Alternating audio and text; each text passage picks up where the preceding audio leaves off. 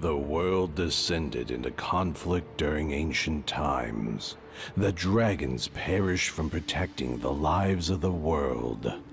The last soldiers standing exhausted their life force to secure the final hope.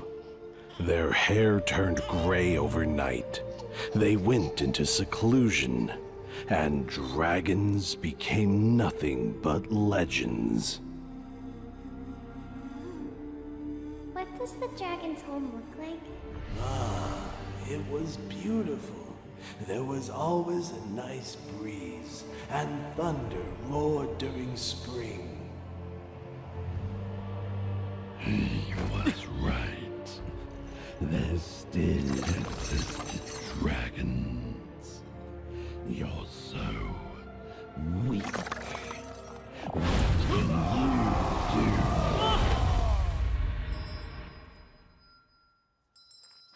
Grandpa, what's this? A horn. When you grow up, you'll know what it means. We don't like horned monsters. You are a monster. You are not welcome here.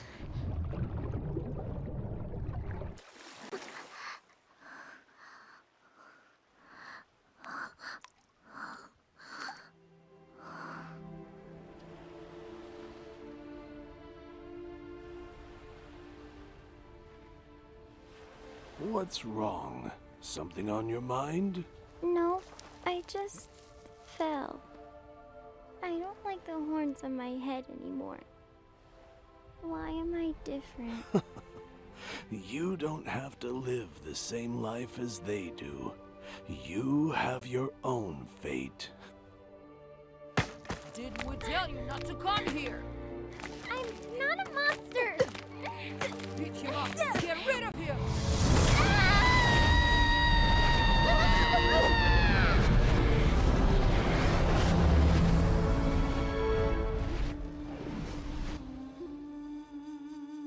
Why do you always play this song? This is a tune from our homeland. When we hear it, it reminds us of where we come from and who we are, so we don't become lost.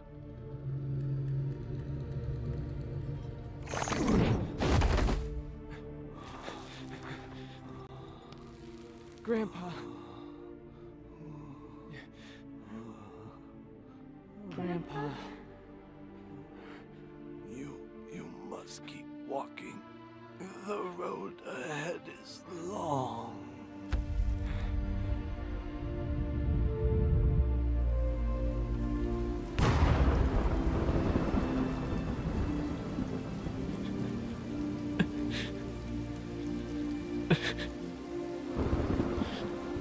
You hear that? Your ancestors are crying for you.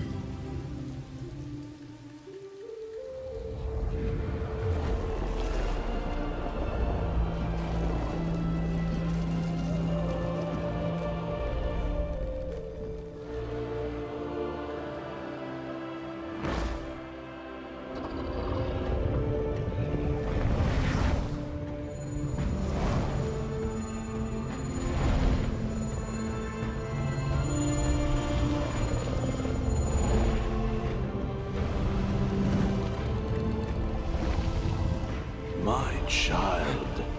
We are not crying. Dragons don't cry.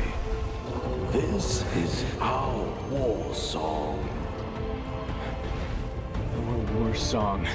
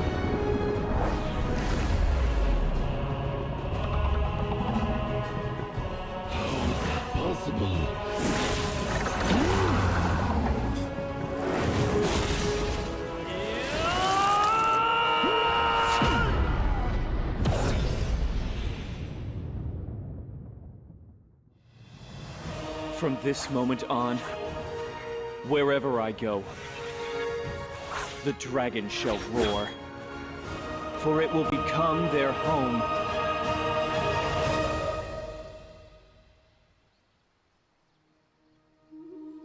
Grandpa, I will keep walking.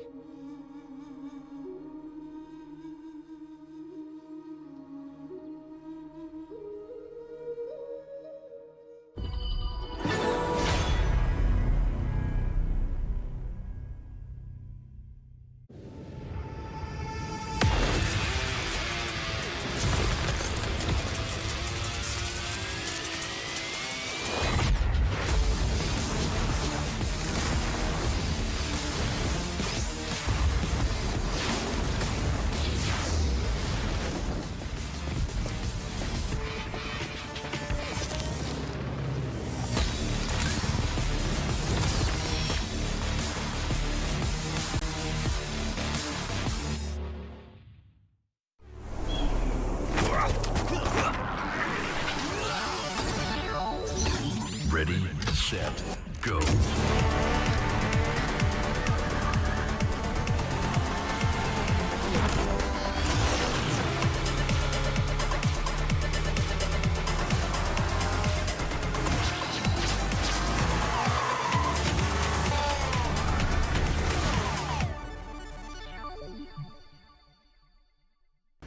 لحظات البداية عاشت معنا. كنا نحسبها وقت للتسلية بس، نحسبها بس ذكريات. عبود أعطي أختك اليد يا ولد. ابتكرنا فيها ابتكارات، وإذا بغينا قلبناها خرافات. كنا نحسبها بس لمة وصحبة وسهرات، انتبه نوب ترى نوب. لكن كنا نشوف عالم ما حد يشوفه. ليت يشغل وقته بشيء يفيده. الله عليك على اليد سود. عالم كبر وعاش فينا، عالم الحماس فيه يوصلك كل مرة لحلم أصعب، بس ما يصعب عليك. بارد معك وين ما تروح.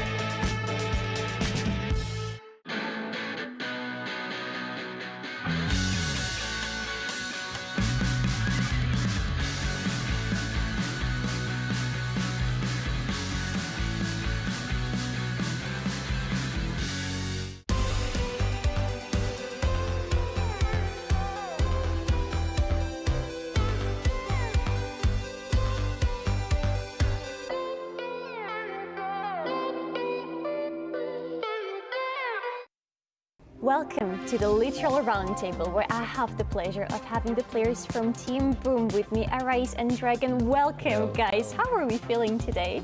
Feeling great because I slept 8 hours. We did win the SEA qualifiers yesterday. Up until yesterday, we didn't know if we would see you at the Esports World Cup, but now we have the pleasure of having you.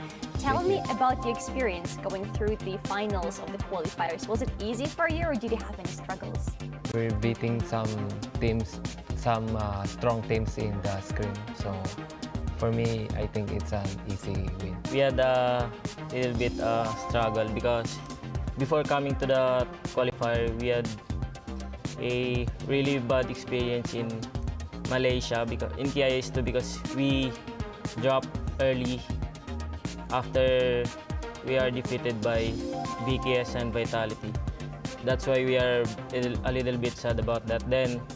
But after that, we really hard work and we come back stronger. And then we were back in our momentum coming from qualifying and beating our team. You are going to meet both VKS and Vitality in this tournament. Do you think you're gonna have your revenge this time? If we met on the playoffs, then we're gonna surely crush them. We hope that VKS and Vitality go to playoffs because we want to meet them there. We are working so hard to go to playoffs too, so that we can take revenge on them. Can you tell me a little bit about your team? How are you guys? Because you have the players, you have the coach, you have some other staff, I assume.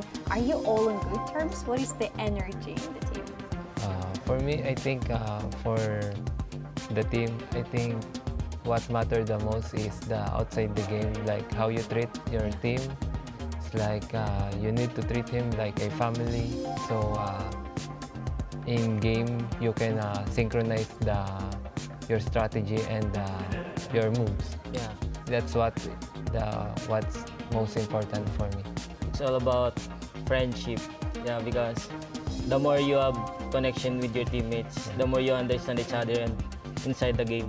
If you had a bonding outside the game, it's really easy to communicate and connect with the teammates. And how much time do you guys spend outside of scrims and pro games? I mean, if we're going to lunch, we're going to eat together. Because some other teams don't eat together, but we teams are going to eat together. Is it important for you? I mean, for me, it's important because we build a bond that it's also important in game. We had a lot of time together because before going here, we live in the same roof. How hard is it? Not even living all together, but the fact that you have to play the game all day long. It has to be pretty hard. Not really, because when you love the game, it seems not really tired because you're enjoying the game the more you play.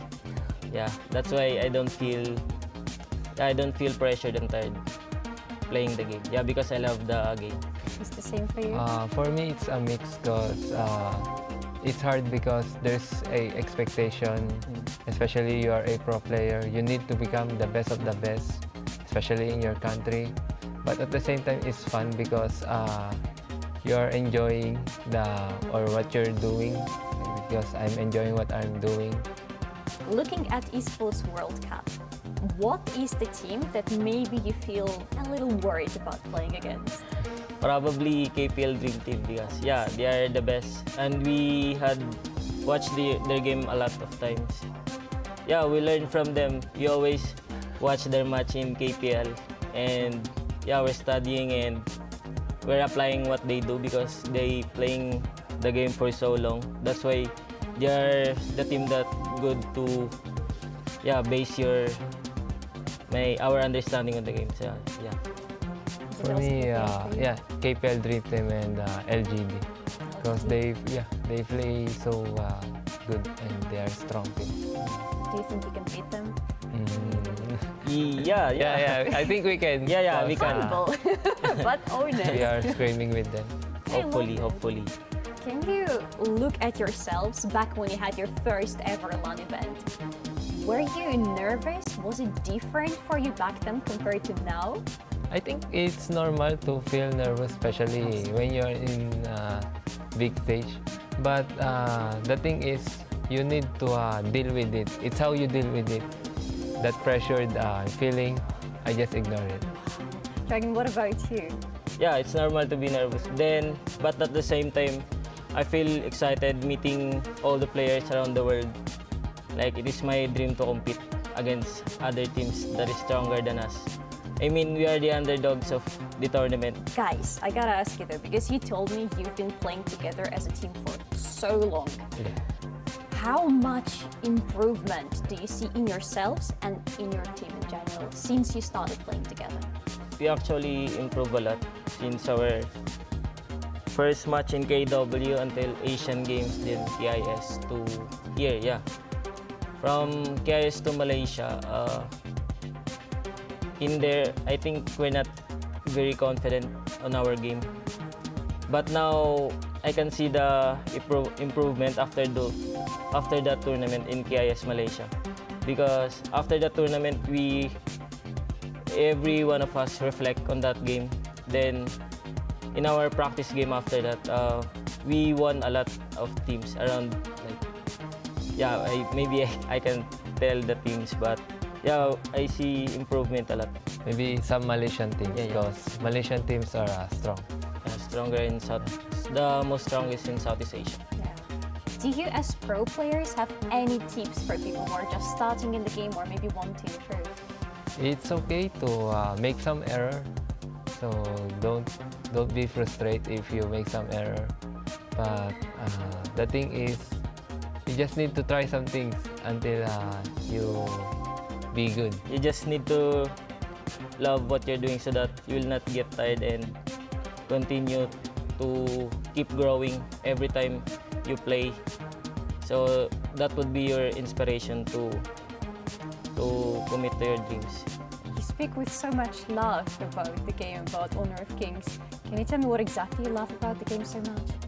The Honor of Kings is different from other MOBA. Because in other MOBA, it's all about solo playing like that. But in Honor of Kings, I can feel that you need to cooperate with your team because it is a team game. You can't win by yourself. That's why it is different from other MOBA. That's why I love the game because it composed of 5 players to win. The good thing about Honor of Kings is that you need to connect with the team because you can carry the game alone even if you get so much lead. You can carry if you don't get synchronized with your 4 teammates. You need to communicate what you are going to do. You're going to win if you do that. Thank you so much, guys, and I can only wish you most of the luck in the upcoming tournament. Thank you. Thank you. Thank you. So much.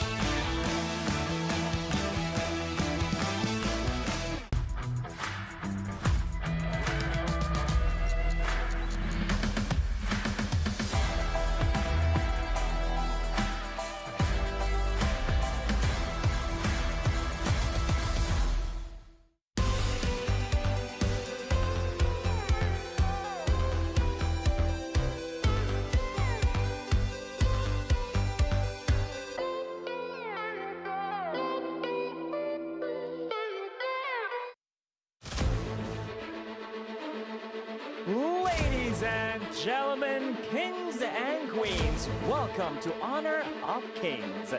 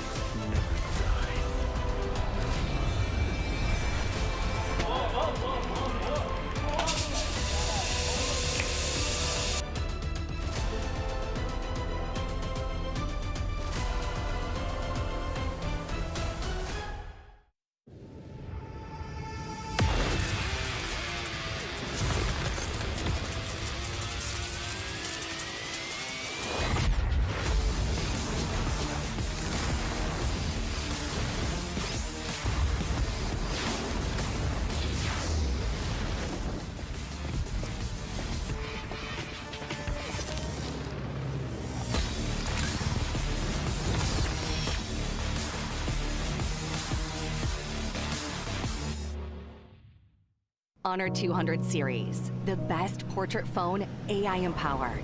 Studio level, AI portrait camera, 3 hardcore portrait modes. Color, vibrant and classic to capture portraits that truly stand out. AI empowered magic portal. Snapdragon 8S Gen 3 AI chipset. 5,200 milliampere per hour silicon carbon battery, 100 watt, Honor Supercharge. This is Honor 200 series. You ever wondered how a Hollywood movie is shot? On a Sony. You review it on a Sony. And how do you make that sound epic? You record it on a Sony. Lunch break on a Sony. So why wouldn't you watch it on a Bravia by Sony? Have you got what it takes to get to the top? It doesn't matter how high you climb. To reach the top, even the biggest champ needs a break. So you can recharge, dive back in, and dominate.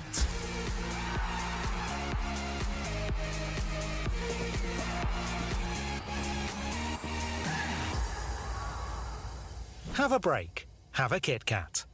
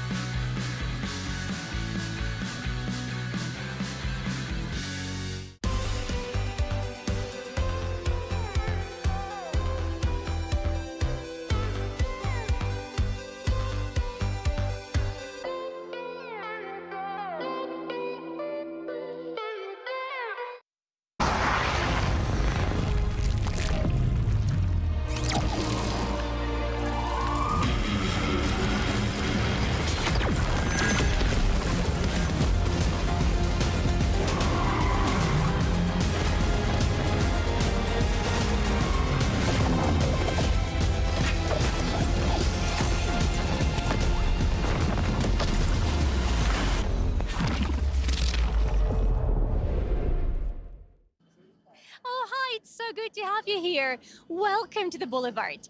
This is very hot right now, but when the sun sets down, this place becomes the beating heart of the city of Riyadh. But we're here for another reason, because today is day number 2 of the Honor of Kings Invitational Midseason, where we will have to say goodbye to 4 teams, but 8 of them will continue all the way into the playoffs and will fight for honor and for the crown.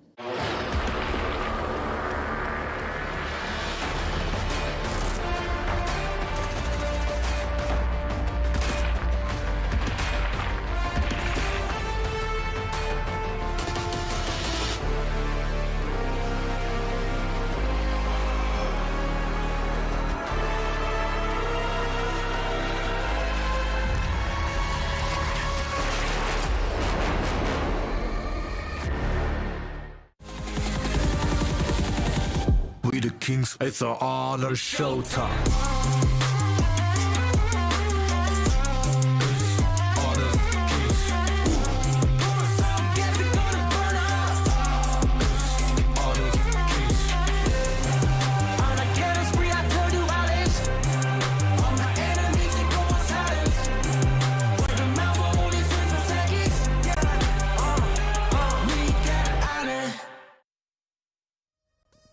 Ladies and gentlemen, welcome to day 2 of the Honor of Kings Invitational Mid-Season. We're celebrating the Esports World Cup right over here in Riyadh in the Kingdom of Saudi Arabia. I'm your host for this tournament, Isaac Peña. Join with me, Holler King Tofu. That's right, it's your favorite kind of tofu. Am I excited to get this day started? Holler, how about you? Oh, I'm super excited. I mean, 4 teams are going to go home today. We're going to find out who moves on. And who moves on, it's just all depending on our system. And if you did not know how we're going to crown our champion, here's a short video to get you up to speed.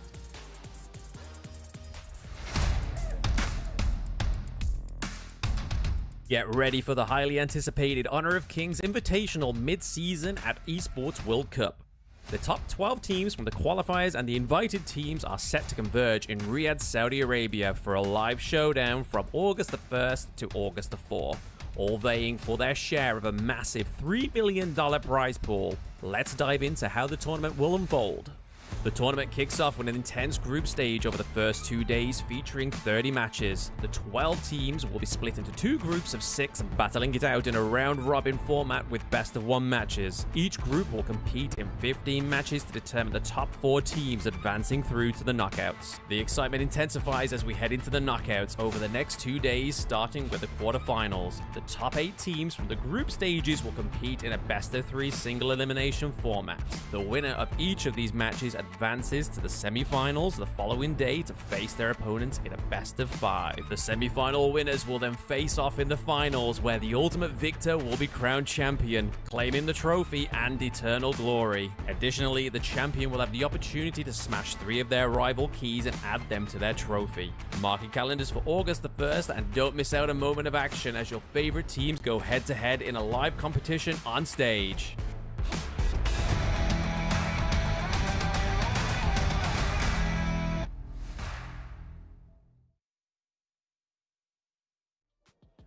Lads, yesterday during 15 amazing BO1s, we had electrifying activities, great gameplay, BO1s, BO3, BO5s, all the way here in these group stages, all the way until the finals. What is the main difference between BO1s, BO3s, and BO5s? I mean, there's a lot of strategy in mind, right? The BO3 and BO5, you have like counter picks. You can kind of, you evolve throughout that competition, through that series. But in the best of 1, everything goes.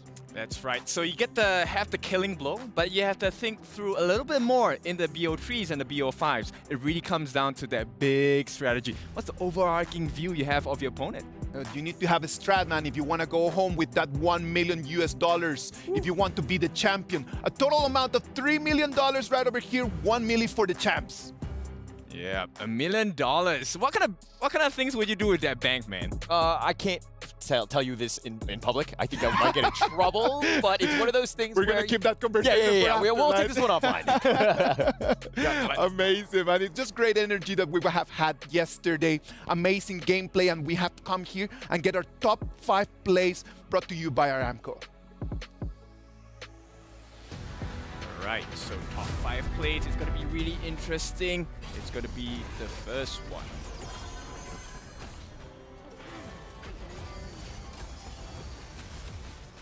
First one right over here, man. The way that Fly comes in. I know that most people are just thinking about how Ogren is just taking all the kills, but actually the way that Fly started the whole fight, that was precious.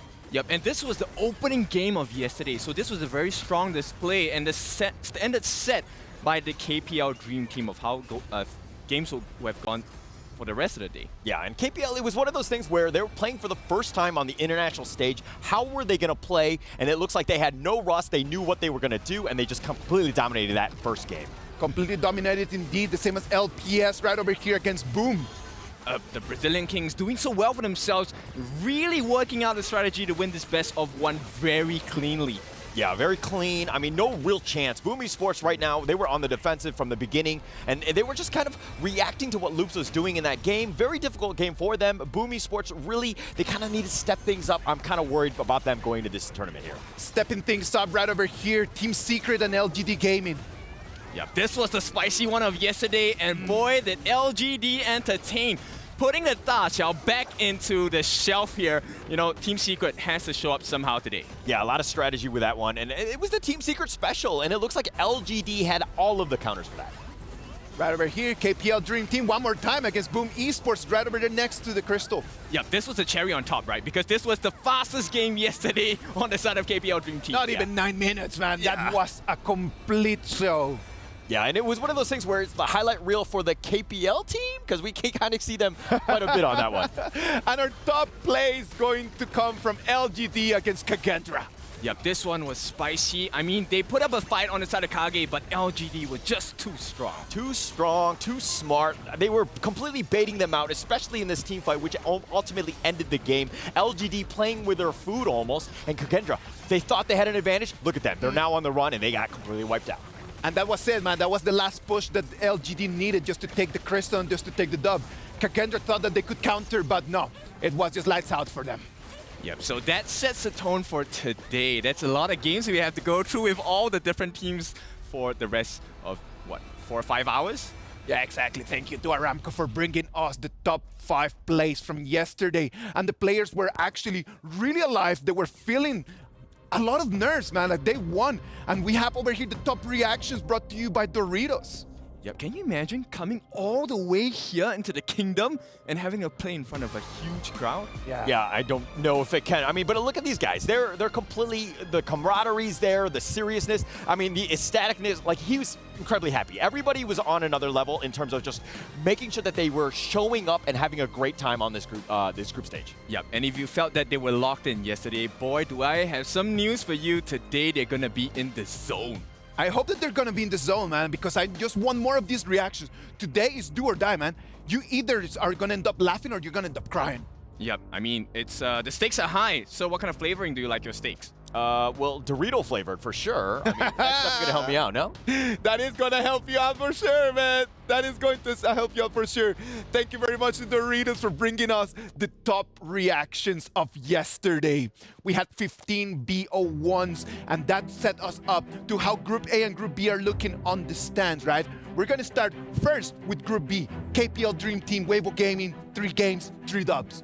Yep, this was surprising, right? So KPL Dream Team, with the performance, we already know how they operate. But Weibo Gaming coming out 3-0. That's a huge one for today. Yeah, I was kind of not really expecting a 3-0 from Weibo. In some of the games, they were definitely playing from behind. So the fact that they were able to kind of come back and to make sure that put a statement on their name, so to speak, by going 3-0 speaks volumes about this team. Like, nobody was expecting this, right? And their hero picks was one of the reasons why they actually were able to turn things around. Yep, exactly. There was a lot of funneling on the side of Weibo Gaming. And with the help of the Clash lane in the jungle, they funnel all into the farm lane. And when you get the farm lane on the side of Weibo Gaming, all that farm, you know what he does with that money. Yeah, a lot of money. And Guyu was kind of running with most of that money. He was kind of carrying that team from the Clash lane. He was doing quite well. Very impressive play by him.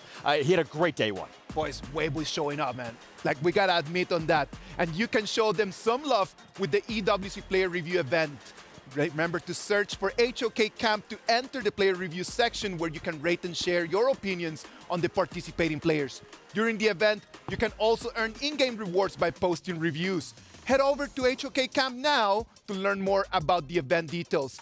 And the fans have been talking a lot about the KPL Dream Team from yesterday, the way that those players have been actually doing this. And that brings us to our match of the day, brought to you by Jamil Motorsports. It's going to be KPL Dream Team against Weibo Gaming. Yeah, now this is the real test. Okay, so what? Game 1, you got 3-0. That's fine. Now we put you to the real test against Dream Team. There's going to be a lot of pressure on this one. I think Weibo is going to be comfortable knowing that, hey, no matter really what happens, they're going to advance. But this is going to be a true test in terms of what sort of drafts can we do? What sort of strategies? And we're going to find out all of these different pieces. Weibo Gaming, I'm hoping that they use this as, again, that true test. Yep, so I'm going to start with the Clash lane. They had a Charlotte yesterday. They had a Dharma as well, right? So this is going to be very important. How do they funnel all of this advantage into their farm lane? The top lane has been such standing, man. Like, it has been really clutch. They really need to do their really best if they want to move forward. Yeah, no, I think that, you know, they're showing up. I don't know if they're going to beat out in the top seed. That's going to be a very difficult ask going up against KPL. But, you know, again, if you're top 3 going in, I think as Weibo fans, you got to be very happy about that. We're going to have to wait to see our match of the day between the two of them. Now, let's move to the other group. On Group A, things are a lot tighter. LGD Gaming, 3 games, 3 victories. And then you have a tie. Team Secret, Team Vitality, Vivo Kids Stars. All 2 games, 1 win, 1 loss.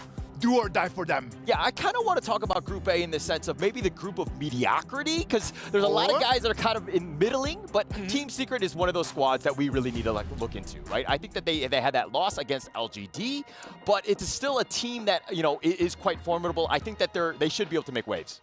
Yep, you know, Secret, I think they're still hiding so many cards. It's always been, hey, let's bring the Da Qiao Fuzi out. And is that enough? I don't think so. Today, they need to change it up. Yeah, and Team Secret was a team that went to China. They were boot camping. They were playing against the other Chinese teams, and they were supposedly ready, but going up against LGD, they didn't show their cards. They didn't do anything different. The draft that they picked was pretty much straight out of S2, so LGD was not caught off guard. They knew how to do it. They picked the new heroes, and they pretty much just dominated that game. Yep, so tip to the other teams, maybe you want to take a look at Yuhan. I think he is the secret sauce in Team Secret.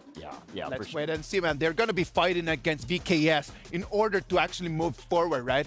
That game today is going to be spicy, man. Yes, VKS, the next team we want to talk about. So VKS, I think, you know, maybe there was some nerves. They were a little bit trigger happy with their skills. I think if they can fix that today, they could be at a much higher level. Yeah, they did make some misplays. They were kind of, Mena was a little unconventional. He was not to his normal standard of play. But Caesar, on the other hand, he was next level. Again, he's very good on that early, completely dominating that first game, but then they kind of lost in that second game against Vitality, and now they're kind of in a bit of a rut. And that is the problem, man. Like, already losing against Vitality when you're in a 3-way over here, it's gonna put them really on their back foot, man. Team Vitality, on the other hand, like jungle, perfect, fighting, perfect. What else do we have from Team Vitality that could actually put them in that second place? Well, we need to rewind. It's the Vitality VKS match that put them in this place, right? Yeah. So it was a 90 Dharma that kind of destroyed the backlines. Well, kind of the entire team, actually, because with the mantras he had. True enlightenment for the team on the side of VKS. He crushed them. Nadi was doing a great job. Yeah, doing a great job. And Vitality, this was the bounce back game that they wanted. They got 5th through 8th place in the Season 2. They definitely wanted to do much better on this one. And, you know, basically it's a statement game going up against VKS. It's going to be VKS, it's going to be Team Secret, it's going to be Team Vitality that is going to snatch that second place. We still don't know. What we do know is that Team Vitality are one of the few HoK teams that are eligible for club championship points. They're aiming for glory as well as this sweet trophy. If you don't know how the trophy works, take a look. The Esports World Cup is a unique tournament and will have a very unique trophy system, consisting of keys, game trophies, the club championship trophy, and the totem. Introducing the key. This symbolizes a participant's right to compete in Riyadh. Each team or player will receive a personalized key consisting of the inner key and the outer frame. Winning a competition earns you a game trophy. A champion's key will be inserted inside. The frame will be placed into the totem. A physical block on display in Riyadh, serving as a progress bar of the Esports World Cup. The totem will remain in Riyadh as a chronicle of the Esports World Cup history. Those who get eliminated throughout the competition must give up their keys and see them crushed. Their broken keys will be tossed into the totem and encased in resin, symbolizing those that tried to win but fell short. However, as an additional privilege for winning, each game's champion gets to select 3 opponents' keys to be encased in the base of their trophy as an additional, more personal prize. Losers will go home with their keys replaced with a token that marks where they ended their journey. Witness history unfold at the Esports World Cup. Okay, so welcome back. Now that was the trophy key system. I want to ask you boys, have you seen the motto on the key? It says, "Nothing is granted, everything is earned." Yeah, it's great words to live by, especially in this state where there's so much at stake. I think it's very interesting because the winner taking home trophies, like for myself personally, I would take those as the winner and I would put it as a doormat. Oh my gosh, everything is just on the line. Right now, the club championship has a new update. Quickshot is going to be talking us through that one. Let's see that. Hello everybody, Quickshot here from EWC Central. Today, the group stage of Honor of Kings Invitational Midseason will conclude. So let's check out how it will impact the rankings in the EWC Club Championship Update, brought to you by STC.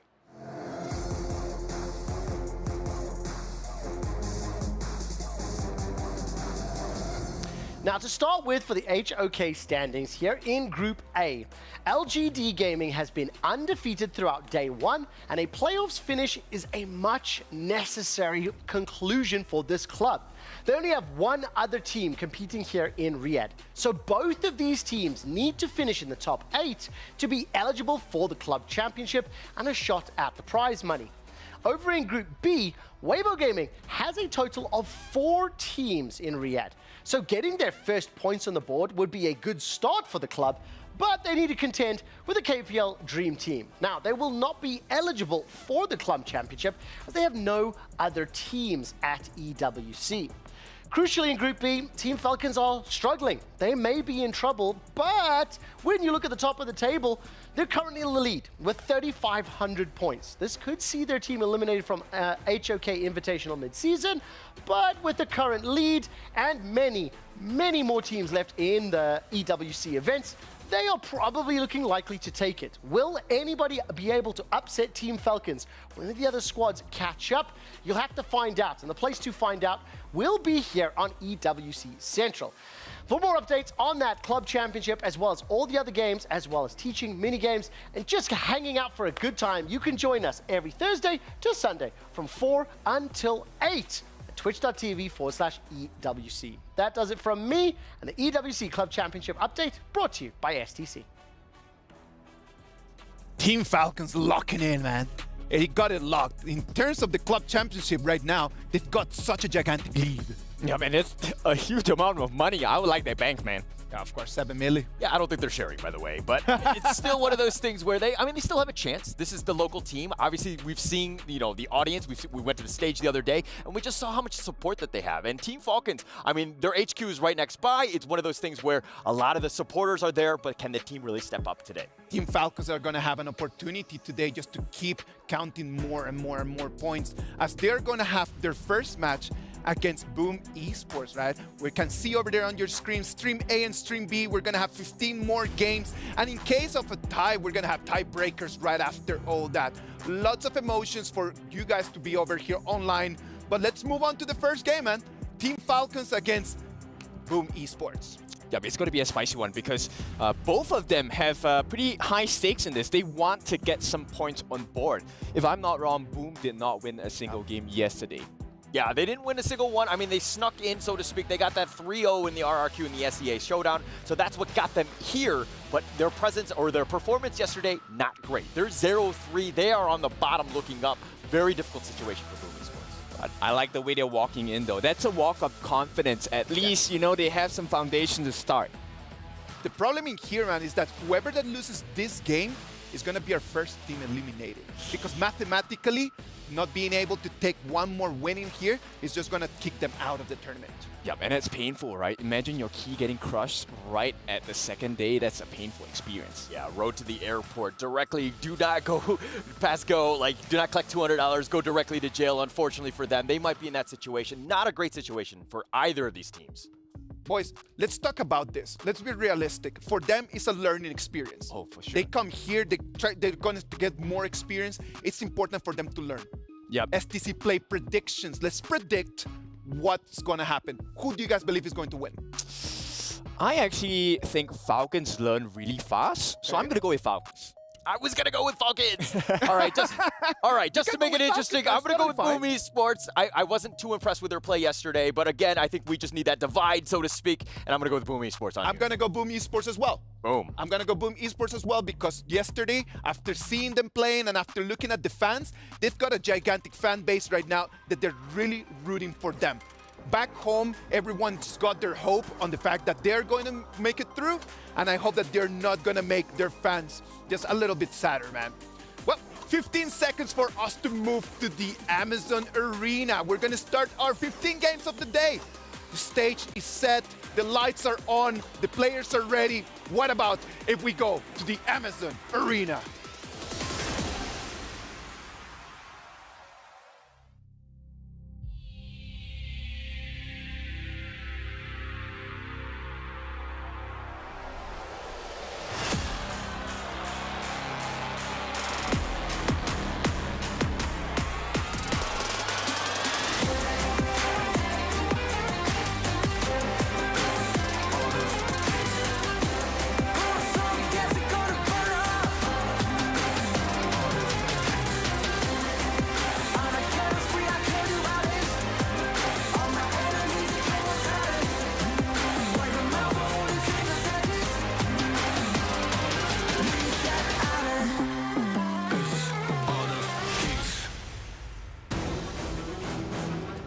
And ladies and gentlemen, viewers around the world, أعزائي المشاهدين والحضور, welcome to the second day of Honor of Kings Invitational Midseason, happening right here at the Amazon Arena, Esports World Cup, Kingdom of Saudi Arabia, Riyadh. I'm Bara Abdallah, along with the very talented and beautiful Sky. How are you?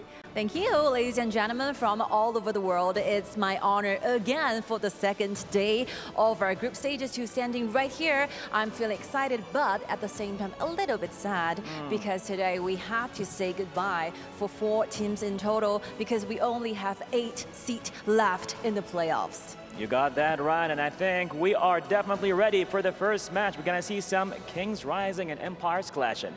You ready, Sky? I think the both teams are ready for this. Let's get the party started. Let's welcome, give it up to Team Boom Esports.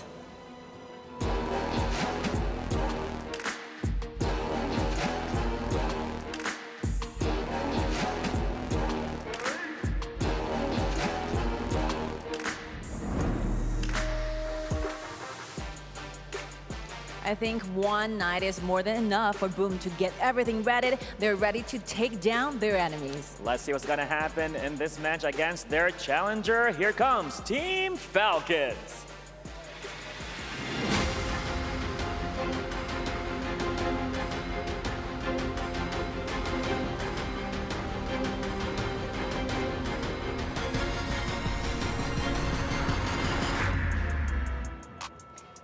Team Falcons are ready to fly with victory. This is gonna be a survival match, right, Sky? It's super important because none of the teams have been experienced a taste of victory so far. So this is it, do or die. You have to earn this because nothing is granted. It has to be earned, right? You got that right. And more details with our amazing talents at the studio. Ready, Sky? On 3, 2, 1, yalla. Welcome everyone, my name is Stuart. Joining me for the first 6 games of today is Blam, and as the analyst said, it is do or die for our teams here at the Honor of Kings Invitational Mid-Season. The first series of the day, as you saw, Boom Esports against Falcons. Both of these teams at the moment, Blam, currently sitting at the bottom of the standings, Boom 0-3, Team Falcons 0-2. This might actually be the most important game of today. Yes, definitely. In terms of stand-ins, and I think it's more important for Boom because, like you said, they are 0-3. Falcons still have a little bit of a wiggle room there. If they lose this one but pick up 2 victories a little bit later on, they could still potentially see themselves either into top 4 or tiebreaker.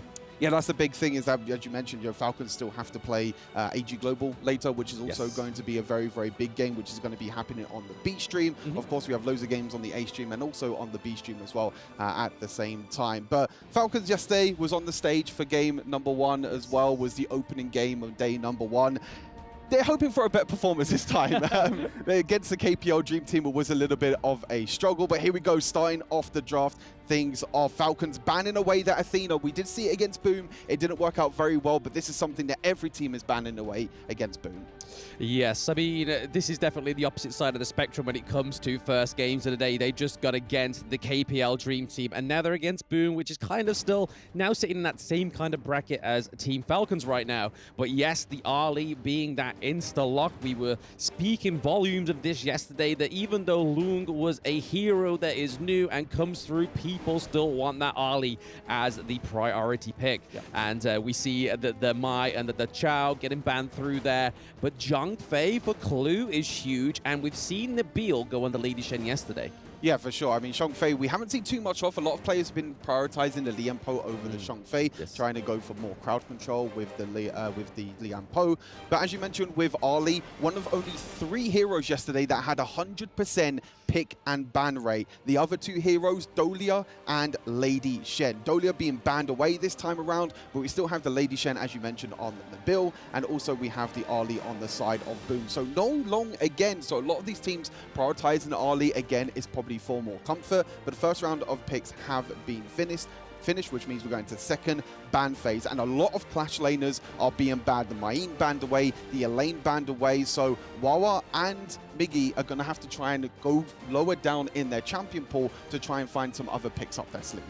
Yeah, I mean, we've still got the likes of the Byron to come through. They could still go for the Lian Po in the top, and there goes Dharma as well. So, as you were saying, Stu, that pool in the Clash lane is looking mightily low, but Migi still has his Charlotte available. Whether Wawa takes that from him first is yet to be seen. But I can imagine Wawa going on something more like a Byron, just having a little bit more of a brutal, engage hero alongside as the Zhang Fei, and it looks like we were right. Yeah, 100%. You're going to be seeing the Byron, very aggressive, very early game hero that's going to be trying to get the priority in the early game, trying to roam around, help the jungler out ever so slightly. And as you mentioned, maybe the Charlotte being picked, but the Sun Tzu actually going to be the hover and is going to be locked in. We have been seeing team competitions like Boom Esports are going for a lot of crowd control, a lot of setup potential, a lot of ease of access as well, I think, at the same time. I think some of these teams are going towards some of these, I guess you could say, quote-unquote, easier heroes that you can land crowd control, that can set up the play. And Sun Tzu is one of them great heroes with the ultimate, being able to fly around the map, go around the map in his boat, and being able to set up a lot of the plays with Durendi rounding out our composition. Yes, the RNG there, so no Lung ban, no Lung pick up, which is super duper interesting. I'm pretty sure if there's any other teams on that stage today, they'll be like, hey, that is my boy, I am taking that from you. But to have the Direnji at the end, rounding out that team comp, is probably a good thing for Falcons because, again, Direnji late game has some great damage potential. But I think that Mutsu pick coming through is all trying to mitigate that Byron engage, because if we can land those skill shots, it kind of slows him in his pace. 100%. I mean, you have the Shangfei as well that's also going to jump in. Did also get that change, if you remember, in the recent patch notes as well. When he goes into his bigger form, when he goes into his ulti form, his abilities can now knock up, so now he has even more crowd control for him. So it's a bit of a secondary pick to the Lian Po. But here we go, game number 1 of today, of a lot of games today, and this is probably the most important one. Boom Esports against Falcons. Whoever loses this game is most likely going to be out of the competition. We're going to be seeing our first elimination for today. Finally, very strange enough, though, that the Ogryn actually wasn't banned by either of these teams either. Yes. But still, we see counter picks like the Masashi come through, the Mutsu as well. But we may not be waiting too long for some kind of action. And there we go, Nabil getting the first blood onto Boom Dragon. So this is something that I took away from my prep yesterday, that Falcons generally have a great early game. And it's currently showing here with that first blood for Nabil is huge for Team Falcons. The big thing here is actually Clue starting up in the top side. We don't normally see this a lot from supports. We normally see them starting in the mid lane, trying to get that mid lane priority. But with Lady Shen in the mid lane, with the huge amount of wave clear that she has, it allows the Xiangfei to start on top side. And you saw, because they got the pushing priority on top side, Sansa was stuck underneath the tower. It allowed Wawa and Clue to roam down into the mid lane. That's exactly what they were able to do to secure that first blood. But as you mentioned, Falcons' early game, even yesterday as well, their game against, I believe it was Loops. Yes. They had a really strong early game. They had a really strong gold lead. But when it comes to them team fights, their coordination are just not there yet. So they're going to have to try and improve that in this game. Yeah, I think with Ray on the Monkey, it's probably going to be a lot more easier for him to get to these team fights, because we saw him on the likes of the Masashi yesterday, where you kind of have to exhaust that dash over the wall, and it means that you don't have as much as a steadier engage after you use it just to clear some sort of terrain. But whereas Monkey, he can circle around, use that ultimate, and he's there. But speaking of Ray, taking a lot of damage there from Dragon in the mid lane. That's something you don't want, as we see Boom and Falcons come through into the mid lane. We see that the Masashi shield does not connect onto the Lady Chen. But again, such great brawls happening from minute 2. Yeah, really nice flash there from the build to be able to get out the Masashi ultimate. Has to be careful in the bot side as well. Ali dashing in, trying to get a little bit of damage. But this is one thing the Falcons need to be careful of. They need to be careful of this Angela because of that crowd control. Because in the game like Honor of Kings, you don't really have too much in terms of vision. Your vision is just around your hero itself. There is no other ways of getting vision around the map unless you go for the support item. So you do have to be careful when you are playing aggressive, when you are trying to invade and trying to walk through the river. The Angela can be sitting there bush, and she does do an incredible amount of burst damage. Yeah, if she lands that deadly combo on you, 1, you're slowed, 2, you're CC'd, and then 3, that blazing brilliance, just does so much damage, like we saw just in that mid lane onto Ray. But here we are. There is a potential 2v2. Oh, that's what I was talking about. Going heavily in Boom's favor. You just called it out there, Stu, that Angela does sit in those bushes, and she is phenomenal, which was a great play by Boom. Really nice rotation as well by Dragon. I was talking about maybe her sitting in the river, maybe her sitting in the mid lane. I don't think Falcons was expecting her to be sitting in the clash lane. No. Masashi jumping in with the ultimate is not going to be taking down Ray. But yeah, really nice play from Dragon, being able to take that kill back. And it's actually Boom at the moment that have that 1,000 gold lead. So doing really well with the rotations, grabbing the farm early on. But this is definitely going to be a very, very close back and forth game. Yesterday we saw a lot of teams, a lot of, you could say, stomps in a way. But this one is going to be, the pressure is on for these two teams. Yes, speaking of pressure, we're seeing a lot of pressure already on the farm lane as we see the first stage of the Tyrant come up. G6 is already in the pit of the Tyrant, and we see that Mutsu is trying to keep them away, same as the Sun Tzu as well. But oh, there is a crucial kill there from Team Falcons. But is that going to be a crucial trade here? Because we're already 2-0. It's a 2-1 trade now over to the side of Team Falcons. But we already seen that Sofiane is looking pretty low. Mutsu not quite yet ready to give that kill. And Clue also looking pretty low. Here comes Boom! Dragon in with a blazing brilliance, and then Mutsu picks up another kill onto the Durenji. It is just Wawa alone in that farm lane T1 right now. This could set up the T1 takedown. Yeah, they suffered a little bit there, Falcons. They were really going for, as you mentioned, that steal onto that Tyrant. They were able to get that steal. They were able to get the bonus damage. But because they had to go super aggressive and try and go for that steal, they were a little bit behind in terms of the tempo. And again, Boom Esports to Angela again. The crowd control that we were talking about during the draft. The Mutsi going over with that long-range stun. Then the Angela stun on top of that as well. Falcons need to be careful of this crowd control. It's so difficult, especially when you're playing these very melee-type heroes, like the Byron, like the Menki, even the Xiangfei as well. When you're stepping forward, you have to be careful about that crowd control. Yeah, it's the only problem when you don't have as much range, but to be honest, you've got the Lady Shen, you've got the Durenji, but these are not the ones that are sort of phase checking. They are literally just staying in their lanes, they are farming up, just getting their resources to try and itemize the enemy team. But it looks like that Toshi's able to take that T1, so first turret does go over to the side of Boom Esports, which is now going to really open up that side lane and mean that it's going to be not so much safer for Falcon Sofian in the bot lane. But here we go, Ray Wawa here on a 2v3 onto Boom Esports. Sunset coming around as well. The boat does come through.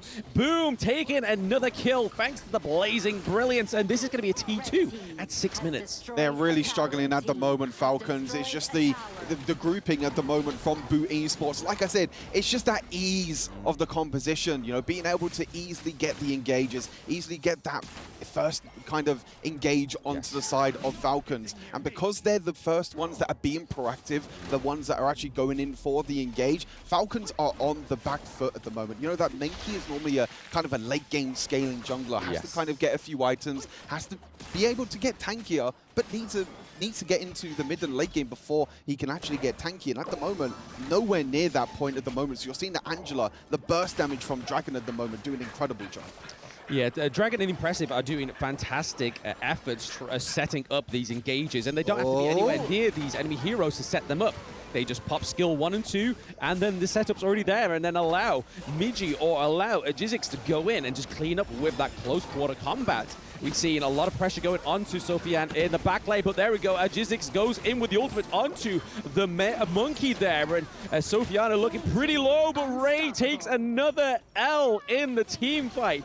Boom Esports actually 8 kills to 2 right now, and that 23k to 8k goal, 18k goal difference is something that Falcons need to start to worry about.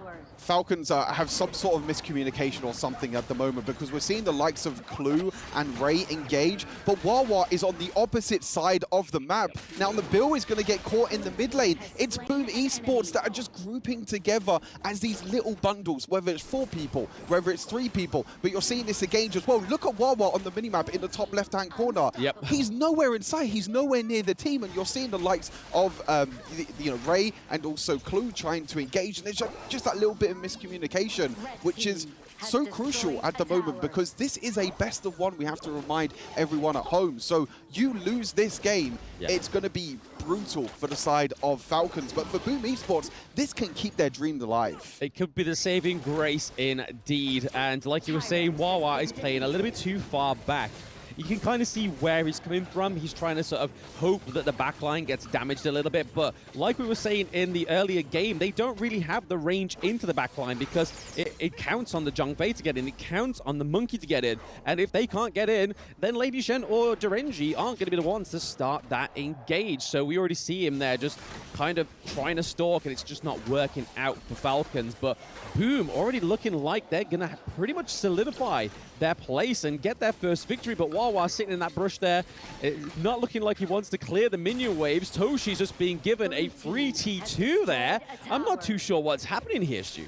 Yeah, I think Wawa is trying to play the flank at the moment. Wawa's trying to stay on the back line, trying to get a little bit of flank, but the Bill going a bit too far forward again. You can't step that far forward against the Arlie. Her mobility that she's able to bring to Boom Esports at the moment is just way too much. Even Sansa diving in, Musashi into the back line as well. The Durenji has to flash away, but still dies underneath the crystal. Sansa stays alive, but it's a 1-for-1 trade, but they will happily take that trade with the minions pushing into the clash lane. They're going to be able to get this high ground tower. And Boom Esports, this is a completely different Boom Esports than what we saw yesterday. They look confident, they look aggressive, and they're looking to try and finish this game. They are pretty much looking for that, Stu, but it's currently a 2-1 trade right now. We do have Sofian on the 3-second death timer, and obviously Ajizix with that fantastic the goal on that engage to go straight under the crystal, but it did allow them to get that higher ground turret. So I believe the trade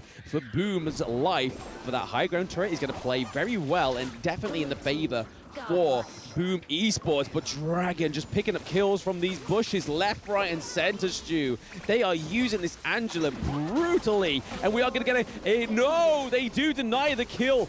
Theft onto the Shadow Overlord this time around, so this could be what Falcons need to try and give some pressure into these side lanes, but we do see that Ray falls down once more, not quite escaping these jungle objectives, getting out of these neutral objectives alive. Yeah, I don't think really this Overlord is going to do that much. You know, just using it straight into the mid lane. Yeah. They're trying to slow the game down. They need items ASAP on the likes of Clue and Ray because they are not tanking any of this Angela damage at the moment. Angela is so far ahead in terms of tempo, in terms of items, the gold as well. And Clue and Ray cannot tank any of this damage at all. They're supposed to be frontline tanks. They're not even tanks at the moment. They are squishy as anything, and they're playing super aggressive, as you can see. Now, with Boom being able to take the Tyrant, they're now going to try and look to get that one last team fight to try and win this game. Yeah, we got a very valiant effort here from Wawa, trying to get the T2 onto the side lane in that clash lane, but Ajizix knew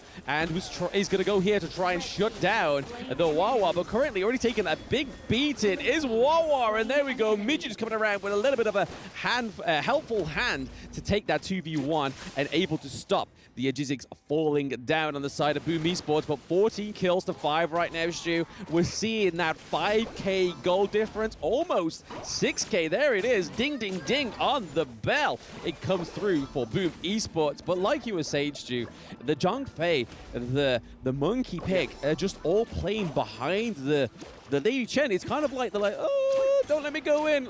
Just tell me when. Tell me when. They're not taking the initiative themselves, it seems. Yeah, exactly. I mean, Boom Esports have been the proactive one. You know, Falcons at the moment are playing reactionary, which is not what their composition wants. You know, as you mentioned, they want the Zhongfei to go in. They want the Menki to go in as well. And it's so difficult to be able to do that when they're so far behind, not only in gold, but also in tempo as well. I mean, they're struggling to even go into their own jungle. You can see they're worried. They're all just standing around. They're all super worried to even face check, because even with the face checks at the moment, which is supposed to be Ray and Clue, and look, you can see here, perfect here from the observers, just toggling the vision control of both Boom Esports and Falcons at the moment, and they're just realizing that every single time Dragon is looking to step up, look at that, always trying to go into bushes, always trying to play around the vision, and he's playing incredibly well so far in this game.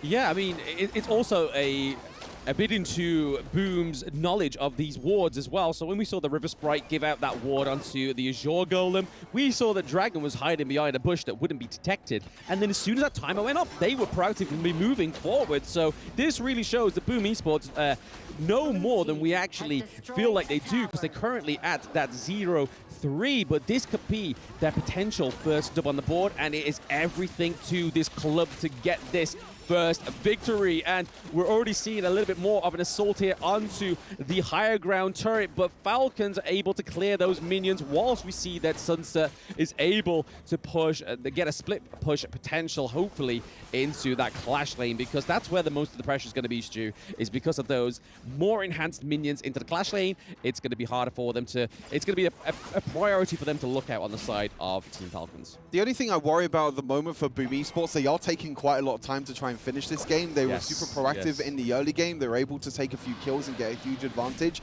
They're probably just playing with I guess, a little bit of worry in the end, because they're like, okay, this is probably the most important game in our group. We need to win this game to keep our hopes alive. So they're not willing to take any risks. But the problem for Falcons is they can't even go out of their own base. They're trying to now to try and take this Shadow Overlord, but it might just get engaged on and lose the game. Yes, we see a great bit of a bait there from Midget. He's just trying to keep them from that Shadow Overlord, but here's Ray. He is not able to get in to the Shadow Overlord camp, so this is going to be very fruitful for the side of Boom Esports. But like you saying there, Stu, a great observation is that Boom are taking their time to finish this game. They had to the 9-minute mark where they got the high ground turret. It's been 5 minutes since we've seen any sort of other advancements. But here we are. They are still trying to contest and take the Shadow Tyrant, even though they have that jungle debuff. They are all working on it as a team. Maybe this is what they're just trying to pull together to finish this match, is have the Overlord, have the Tyrant,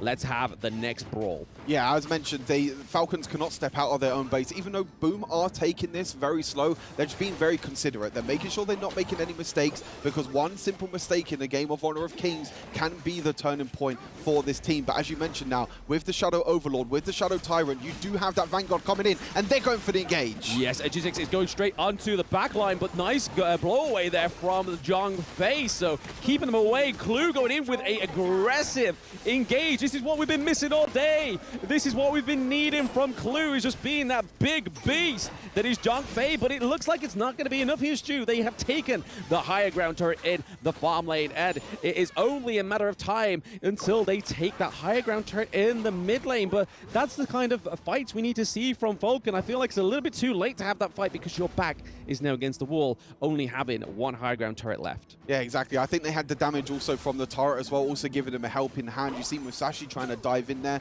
trying to do a lot of damage, trying to get that one kill that they need to try and finish this game. Nabil playing super aggressive, has to be extremely careful. Nabil does not want to be there. Nabil is not the tank of the team, but I think job done at the moment for Boom Esports. They were able to get the bottom high ground tower. They got the top high ground tower. They're now just trying to push in this mid lane, trying to get that third high ground tower, which pretty much seals the deal for Falcons, because at that point, and there you go, at that point where 3 high ground towers are taken down, it's so difficult now for Falcons to even leave their base. You have minions pushing in the top, you have minions pushing in the mid, you have minions pushing in the bot lane. How do you defend this if you're Falcons? I mean, they're showing it right now that they're defending it pretty well here, Stu. They're able to mitigate that wave there, because it just didn't seem that Boom was able to have their footing in, because all three lanes are splitting 5 players there. So even if we saw like the engage from the Motsu come through, I feel like it wouldn't have been as fruitful as some of these previous team fights would have been, or previous engages would have been. So again, we could be seeing the first 20-minute match of this mid-season invitational. But Miji here going against the Ray as well. Ray looking pretty low. Toshi is into the back here. Ray just about escaping with his life thanks to that shield, and because Angela and Motsu's angle in there wasn't quite as well positioned as it should have been. They probably would have been able to take it out if they was able to just get a clear sight onto Ray. But again, we're still seeing it. Team Falcons are still in it. There's a 7.8k gold difference right now. Yeah, you can see that Ray's starting to get a little bit tankier. You can see that he's starting to tank quite a lot of damage. Menki is now scaled a little bit into this late game.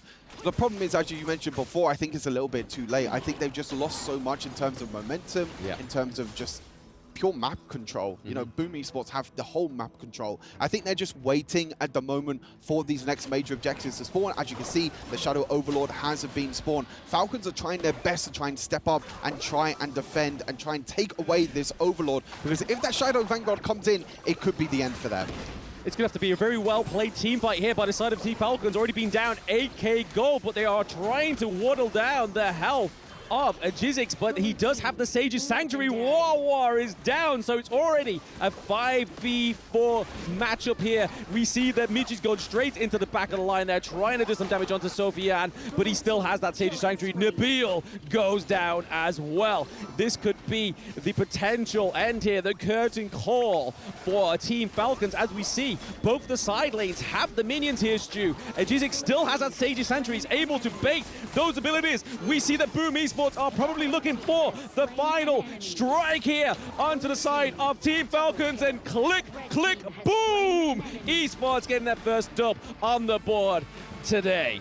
Boom Esports keeping their dreams alive. A much needed victory for them, but the road doesn't end here as well. They still also need to try and win the next game as well against AG Global. So there's no time to rest for them. They have to go back. They have to prepare for AG Global, and they need to also try and win that game as well. But you can see the faces of Falcons at the moment. This could be the end for them. There's a slim chance that there's a possibility of a 3-way tiebreaker between Falcons, between Boom, and also AG Global. But Falcons have to play Weibo Gaming still, whereas Boom Esports and AG Global face off against each other. So really, really strong performance. This is a Boom that we was expecting, you know, coming into this from the SEA showdown. Dragon, I have to say, MVP of this game on the Angela. So many picks. Impressive as well on that Mosey. Yes, I mean, just showing clearly a different playstyle of what we've been seeing to Boom Esports. Dragon just being absolutely a ninja on a mage. We never thought we'd have those same things in the same sentence, but a mage being a ninja, very selfie, just basically being the intel, the main intel on the side of Boom Esports really showed the difference and the victory meaning of it. Yeah, for sure. Boom Esports keeping their dream alive. They need one more game to try and win, to try and do it as well. But incredible victory at the moment for Boom Esports. We'll have to try and see what they're able to do. But that's our next game as well. That's the crazy thing. Yes. Boom Esports have got AG Global on the A stream in our next game as well. So it doesn't even stop there for Boom Esports. You know, it's absolutely crazy to see that they have to also try and beat AG Global afterwards. We also saw AG Global yesterday also have a bit of a shaky start. They're also 0-2. So this Group B at the moment is like KPL, Weibo, and then everyone else underneath at the moment currently struggling, and every single game matters in this best of one. Yeah, speaking of struggling, we saw that Falcons was trying to struggle there as well. So, but we are going to be going over to the winning interview of Boom Esports. All right, good to be back, and we are side with Miggy from Boom. Congratulations on that game. How do you feel right now? I think I'm feeling that we have a chance to make it to top 8 right now. Okay, confidence it is, because you guys have a quite rough day on first day. So do you have any change when it comes to gameplay, when it comes to strategy? What would be the changes? I think more on mental, because before yesterday we want to win, but now we want to just have fun and showcase our practice to end result will come out. Of course. Just have fun and let's go with it. So, you're not done yet. You still have another match happening here back to back. You're ready for that? Yeah, we are ready and we are preparing for that right now. Ready, prepared, and confident. How you feel about that, Sky? Of course, I strongly trust you can do better in the next round. You don't have enough time to rest. Okay, thank you so much. This will be the end. And let's get our time back to the studios. Let's go. Congratulations to Boom Esports taking their first win of the tournament. We called it. We called it. You did not call it. I have to defend myself here. I think later we'll have a short clip of what I was doing yesterday. So, you know, this game, really strong showing by Boom, and it could be back to winning ways, right? But first and foremost, I want to talk about how this state was achieved. I like the fact that they picked the mortar. The mortar was extremely good against the likes of Falcon because they had to face check bushes, and boy were they punished so many times by the Angela. And this is exactly what I was telling Falcon. Keep yourself in the box. Yeah, and I think that kind of showcased exactly why the Falcons played the way that they did. Kindofu, am I correct in this? So let's be realistic, man. Kindofu is just telling them, what are you doing? Follow me. They follow him, and this is the result. Not good, not good. I'm not impressed at all whatsoever as Kindofu the coach. Boy, do not put words in my mouth. I was just telling them, hey, we could do a little bit better. But in any case, it was Boom who came out on top, and with the advantage they got for themselves, specifically that huge lead in the first 4 minutes of the game, they capitalized on it. They took so many neutral objectives, and they just extended their lead. Yeah, I agree.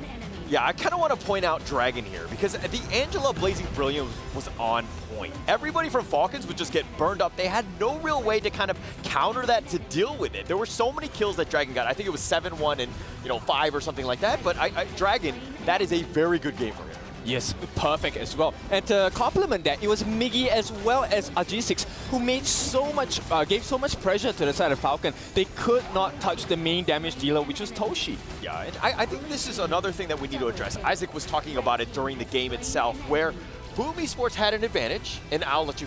I don't want to take your point. No, go ahead. No, please. because it's one of those things where, you were saying that the Boom Esports could have closed out the game much quicker than they actually did, and they kind of prolonged it a bit. It is one of those things that we need to start highlighting out. Like, we need to highlight. The problem here is not a matter of like, can you win or can you not win? It's when can you win? Are you able just to build a little bit of an advantage and close the deal soon? It cannot be possible that in the mid-game, there's already a 5,000 goal difference for Boom Esports, and then it gets the game to 19 minutes. Almost 20, man. Those are the things that Not saying that Boom Esports doesn't deserve to win. I am loving that they won, but the problem is that you need to make it faster, man. It needs to be a little bit more concise. Yep, winning ways for sure, but it also means it's important we find out who the MVP of this game is. So let's take a look at who the MVP of this first BO1 is going to be. It's going to be impressive. And yes, he did a lot of work on the mortar. I think a lot of skill shots. We were kind of questioning certain moments where the Cannon Blast was just a bit shy, but I think he did a very good job of just pincering and cornering, Sofian into the towers as well. Yeah, definitely controlling the team fights, providing a lot of vision, just kind of, instead of face-checking the bushes, he would shoot out the cannon blast to kind of clear things out. So he was always the front man up front. That's exactly what you want from the most player. That's right, electrifying performance from the mortar. The problem with this is that Falcons never had an opportunity to just find the back line. Their reach was completely different. And that mortar, the way that Impressive played that hero, was one of the reasons why Boom Esports right now is just having their first point in the tournament. Yep, you know what's funny? The first skill is called Peace Bringer. He did not bring any peace at all. Not at all, man. Look at that. Look at the performance from him just here in the highlights. Just the way that he's always just boxing people, just pushing them against the wall, allowing the damage to be dealt by all his teammates. And also kind of, Boom Esports, I mean, they had so many shields. It didn't seem like Falcons was really itemizing properly. They couldn't, right? There was not enough gold going into their pockets to get the itemization that they wanted, right? We were looking for maybe a Daybreaker, maybe for more Acts of Torments coming out, but it did not happen because the lead was just too big for the side of Boom. Yeah, way too big. And if we're looking at some of the stats here, I mean, the teamfight rate's kind of on point. We expected Dragon to be up in front because he got all those 7 kills. Again, a lot of it was set up by Impressive. Yep. But I think if we're looking on the other side, I mean, the damage taken, Ray, always up front, but never really finding that perfect dream roam. Yep, they couldn't because although Sofian got, 85.9 thousand damage, it was nothing in comparison that both Impressive and Toshi were laying the pain across. And this was all because Miggy and Dragon and G6, they were doing their job extremely well, just putting a distraction in the front lines. You can't touch the back, right? Yeah, it's very hard. I mean, G6 is up front. I mean, he has a 4K net worth lead over the other, jungler in Ray. So it's a difficult situation because G6 was always up in your face, just tanking all of the damage, and then they would kill everybody else on the backline. Yep, when we first started to play this game, Angela is the first hero that we get our eyes on. So it's not a basic hero, it's a hero that can win you games. Come on, man. Like, we need to understand that Falcons and Boom Esports pretty leveled. We can agree on that. What does Falcons need to do in order just to get to the next step? What do they need to do? Not check the bush with their face, maybe? Yeah, it seems like the objective, the objectives by Boom Esports, they were very reactive. Like, Boom Esports was kind of dictating everything. They had all of the vision that they needed, and they took everything very safely. I mean, yes, there was the mid-game where they kind of prolonged it a bit by taking every objective, but, it's one of those things where, as an inexperienced team trying to make it and trying to get better, I think that there's a lot of room for growth, but it's, again, that vision was just on another level here. Well, that's all for the first game, right? But right away, they're going to have their second game against AG. That's a tough one to swallow. Back to back, man. Like, it's going to be Boom Esports against AG Gaming. Like, what is going to happen in here, man? Like, we know exactly that Boom Esports right now, they already stretched. They've got, like, their fingers ready for the game. What is going to happen against AG Global?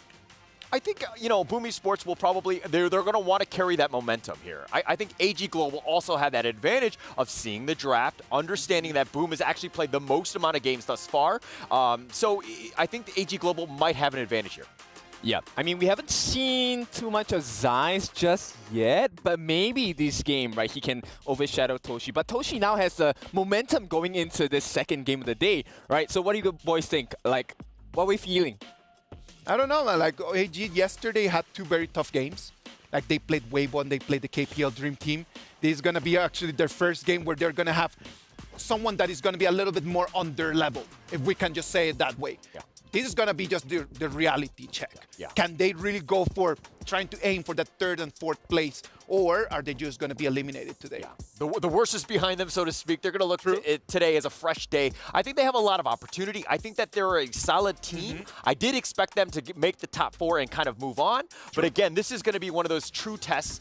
Are they able to compete with this Boom Esports team? Yep, for sure. And I think one of the main matchups I want to talk about is Snow going up against Miggy, right? This Clash lane, it has a make or break games for a lot of teams. So I think we should take a look at the Clash laners for both teams and see how they would impact both teams' performances.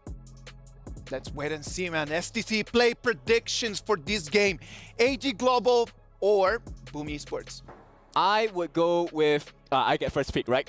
Yeah, sure, go ahead. Boom Esports, because they have the momentum. All right. AG Global. I think that they're a stronger team, and I'm glad you picked first so that you kind of picked the wrong one first. No, come on, man. I'm going to go with Boom Esports just because if Boom Esports win, that's going to be their second victory. That puts them with 2 points. And then AG Global is going to have to win all the rest of their matches to push it to a tiebreaker. And who does not want to see some tiebreakers going on, man? Like, I really want as many games as possible. We're going to have 15 games today, and then if we have some tiebreakers, we get to work extra, man. Come on, more energy, more games. Who does not love that? Yeah, of course. And I think that this is one of those ones where we're going to find a true test. AG Global, great squad, very impressive. Let's see what happens. Let's see what happens in the Amazon Arena as we go live. And we're back again here at the Amazon Arena. وعدنا عليكم من جديد. Ready for the second match for the day. You ready, Sky? Of course. I think Boom Esports has already been heated up and warmed up already. Ready for the match 2 for their day 2 in Honor of Kings Invitational Midseason. So let's check it out. Shut up one more time for Boom Esports. Let's go.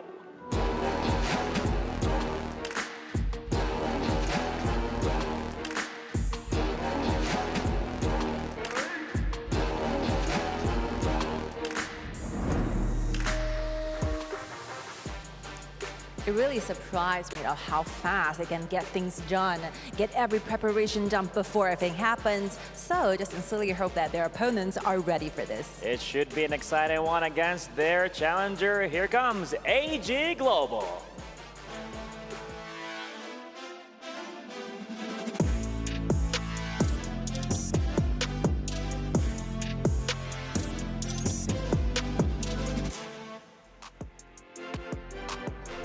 AG Global going against Boom for the second match of the day right here. It should be definitely a one to remember. Another one for the history here at the EWC. So, we ready? Of course. Let's go, ladies and gentlemen, right now to the studio. Take it away. How's it going, everybody? Welcome back to the second game of the day. And it's no mirage. Boom Esports are back up on the stage for what could be a even more important game, Stu. Yeah, it's crazy because we were saying before the day that, like, wow, Boom versus Falcons is going to be super important. But now it's turned into this actually being one of the most important games of the day. Isaac mentioned it a little bit on the analyst desk, but if Boom Esports win this, they go up to 2 and 3. Then AG Global have to then try and be either Loops or Falcons, or actually they need to be both Loops and Falcons to also go 2 and 3. So this might not be the first time that these two teams face against each other, because we will have tiebreakers at the end of the day. But how Boom Esports is just able to go from Falcons preparation to now quickly turn their attention to AG Global. Yeah, it's quite a feat, to be honest. I don't think I'll be able to do it. I know back-to-back ranked games don't quite go in my favor, but hey, I am not the pro. I am just the voice. But here we are. We're seeing some priority bans that are very similar to what we saw in Game 1. So the Chow and the Mai Shiranui as well. And then if you look over to the side of AG Global, they're banning out Toshi's Ali. So we could potentially get that.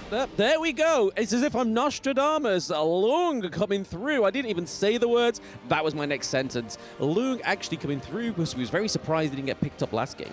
Yeah, we thought that maybe Lung was going to be picked on the side of Falcons in the last game. That trade that normally happens, we've mentioned before, between the Ali and the Long. But in the end, AG Global banning out that Ali, which means that Boom are like, okay, if the Ali's banned, let's go for our second pick, which means that AG Global have to then fall back to this Lady Sun. It's really the only other option that you have in the farm lane at the moment in terms of power picks, but going to be paired with the Orgren. Didn't see it in the last series, but we've seen the power of this hero over the last few days.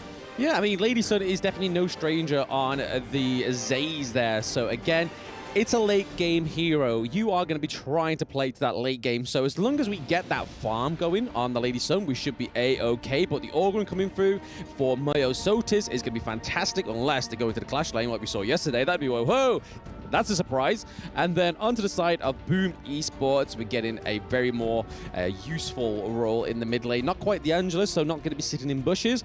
But if there's any kind of engages from the Orgrim, the Lady Shen's going to be the one to be able to just knock him out of the lane and keep himself safe. But then the Musashi is the direct counter as well. For sure. I think Lady Shen still acts as maybe kind of the same way as Angela. Not much in terms of like being able to sit in bushes and get that huge amount of burst damage, but she still has also the same crowd control. Yeah. Musashi for the second time back-to-back games for Boom, but AG Global going for, in my opinion, one of the strongest farm lane and support duos at the moment in Honor of Kings, the Lady Sun and Ming. The Ming being able to chain to the Lady Sun, giving her that little bit of extra damage, also being able to chain to the enemies as well. I think this is a very scary duo to come up against for Boom Esports. I mean, AG Global may have just been watching KPL Dream Team yesterday because they did exactly the same thing, right? If we start to see the Lady Sun and the Ming go into the enemy's jungle and just help themselves to that farm, then we know that they're literally trying to mirror the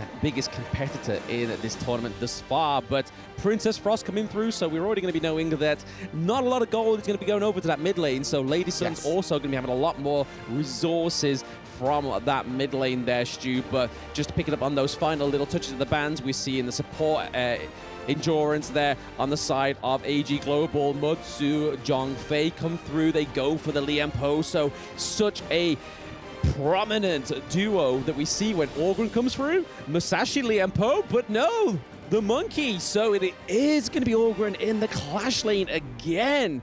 Back-to-back casting of Orgrim in the Clash lane, Stu. I feel like we're being given just so much presence here. I feel like this is definitely something that they have been learning from the KPL. You were mentioning it with the Lady Sun and also the Ming. Now they're like, okay, let's put the Orgrim in the Clash lane. Let's try and get that pushing power in the Clash lane as well. It's going to be super exciting to see. Again, just to kind of look out a little bit, AG Global, must-win game. Boom Esports, even more a must-win game. This is the last game of their group stage. If they lose this, they are most likely going to be out. Unless AG Global also lose their last two games, then that means we're going to get a tiebreaker at the end of the day. So this is the most important game right now in Group B. Let's head on to the Gorge and let's see what these two teams have cooking up. Yeah, I'm really excited to see the Orgrim once more go into the Clash lane, because we were given a little bit of advice here from the KPL casters as well yesterday, saying how well it does work and how fast the wave clear is right now. And we're already seeing that 1v1 clash already going on, and Miggy looking pretty low. Oh, the flash being exhausted this early on, and a recall. AG Global are definitely playing aggressive in this one, and we're already seeing like enemy jungle invade. Oh my, I was not expecting that much early damage from the Orgrim. I'll be totally honest with you. Nearly solo killing at the start of the game, and they're looking to try and invade, but Musashi being able to clear them two camps in time was very, very smart. But again, this is kind of like what KPL were doing, putting the Lady Sun and the Ming in that mid lane, getting the pushing power in the mid lane, and roaming into the enemy jungle, trying to get that little bit of advantage in the early game. And Boom Esports at the moment have to be the ones that are going to have to be reactive at the moment. We're seeing Snow right now. Snow, I think, one of the highlight players on AG Global. We were casting him over in the EMEA scene for the wild card.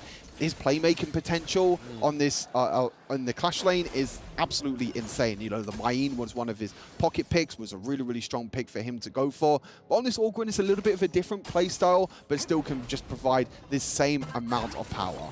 Yeah, I mean, Kin was saying in the analyst desk part before this game that the Migi and the Snow head-to-head is going to be one to look out for. And we're already seeing quite a fruitful 1v1 going on in that Clash lane, especially even before the 1 minute mark, where we almost thought that we were going to lose Migi already. But this could be something here, Stu.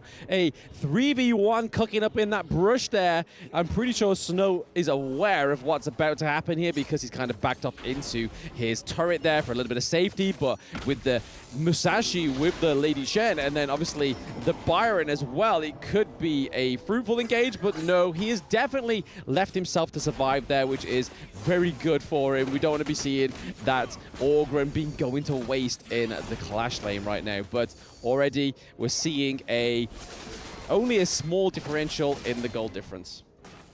Yeah, for sure. You're seeing how well Orgren can do at defending the Clash lane as well, using the first ability just to be able to knock back the minions and kind of stop that tower dive from coming in.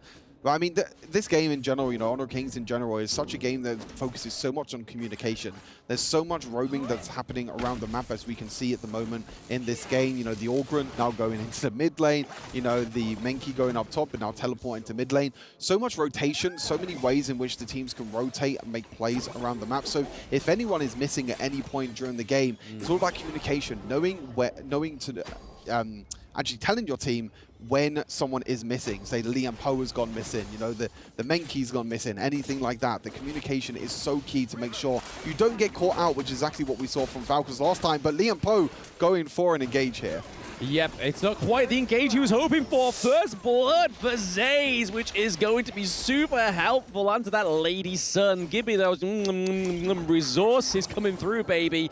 Those items onto Lady Sun is just going to make it such a more prevalent pick for the side of AG Global. And they're not just quite done yet. They've forced Dragon out of the competition. We saw the fruitful expectations of that rotation from the mid lane, because they're trying to set up this farm lane in order to get an easy Tyrant, but it looks like AG Global have definitely countered that strategy.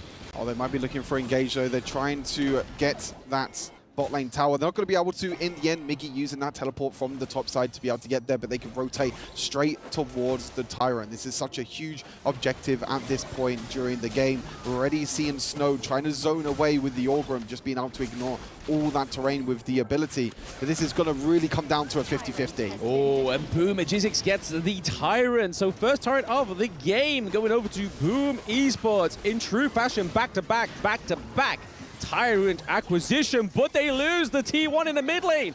That, to me, is not a good trade. Yeah, really difficult trade there. Actually, I think in the end, AG Global just decided to completely ignore the Tyrant, decided to go for the mid lane tower already, which is a super important tower to take. It just opens up the tower so much. They do trade, though, with the bot lane tower, so overall, it's not looking too bad for Boom Esports. They have to kind of get this advantage at the moment with being able to get the extra gold onto the carries. But speaking of gold, look at that gold at the bottom. Zeiss, 4,000 gold already. Over 1,000 gold lead at 5 minutes into the game. It's kind of what you was talking about during the draft. You know, the Princess Frost doesn't really need that many resources. Princess Frost is more used for her utility, her zoning control. Zeiss and Ming are just rotating around the map at the moment and just using this to farm the Lady Sun and get to that late game even sooner. Yeah, I mean, losing the Tyrant for the mid lane, it's an investment, right? Because now that enemy jungle now opens up for the side of AG Global. Zaze is just going to get extra bank now. They could go for the Overlord, but they don't really need it as they're approaching the T2, both in the mid lane and the Clash lane right now. We are seeing potentially a takedown here. Yes, Zaze gets the shot onto the second tier turret, but Boom Impressive getting caught out. He has to retreat. He's taken too much damage. The untargetable onto the Lady Sun gets nullified by Orgren, and Agizix looking pretty Burn the burner! Oh my Osotis, mwah, mwah, beautiful, as to take it to the higher ground turret, Stu. Oh, this is such incredible play from AG Global. The analyst desk was mentioned how they had two really, really tough games yesterday, and this was really the important day for them. They lost against Weibo, they lost against KPO Dream Team. They're looking to try and end here. The Byron trying to flash it in onto Lady Sun, onto Zeiss, but the extra healing that's coming through from Ming at the moment, the survivability from the Lady Sun is just way too much to deal with right now, and Zeiss is completely popping off on the Lady Sun.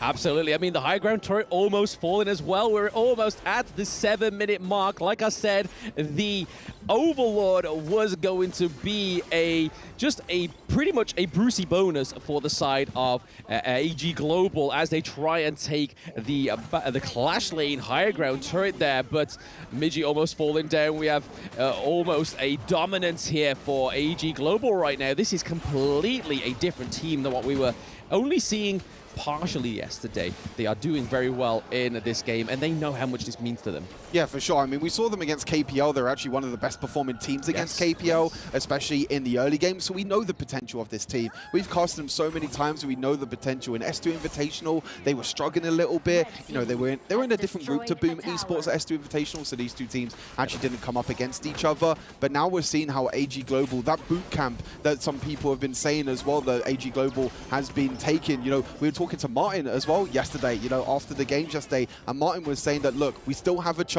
It was a very tough day today, but this is the day that matters, and they're making it count right now. They're playing super aggressive, and they're setting up so many plays against Boom Esports. Yes, that Overlord potential coming through here with the Vanguards, already looking to assault the farm lane higher ground turret. So at first, the sights were on that high ground turret in the Clash Lane, but now that has been shifted. They pick it up in that 8-minute mark. AG Global looking for their redemption arc right now, Stu, it seems, with another Vanguard in the mid lane. I don't think they might be able to get this here because Impressive with a fantastic engage back of the line. But Zays has just got too much damage too. Midgie's able to take out the Zays. They don't really have any damage here right now other than the Orgrin. They are relying heavily on their Clash Lane. Boom! Double kill onto Boom Esports. AG Global do lose their first life into this game, almost at the 9-minute mark, but that was a great engage from Boom Impressive though. Zeiss goes down, but at what cost for Boom Esports? I think that's the big thing. They've tried so much to try and kill Zeiss, which with Ming by his side, it's so difficult to try and do, but they lose 3 members for it as well. As we see the end of the replay, we're seeing this Orgrim pick. We didn't really expect him to be played in the Clash Lane. We know he can be played in the Clash Lane, but we've seen a lot in the jungle. But again, KPL bringing it out yesterday, AG Global bringing it out today as well, just showing the power of this hero, not only in the jungle, but also in the Clash Lane. But another hero I want to talk about as they're taking down the Tyrant is Lived on Princess Frost. This is a hero that he has played so many times, played every single game pretty much in EMEA, qualifiers, played it so many times in S2 Invitational. This is a comfort pick for him. And you're seeing how the Princess Frost, the zoning control that it brings, and it allows the space for Zeiss to be able to tumble, to be able to use her first ability and get that extra damage with the range as well. So overall, an incredibly impressive composition here for AG Global, and they're not going to slow things down. No, yes, Lived is definitely Lived loved that Princess Frost pick throughout the Season 2 and the Open Series. We kind of saw him try and go for the Mai Shiranui at some point, but if you were to put Mai Shiranui into this draft now, you would be seeing at least 1k from Myosotis go away and 1k from Zays go away, because you have to give it over to the Mai as well. So putting that Princess Frost this draft really allows Liv to just be able to play his best life on that Princess Frost, and it's really showing right now. They are 33k to 27. That's almost your 6k goal difference.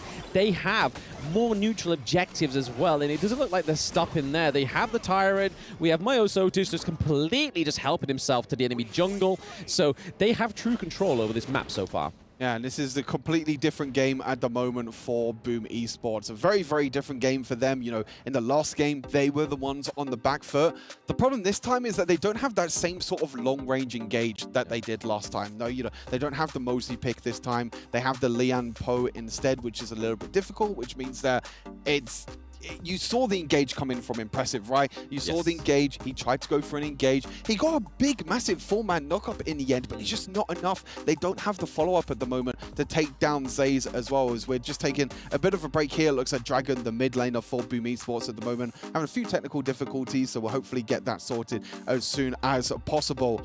So we'll have to wait and see. But yeah, let's take a step back, Blau. You know, this series, really important for both these teams. AG Global at the moment currently sitting 0-2. Boom Esports with that last win in the previous game against Falcons, now sitting at 1-3. This is the last game at the moment for Boom Esports in this group stage. AG Global still have to play Loops and Falcons later today. So if AG Global win this and also win one of the 2 games against Loops and Falcons, they're through.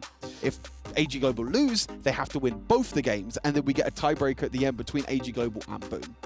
Yeah, I mean, if you look at that draft, if we've seen how Falcons have played so far, is we are pretty much happy that I feel like AG will at least get one victory later on. But we are going to be looking at a pre-match interview now with AG Global. Let's see what some of their thoughts were going into this match. Hey guys, it's Chichi again. This time we have Martin, the manager of AG Globals of Hong Kong, China. I mean, bro, yesterday has been super rough for you, but I don't blame you. You fought against KPL. Yeah. You fought against Weibo Gaming. Yeah. And the teams are not losing at all. What happened yesterday, really? Actually, in the first game, we play against Weibo, and then we got the advantage in the first 10 minutes. But at the last 5 minutes, I don't know what happened, but still, I think it's some mistake made up by our teammates, and then so yeah, things happen, and then we lose it. But we still got the 6K income ahead, but we still lose it. So, but it's okay. But we're gonna tune it up last night, and then we train a little bit more, and then we just watch the replay, and then hopefully today we won't let it happen again. So you talked about a lot when it comes to your first game yesterday, but when it comes to KPL, actually for now we are the best one to place the performance. It's the best one against them, right? I heard you guys were having a discussion like we at least got a kill. And then we got 2 kills, and we got the first blood from Yilor. Oh, that's pretty good. And then we tried to make the game get into 12 minutes. Oh, no, not 12. Around 11 minutes. Oh yeah, the longest. Yeah, the longest one. So we are happy for it for the second game. But the first game, yeah. What's done is done. I gotta cry. But it's 2-0 for you. It's 0-2 for you right now. You have 3 more to go. Which gonna be Loops, which gonna be Falcon, and which gonna be Boom. I think. What are your thoughts when it comes to the next few games that you have to finish off today? Actually, we got confident for these 3 teams. So I think Loops gonna be the biggest nightmare for now. Because in the season 2, we lose to them to 2-0, I think, in the BO3. So we got a nice plan, like revenge time. Yeah, revenge time for them. So waiting for us, Loops, and then we will try our best to beat you down. Look out, Loops, but last and not, Age is waiting for you. Yeah. But last but not least, there's so many supporters for AG as well. Say something in any language. English, any language. So, yeah, there you go. because I'm from Hong Kong, so let's go for the Cantonese first. Sure. Hello 咁多位，我哋係 AG Hong Kong， AG Global 啦，依家改咗名，咁啊終於都嚟到 Riyadh 呢一邊打呢個嘅電競世界盃，咁啊都所以想就大家都如果係能夠支持到我哋 AG Global 嘅話咧，都多多睇我哋比賽啦。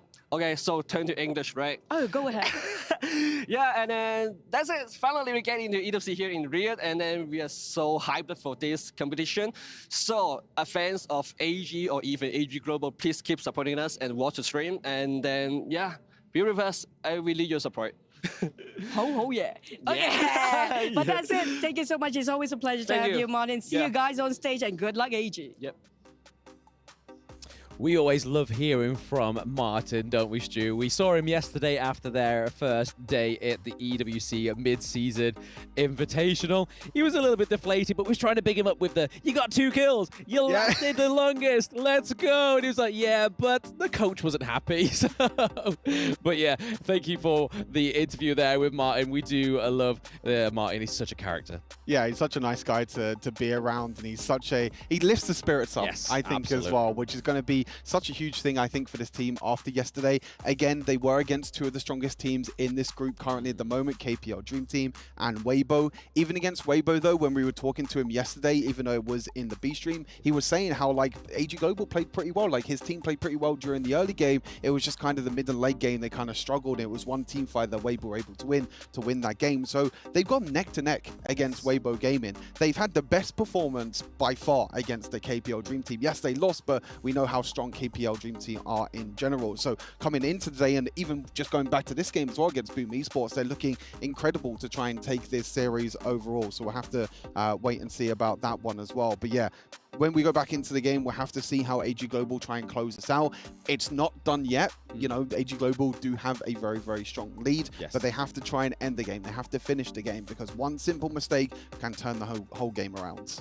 Yeah, I think that's a good thing about AG Global. I think this best of one format actually just enhances them, because we saw in Season 2 they lost 2-1 to Loops and stuff like that. So having that best of one, even though yesterday doesn't really show or prove what I'm saying right now, but they went against two of the best teams. So going against KPL, going against Weibo Gaming, but also being the closest matchup for both of these two teams is a phenomenal feat.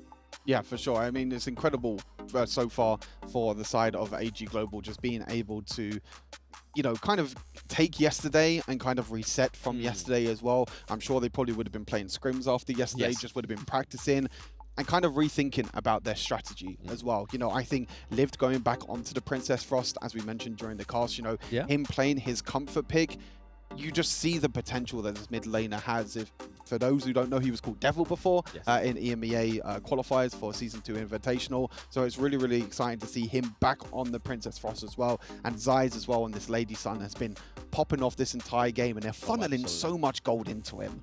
Yeah, it's really nice to see the Ming and the Lady Sun combo come through, because it's definitely promoting and it's a better playstyle for AG Global. And just look at the minimap. They only have lost 2 Tier 1 turrets so far in this entire game, this 11-minute game, and it looks like they're going to go try and claim another high ground turret. They do it after such a pause. They were like, get me back in, coach. We need to take those higher ground turrets. They get the clash lane, but flank onto Lady Sun. Onto Zays, but what is it going to cost once more, Stu? Boom Esports lose Midgie. They lose Impressive. That is 2 impressive front lines gone. Lack their better words. Musashi goes down. They take down Snow. It's a double kill for AG Global. They got back in there and they get their first victory. Boom Esports not quite getting that back-to-back, Stu. Not getting the back-to-back, and AG Global are now on the front foot in this group. Group B is theirs to take. They win one more game, they are able to go into the playoffs and into the quarterfinals. Incredible performance. This is the AG Global that we were expecting. It feels like a throwback to the EMEA finals that we were casting. This aggression, the crowd control, the Princess Frost, the Lady Sun. Time and time again, Boom Esports were trying to jump onto Lady Sun, trying to deal enough damage, but the positioning from Zeiss, I have to say, that's one of the cleanest Lady Sun games I think I've ever seen. I mean, we saw Yinyo playing Lady Sun yesterday. That was also very clean, but that's definitely the second best. Yeah, second best to KPL, and I think that's definitely a big thing, a big giveaway to give to AG Global. But like you were saying, a fantastic performance for themselves. Season 2 Invitational wasn't their greatest, but seeing them back at their prime is amazing. And I'm definitely going to be dabbing up Martin when we see him later. I'm pretty sure he's very happy with that result. Yeah, it's going to be pretty exciting to see what he has to say, but we're going to be seeing and hearing what AG Global have to say after that impressive victory. Hello guys, welcome back. We are joined here by Qingling from AG Global. Congratulations on the very first victory. How do you feel right now? 还是蛮开心的吧，就是拿下了首胜，但是对我们来说，这首胜应该昨天就应该拿的。不过没关系，我们打好接下来的每一把比赛就好了。 All right, we're really happy and excited because this is our first victory, but I think that this should be coming sooner. But everything, it's okay. We can accept this as long as we can make our best efforts in the following series. And more to that, let's talk more about the in-game executions. So you're behaving extremely aggressive. You actually invaded the first round of the jungle. What happens? It is a spontaneous thing or is pre-planned after the draft. 我们第一局的前期打得非常有进攻性啊。第一波其实你跟孙尚香清完中线。 就直接入侵了，这是一个你们在 BP 之后就已经做好的决定，还是说，当场发生了一个立即的判断呢？这就是我们预料之中嘛，就是我们开局也聊了很多，如果他那个打野就是不是蓝开的话，我们直接把他蓝反了，然后如果说我们他在的话，就戳他状态呗，因为我们下路其实都看到就是有线权嘛，那所以我们就很大胆的去做出进攻，因为我们发现我们就比赛场上平时就是太怂了，然后昨天聊完之后，今天打得更有侵略性了吧。All right. Everything is under our predictions and controls because if the jungler does not start jungling around the blue buff, this is our first move into that blue buff. Or if he's around the blue buff area, I think our first move is kind of trying to steal those HP away from the jungler because after yesterday's performances, so after discussion, we found ourselves we have to play more aggressively, more confidently so that we can get good scores. So yeah, pretty much they are very happy of the performances they gave us today. Gotcha, gotcha. Pretty much, hopefully another win, and you're gonna go to the playoffs. You confident for that? 有信心吗？那肯定有信心啊。Definitely, 100%. Then let's go and back to the studio.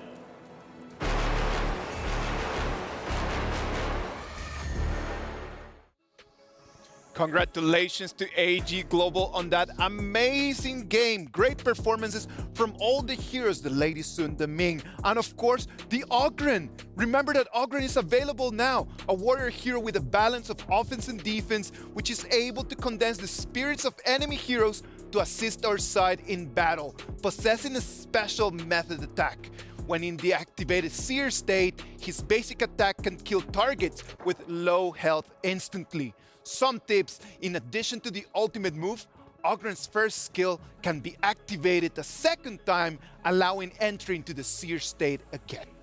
Ogren, a great hero, a great performance by AG Global boys. Yeah, very strong. I like the fact that they say, hey, you know what? We discussed it about this yesterday. We weren't clinical enough. So let's be a little bit more concise, a little bit more tight in our gameplay. And boy, that was a fast game. Yeah, I mean, they're kind of reeling from yesterday. They were kind of had that lead. I mean, you saw that interview, you know, with the Weibo coach, with the AGG coach. But, you know, they were losing, right? And they were winning, excuse me, but they actually came back. Now, you did predict them, Boom Esports, as the winner of that one. All I have to say is, ha ha.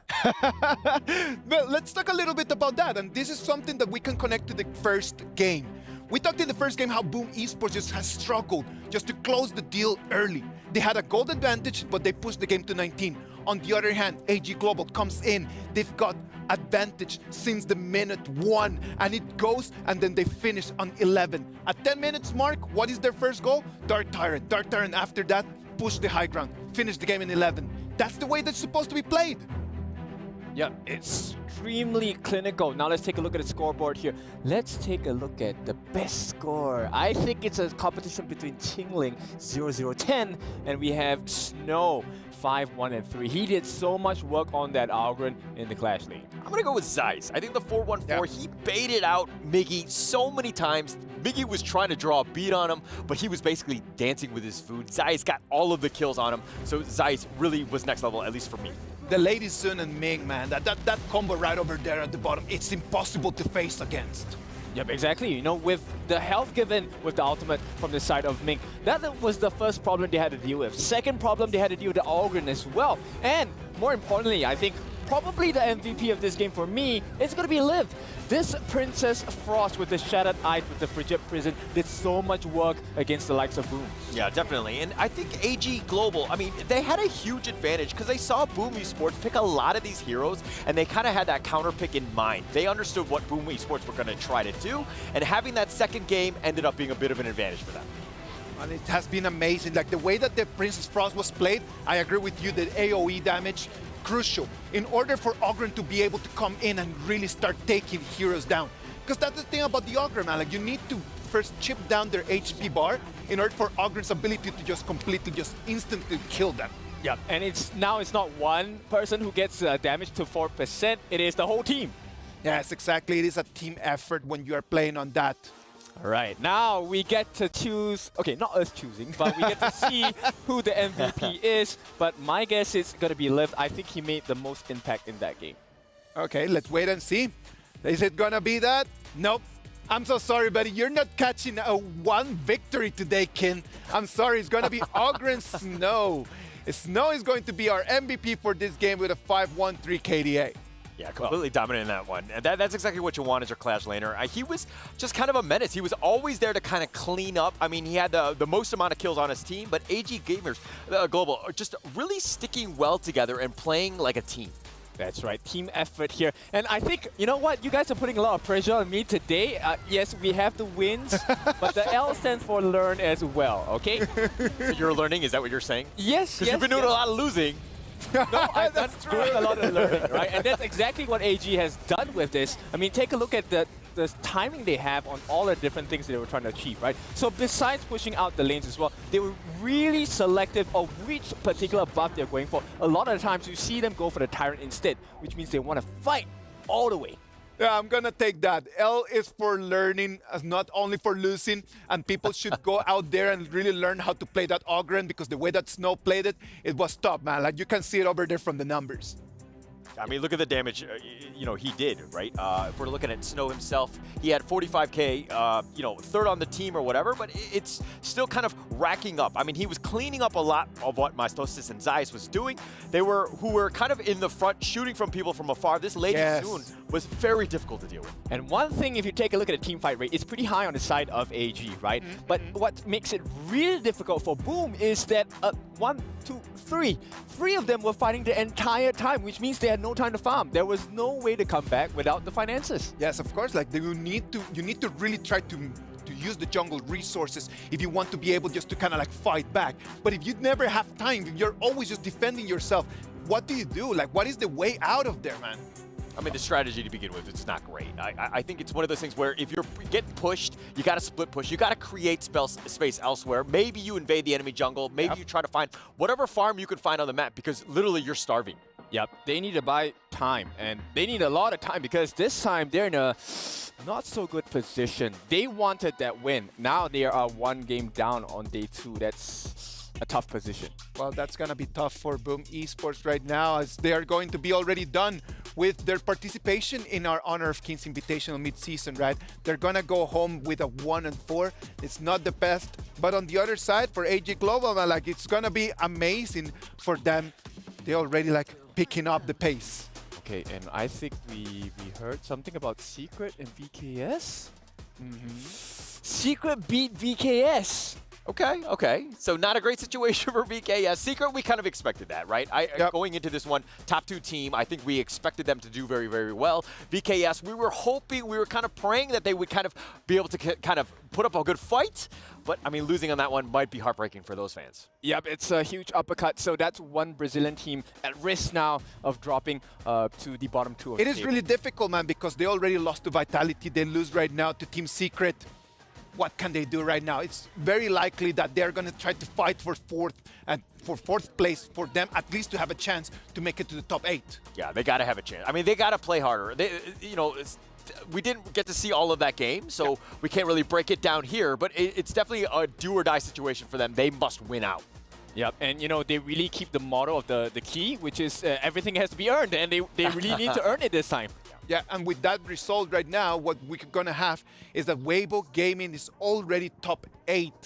Like, it's going to be, Weibo Gaming already officially is going to be on the top 8 teams that they're going to move into the quarterfinals. Yeah, I'm super curious. I mean, I've never been in this position, at least for today, but I wonder what it feels like to have a guarantee that we're winning. No, I think Weibo, the fact that they were guaranteed top 8, moving on, I mean, the qualifying team getting into this one, the 3rd Malaysian squad, is making some serious waves. I think that they were really underrated going into this one, and seeing them succeed on this level is what Honor of Kings Esports is all about. I am amazed by everything that is happening right now, Alex. It's really good for us to be able to be alive right now in this day 2 of Honor of Kings Invitational Midseason, man. What about if we move into next game? Let's go. It's going to be day 2 or game 3. It's going to be Team Kendra against Team Vitality. Yep, all the points matter. Now, the 3-way tie is actually going to be also decided by a Kendra match, right? Because all 3 teams, VKS, Vitality, and Team Secret, have to play against Kendra. So these games are points you do not want to miss. Similarly, for Kendra, these are potential points to get you into the top 4 position. That is true, man. Like, we cannot just take Kendra out of the conversation, right? Like, mathematically, they still have a chance. So hopefully, they can just make things harder for everyone right now just by coming in and then just beating Vitality maybe, and then just putting this like, again, one more time, a little bit more confusing for everyone right now? I mean, Kendra was 0-2 yesterday. They were winless, right? But they have 3 games. They're going to be all on this stream, and this is the one you want to watch. This is a team that has a lot of potential. Can they get into this one? Can they kind of, maybe play a little party pooper for some of the other teams getting into this one? Yep, it's all about the Indonesian pride at this point. But of course, I think we need to figure out what the prediction is like for this game as well, right? All right, STC play predictions from the 2 of you boys. What do you think? Is it going to be Team Kendra? Is it going to be Vitality? What Want do me to you go think? first this time? Because you've gone first every single time and you've lost. No, I'm going to take first pick. I'm going to go with Team Vitality. I wanted to go Team Vitality. Okay, nonetheless, I'm going to go with Kendra. I think we're going to see some serious, maybe a bit of a shock upset on this one. Okay, everyone wants me to learn today. Well, why not, man? I'm going to go with Team Vitality. The way that they've been playing the game really needs us to give them the respect to say, like, they do have the upper hand right now. Hopefully, Team Vitality and Kendra are going to be up to the standards and they're going to bring us an amazing game. So what about if we just pass it over there to the Amazon Arena and let's see what these 2 teams are going to bring. And we are back to the battlefield to welcome our warriors who journeyed far just to battle it out right here at the Esports World Cup. Sky, let's go. Since the 3rd matchup for today is about to kick off, and let's get ready for all those crazy things that is about to happen. So give our hands one more time to Team Kendra. Welcome.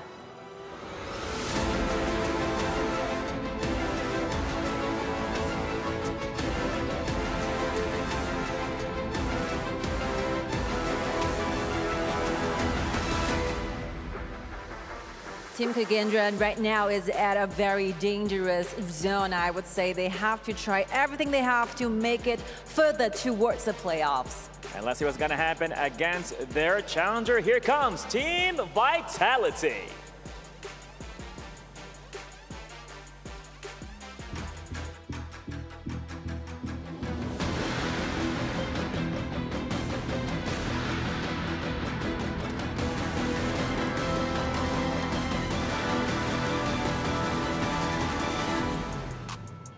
They're all warmed up for a vital match indeed. I think we've got to have a lot going on this time. It's do or die one more time. You go up, take a step up, you fight your seat at the playoffs, you go down, you fall off the cliff, and everything will be a goodbye for you. So important, so risky, so what's about to happen? Let's check it out. So give it to our studios.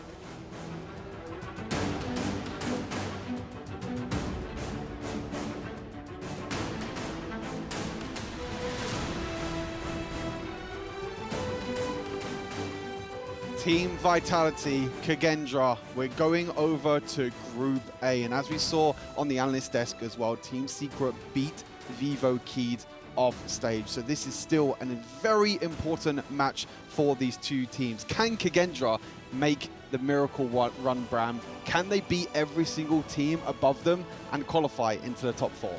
It's definitely looking like a feat, right? And it's like the scaling Mount Olympus at this point for Kendra. Currently sitting on 0-2, but like we just said, that Team Vitality losing to Team Secret, not Team Vitality, sorry, Vivo Keystars. Vitality did lose to Team Secret, but not today. Vivo Keystars did just lose to Team Secret, even though we didn't watch it. Can't really give our words on that, but it's a big upset for the Brazilian scene.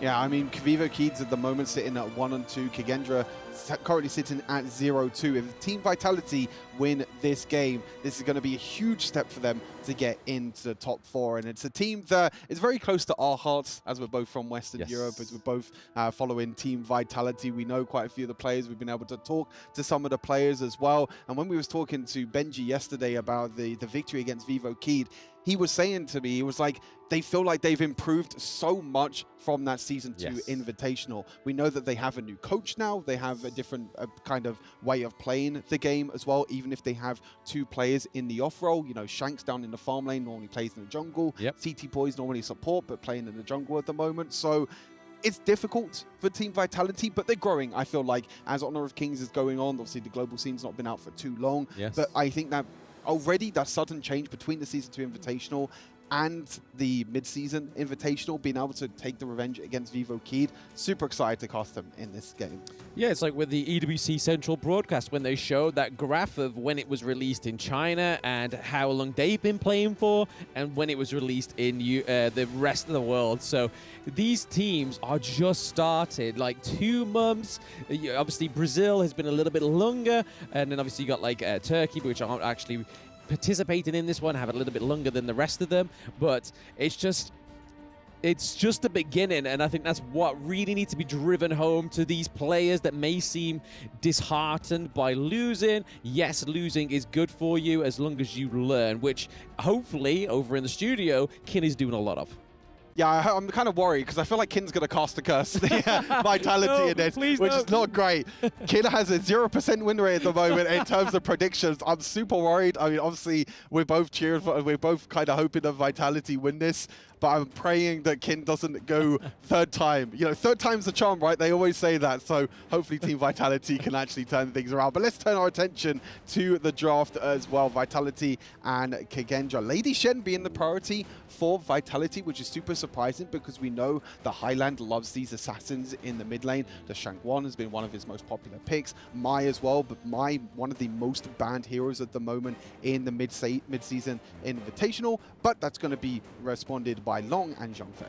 Yeah, that means we might see another late game ADC down into the farm lane, because if you're giving it a Lady Shen into that mid lane, we know that the resources aren't going to be there, but the Dharma comes through from yesterday. 90 on that Dharma was pretty phenomenal, and Motsu so far has been a great way to set up these engages. So we're going to be seeing Benji on the Motsu, but the Zhongfei, the Loon coming through. This is a big 2 starting heroes within this draft already for Kendra.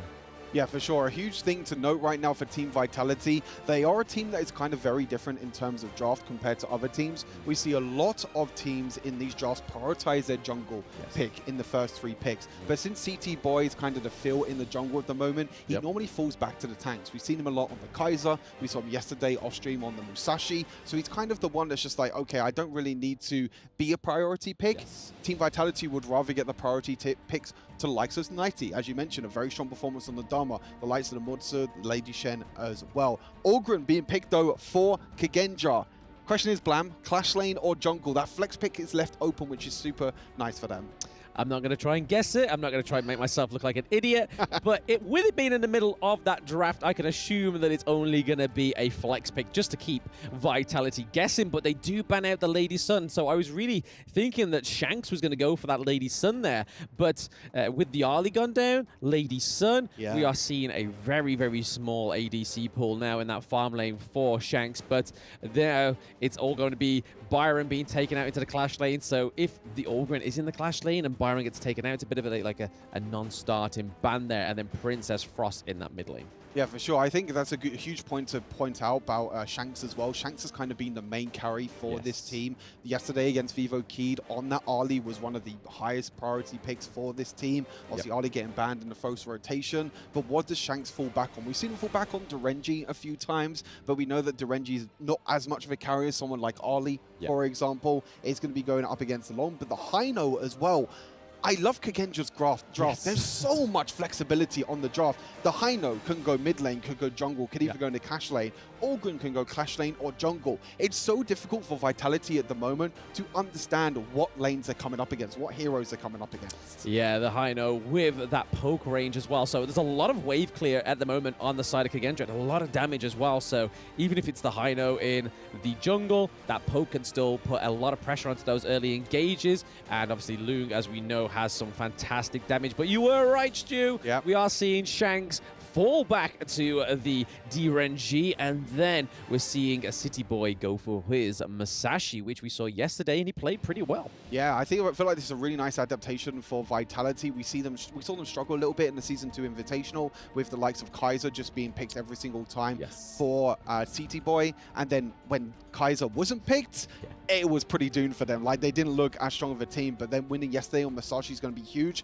I'm really curious how this game is going to go, though, because Derenji, as we mentioned, is not as much of a carry as Ali. I think that they still have to funnel a lot of gold onto Shanks. They have to prioritize getting that gold onto Shanks because he is the main carry for this team. But with the sort of build that gets done with Derenji, sometimes we get tank items, more utility items, like the lightning chain effect. It's going to be super interesting how Vitality adapts with them not playing as much of a carry in that farm lane. Yeah, it's going to be really interesting to see. We can only really hope that City Boy gets his big boy boots on the Masashi and really carries this game as well. But like I was saying in that draft, the Lady Shen is not going to be the one that's going to be taking a lot of gold going into this game against Kendra. But Kendra has such a feisty roster right now with the Lung, with the Orgren, with the Heino as well, Zhongfei with the Engage, and even now fleshing that out with the Luna. So the Orgren goes up into the Clash lane, and Heino is going to be building those magic damage items.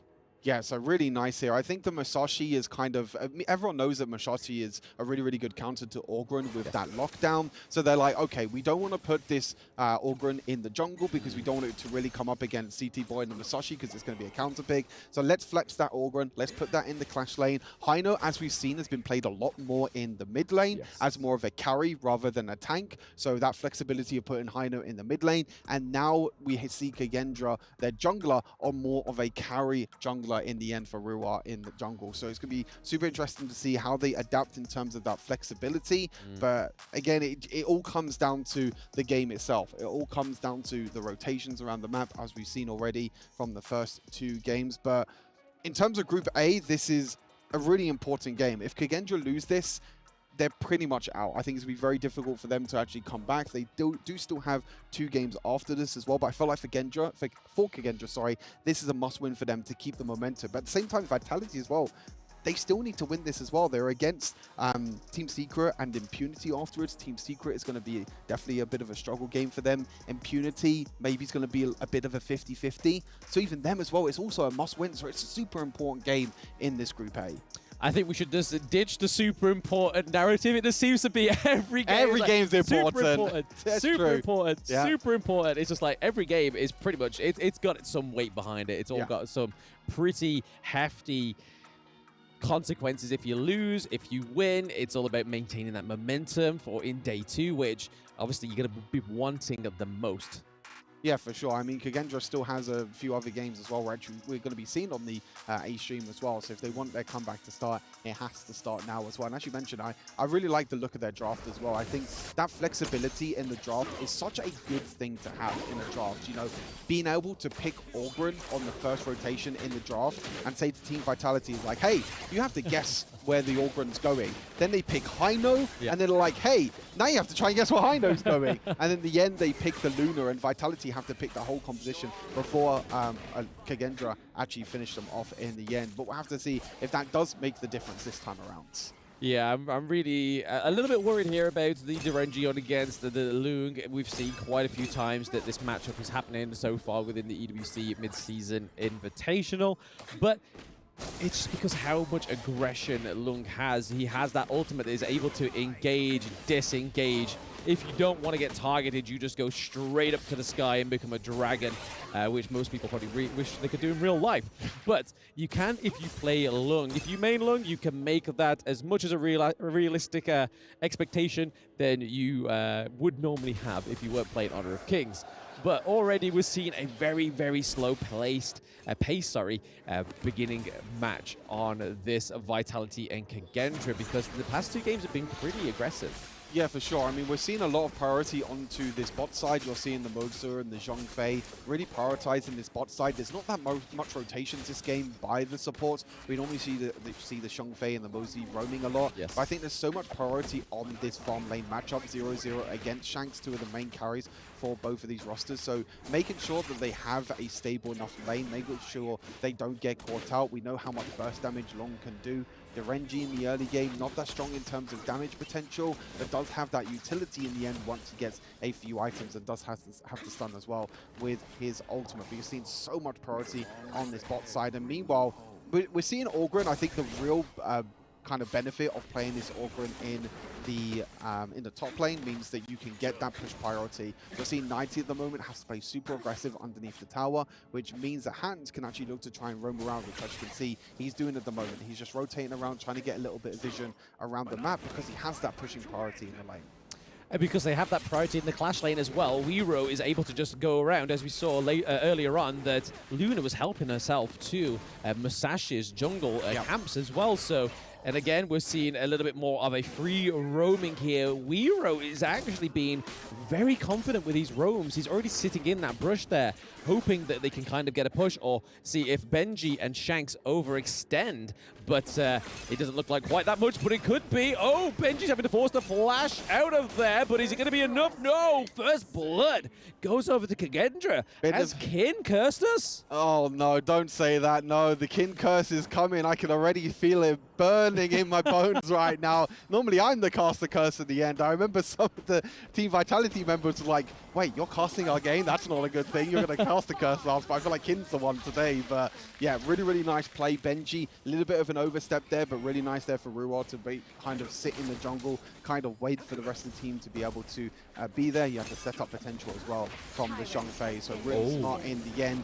And you're seeing at the moment the kind of benefit the Xiangfei has. We're seeing a lot of Xiangfei's also taking smite, which allows you to take that double smite potential with Luna and also Xiangfei. It means that you can prioritize these objectives a lot more. The double smite means you can do a lot of damage in very quick succession if you have the right communication, but also allows you to secure the likes of the bird right at the bottom of the map as well. That can also be secured, and everything else around the map, because Xiangfei is a hero that doesn't need that much in terms of 90 with play. CC into the wall though. Hello. I was about to say, my next thought was going to be 90 feels really restricted into that clash lane, because obviously Orgrim puts those things, his little cast over bridges, the little spiritual bridges I'm going to call them, and then kind of follows him out with that other ability that can slow him as well. So seeing that, I was like, maybe 90's just been trapped into that clash lane, but right now it's not looking like it's making much difference in the clash lane, but down into the farm lane, it's a little bit more of a different telltale. It's a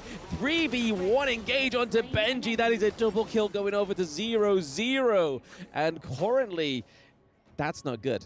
Yeah, Kendra again doing really, really well. Really smart tower dive from Kendra. This dual lane at the moment is performing incredibly well. Ruwa also getting a lot of priority. I think Kendra have definitely done their homework against Team Vitality. They know that Shanks is the main carry. They know that Team Vitality like to put a lot of resources onto Shanks. So understanding that, Ruwa spent a lot of time in this bottom side going for the tower dive as well. We mentioned yesterday in our cast as well, Long is such a great hero to be able to tower dive because he can take that tower aggro, he can take a couple of tower shots, and then he can use the ultimate to escape as well, as we see the end of that. A double kill over to Long this early on is going to be extremely scary to deal with for Vitality. Very, very crucial. And we're seeing that Highland can't play that carry role either, because he's normally on the Shangguan, he's normally on the Mai Shiranui. So being on the Lady Shen, you are playing a little bit more of a backseat. And you can kind of see that that's the draft here at the drafting part for Team Vitality. I think that's where it kind of started to sort of be a bit of a plodding way into an early grave, it seems. But so far, they are still keeping into it. The gold lead is not too far between the two teams as well. It's just that they need to start getting some priority in these lanes. We saw Benji being able to get a kill over to Team Vitality as well, but Dharma just trying to get some CC onto these squishier heroes on the side of Kendra. It's almost like it's going to be a really hard feat for them, because if you think about it, if Dharma goes in and then Xiangfei just pushes him out, that's kind of like they've got no other way of getting back in there unless the Motsu comes through with a long range engage first, gets that stun off, then Dharma gets in. That's the only way I can see this working. Yeah, for sure. I think that there's a really good point to bring up. There's a lot of disengage on the side of Kendra in this game. You know, like Xiangfei, but Dharma, 90 again, flashing in, gets the kill onto 0-0 on the Long.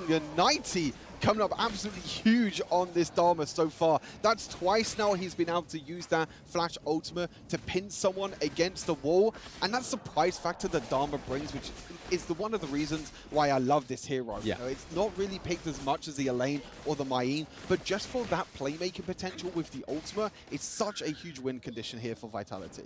I mean, you just brought up two names that I completely forgot about there. I was like, I haven't seen them all today, which is pretty much a different story from yesterday because they have been banned pretty heavily here.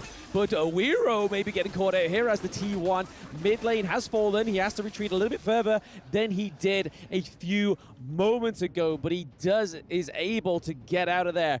But it looks like Haino is trying to focus here, so Kendra going for those side lanes, priorities again, because they've pushed both the clash lane, both the farm lane. But I do have to give it to Vitality. They have got that very important T1 in the mid lane, which means they can try and overstep now, try and get a few more ganks.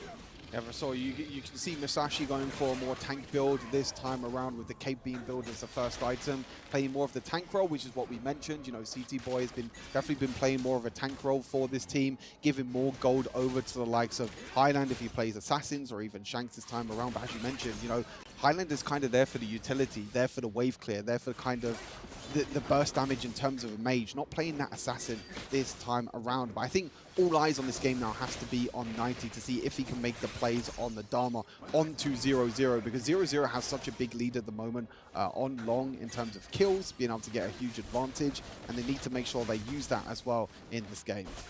Yeah, we see that Wiro made his way up to the clash lane just to kind of put a bit more of a pressure up there whilst giving over the Tyrants. So again, we could be seeing a little bit more of an output onto the side of Team Vitality.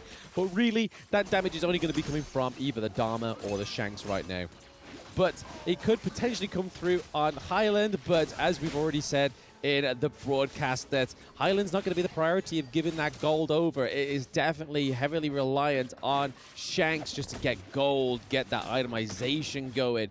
But so far, it's pretty much neck and neck. Kendra looked like they had a much better earlier game into that 4-minute mark. Now, it's kind of taking that same role as Boom Esports' first game, where it's kind of slowing down the pace, because I think of the not thinking that they were going to lose that T1 mid turret so early is probably put a bump in the road for them. No, 100%. I totally agree. I think Kendra already have performed a lot better than what we saw yesterday. I think overall they've been playing a lot more safer. They've also been getting a lot more rotations in the early game, especially for the jungler, being able to get that extra early advantage. Both teams now trying to prioritize this Tyrant for the extra damage.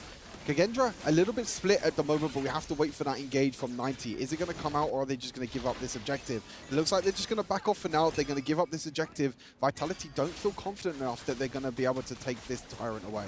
Yeah, I mean, on the side of Kendra, they're all a little bit too split, so for 90 to try and get in here, it's going to be hard, but you can see him rotating to the backline here. We saw that Senko was pretty much nicely set up by that wall. We do see the Peacemaker coming through from the Motsu there, but there was no follow-up because they decided to disengage, get Musashi that Azure Golem, and maybe play for this Overlord, because this could put them back into the game, especially these side lanes right now. Just trying to get another get the first T2 down just means that if we could start seeing some split pushes from the side of Team Vitality, we could still see a victory for them. One thing I want to note as well with the itemizations that we can see on screen as well, I've been seeing this a lot, but the support items for both Benji and Zhongfei going for the Radiance in terms of vision, but looks like a fight might be starting. 90 use the ultimate already. The Overlord is going to be taken, but they're looking to try and Kendra getting engaged, and Vitality are running for the wings. Yep, ready for the wings. Highland gets taken down early in the engage, and Kendra is going to settle at that. They do lose the Overlord, which was probably at great succession for 90, just being able to keep 0-0 off of that object there. So keeping the Dragon at bay, but they do lose the T1 turret as well. So this could be crucial for Kendra to get back into this lane priority plays. And again, they are going to take that T2 with ease. Kendra having a fantastic brawl there, taking out the Highland, taking down T1 and T2 in the mid lane. Yeah, objective goes over to Vitality, but they lose 2 mid lane towers, not just 1, but 2 mid lane towers, showing how strong Long is at taking towers. But go back to my original point quickly, but yeah, Radiance support items being picked for both the Zhongfei and the Benji. MG means that you get that extra vision. You know, we were talking about in the last game about how vision is so important, about trying to make sure that you don't get caught in bushes. Thanks to these support items, the Mozi and the Shangfei are building, you get that big massive AoE vision around you that you'll be able to activate after every few seconds. That's going to be really big at trying to set up plays for both these teams, whether it's a Shangfei engaging, whether it's Mozi trying to get vision to try and land these long-range stuns. And it's an adaptation that I've seen quite a lot in the mid-season. We didn't see it too much in Season 2 Invitational, but in this mid-season, these teams are definitely prioritizing vision more than anything else. Yeah, it's also used for like a counter engage as well, because they got the likes of the Dharma, so it makes sense for Zhangfei to take it, because we can see Dharma as a very much sit in the bush kind of guy. But then at the same time, we have Weiro on the Luna, which we know from previous matches.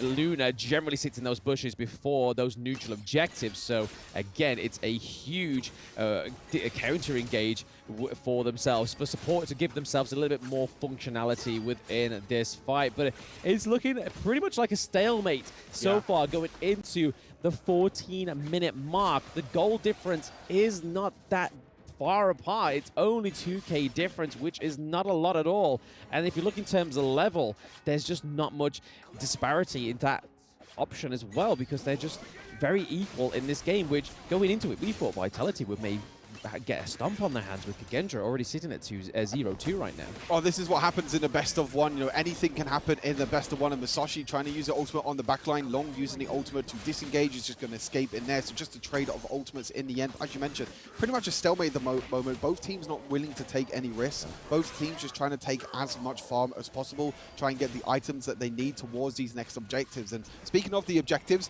that Shadow Tyrant is going to be spawning now as well, which is going to be a huge fight for these two teams. But again, Kendra are the first ones to this objective. They're the ones that have the control over this objective. But Vitality are like, okay, we need to step in and we need to make our mark on this Tyrant. And it's going to be a huge fight. Yep, Shadow Tyrant is looking pretty low. Stolen! With the steal, the crucial kill theft comes through. But not only that, Stu, it is crucial crowd control, double kill, triple kill over to the Ogryn as well. This could be the end for Vitality. They have the mid lane. They are at the higher ground. Sorry, Stu, what is going on? Kendra beating Team Vitality. We did not think this was going to happen. The miracle run is still alive for Kendra. 1 down, 2 to go. Kendra beating Team Vitality, making this an extremely exciting and spicy group going into the rest of today. Yep, and that is probably the biggest upset of the day for me so far, to be honest. The Kendra coming through and taking it from Team Vitality, but I have to keep beating this one back home. It all happened in that draft. They knew. They've done their homework. Yep. They've sat in the restaurant at the hotel. They've gone to the player lounge. They've literally sussed out who the carry is on Team Vitality and really aimed at Shanks. 100%. I think definitely going back to the draft, the flex picks as well in the end for Kendra. I think their draft was so well planned, and you can see that, as you mentioned, they've done their homework. They've been able to take this victory. And now this, I don't know what to predict with this group now. Vitality beat VKS, they take revenge there. Kendra now beat Vitality, which means that Kendra are now 1-2. Yep. Vitality are now 1-2. Vivo Kids are 1-2, and Impunity are 1-2. So we have a 4-way tiebreaker at the moment in Group A, which means this is wide open for anyone to make it into the top 4. Yeah, I mean, it's looking like a bit of a similar story what we saw after the end of day 1. A lot of people on that 1-1, and it looks like Kin's curse came through. Vitality have lost to Kendra. Kin, why? But first, hearing from the winners. And we are writing more history right here as the first win for Kendra. How are you and how do you feel about it? I feel really amazing. We feel so amazing today. I'm sure of it. I can feel the vibes as well, man. The moment you won, it's like, oh my God, everything just went, boom, let's go. What's happening here? I mean, the very last team fight was wild and crazy. What actually happened? Who seized that opportunity to have that very eventual hit? I think we saw it together, that the moment when the dragon will stun all of them. Yeah, so we just seized the moment. Very precious moment captured here. I'm sure of that. It's so difficult to do that, but you did it so well. Okay, the Luna pick is very special. How do you feel about this hero? The reason why? So because today we have a mindset of nothing to lose, so we just go all out today. That is a powerful feeling, nothing to lose. Let's go all out, let's have fun and make it happen, and you did. Such a beautiful time. So, you feeling more confident about the coming matches? Yeah, of course. I feel like we can even beat KPL Dream Team now. Beat KPL Dream Team. Let's go. Let's see if that's going to happen or not. And let's see what's going to happen more. To the studio. Back to you guys.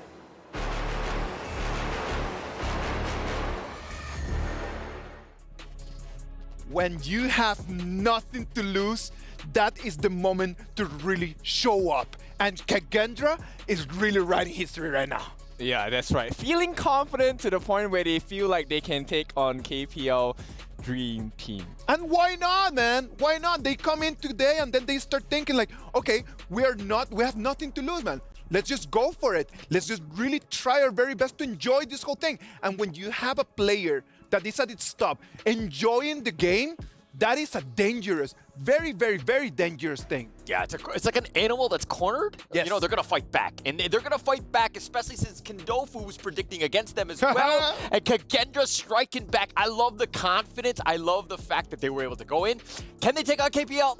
Might be a little ambitious, but it's still funny nonetheless. Well, let's take a look at the scoreboard. At this point, it is a victory for the Kages, and I want to focus on to WeRaw here. It's such a wonderful game.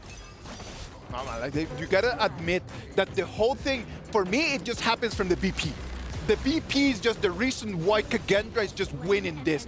The way that they just really were able just to push Shanks against the corner and really neutralize that farmer laner. Like, that is the key to why Kendra is taking the dub. Yeah, very good movements. You see the ganks that were happening. They were just making everything uncomfortable for Vitality. They were not able to play the game that they wanted to have done, and they were playing defensive from the beginning. Yes, they came back at this point, but it was one of those things where the team fights were far superior for Kendra. Yep, it was more difficult to execute on the side of Vitality because you are depending on Benji to land those cannon blasts in order for Shanks to get the kills in. But for Moveless, it's a different kind of concept. It's about the Leaping Savior. Give the shields to 0-0, let him work his magic. Yeah, and working that magic, it's kind of a copy off of KPL. You were talking earlier about the fact that this draft is actually very similar to what they ran before. Yes, exactly. And you know, when you draft such a monstrous type of I don't know. Van pick. Yeah, I feel so defeated at this point, guys. I'm so sorry for voting. It's totally fine, buddy. We all here came to learn. You're learning the same as everyone else, man. And believe me, everyone is just enjoying this, man. Like, for sure, we're going to have an MVP for this game. It is going to be amazing, man. Like, this was an amazing game. The match MVP is going to be Muffers Tramfe. Completely on point. And I just want to add on to what, Isaac, you were saying. Please. There's a lot of learning by Kin. He's doing quite a bit more of the learning, more than anyone else in today's day. Yeah, so more importantly, it's about the damage that Moveless was soaking, similar to how I'm soaking a lot of damage right now as well, right? So not only that, with the equip of the double smite, they really went to their best. They kind of diluted the jungle growth. That was the main point, right? We were talking about this. The fact that the Musashi started with red allowed WeRaw to really just eat up the jungle on the other side when the timers were up. And this has been an amazing game. The way that Kendra just completely stirred the pot, even putting impunity back in the conversation. This is just amazing. We're learning so much, man, and I hope that everyone is going to keep learning with us by following our Honor of Kings Global Esports channels and using the hashtag HoK at EWC 2024. This is gonna give you a chance to win permanent skins that you can always receive in the latest and exclusive esports information, man. Follow the channel right now.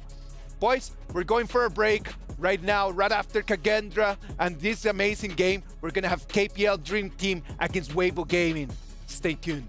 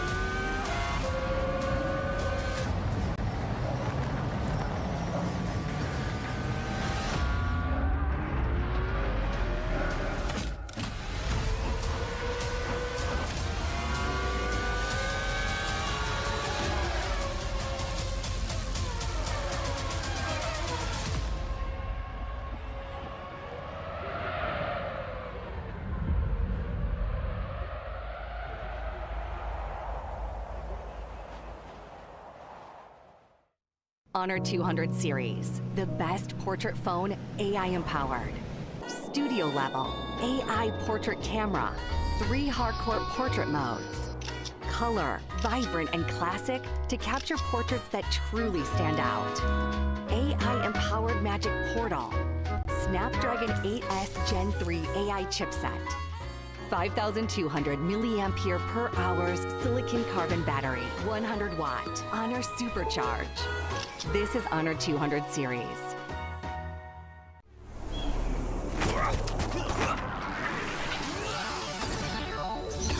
Ready, set, go.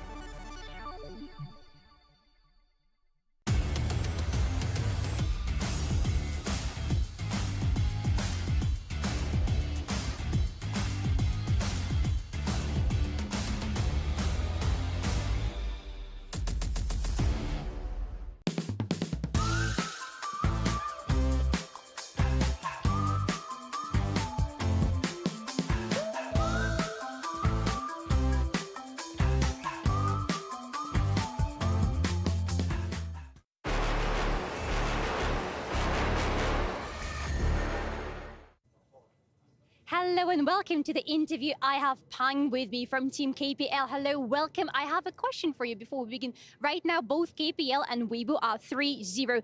Do you think you're going to beat them at the end of the day? 好，那首先欢迎小胖来到我们今天的一个采访席。那么首先我们第一个问题想问到小胖的是，就是我们现在跟微博都是一个3个积分嘛，那你觉得我们今天会战胜他们吗？我们是否比他们更加强劲呢？ I think KPL Dream Team, everyone is more strong than WBG. Yeah. He said not only him, but also his teammates, they are stronger than Weibo team.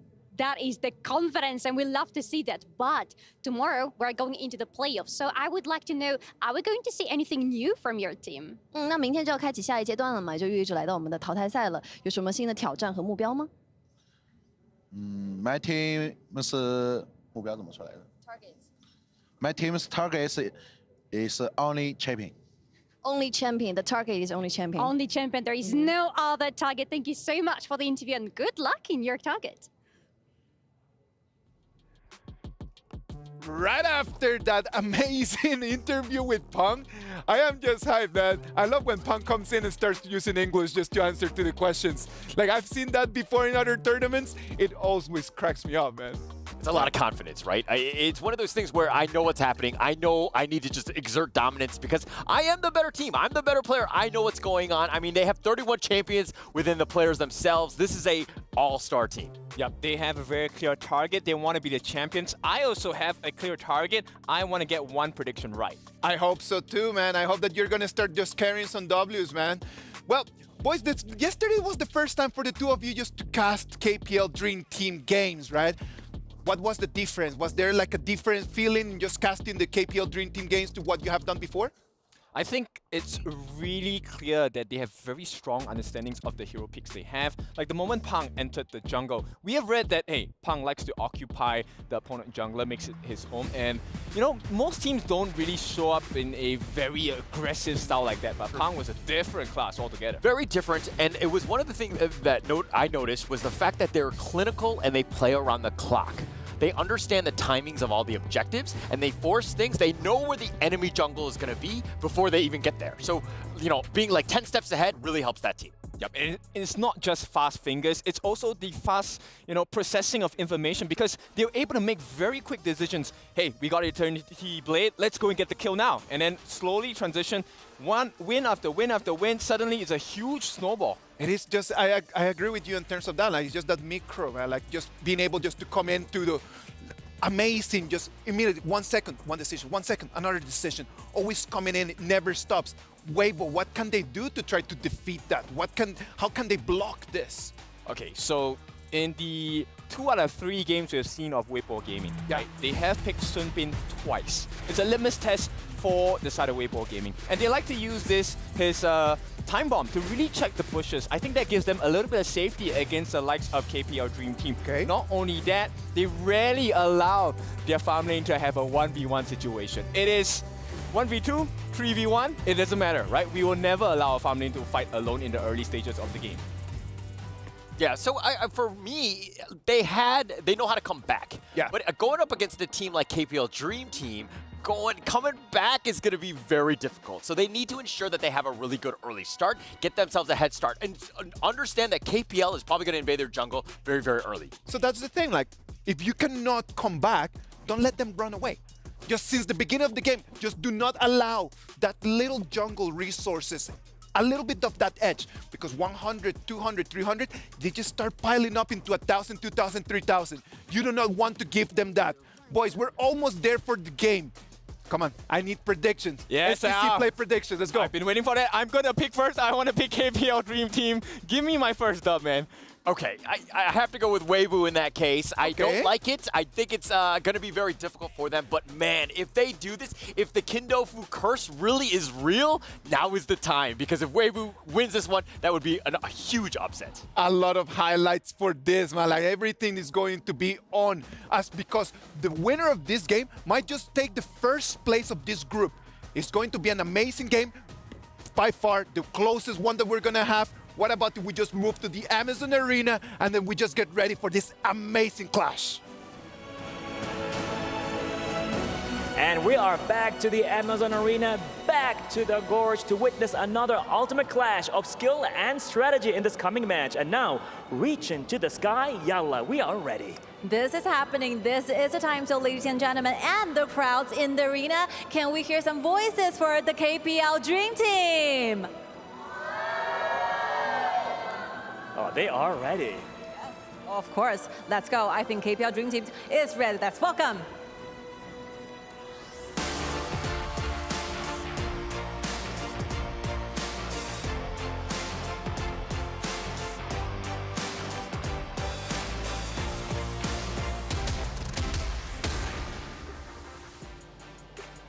I think yesterday, KPL Dream Team had become so powerful, so dominant and monstrous. So we was wondering, what are the secret weapons they've been hiding from us? And I think this is showtime.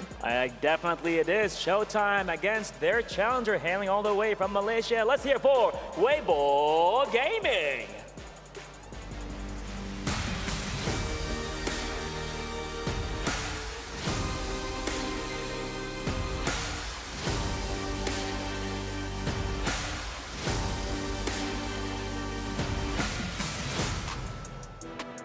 I'm excited for this one to see what's gonna happen. Everybody wants to compete against KPL, the Dream Team, but Weibo Gaming have a lot to offer as well. Their combination of mechanical skills and in-depth gaming, pretty much, they are here to dominate. Of course, so ladies and gentlemen, please summon your heroes. The battle for the Honor of King's crown is upon us. I believe this will be the time we headed to the studios. Welcome everybody back to the mid-season invitational. I'm pretty sure the crowd are going to be going nuts for this one, Stu, because it is the KPL Dream Team against Weibo Gaming. I'm going nuts for this one because Weibo is currently at the same standing as the KPL Dream Team. Yeah, this is the most exciting game of the day, the match of the day as well, as the analysts mentioned at the start of today. Both these teams 3-0. So far, KPL has washed everyone in their path, but Weibo Gaming seem like the second strongest team in their group. So this is going to be a super interesting matchup. As you mentioned, the crowd is there. As we were walking to the Amazon Arena this morning as well, we can see them queuing up outside. They're ready to cheer on their team. Absolutely. I mean, I think if anybody can do it right now, Weibo definitely have my vote. And KPL currently have Kin's Caster Curse, which has been very prevalent today, Kin. Thank you for Caster Curse in Team Vitality. Please let it do the same for the KPL. Just joking, just joking. I don't want the crowd to jump me when I get off the casting booth. That will probably happen. But no, I think this is going to be a really close game. I really hope it's going to be a close game because Weibo have just had such a strong performance, being such the underdogs, being such lack of statistics for this group as well. Yeah, I think that's a big thing that loads of people, a lot of teams, sorry, coming into this tournament didn't know too much about Weibo Gaming. They only really had that last chance qualifier to go by in terms of preparation. And they've been able to come into this tournament with a lot of prep. As one of the other Malaysian teams, it was kind of that battle between like Weibo and Loops who would take that second and third seed, but Weibo Gaming already completely washed Loops completely, which Brazil in general are just kind of underperforming in this tournament. But enough about Brazil, let's talk about this draft as well. Weibo Gaming ban away the Orgrim, ban away the Shang Fei as well, surprisingly enough. And it's going to be that Dolia first pick in the end, which opens up the Ali. But the first time in this tournament we are going to see, oh no, I think it's the second time actually that we've seen Mai in this tournament. I believe it was played in day number 1. But this is the most banned hero in this tournament at the moment, Mai Shiranui. Going to be super exciting to see an assassin being played in the mid lane for a change. Oh, absolutely. I mean, I wouldn't want to see any fans coming towards me and slapping me in the face and just coming out of nowhere, which has been pretty much the theme of today, is being sitting in these bushes just when teams don't face check. But I know that KPL are definitely going to face check it. The Dolia with the lung, this is exactly what I thought was going to come through. As soon as I saw the Dolia get placed as for prio pick, I knew that the lung was coming through, and then Hugh Huan to just keep that team comp going, because the engages, the double airtime as well. It may not just go on lung to give the airtime. We have the Huan who can be flying up in the air, coming back down, baby, and healing your team.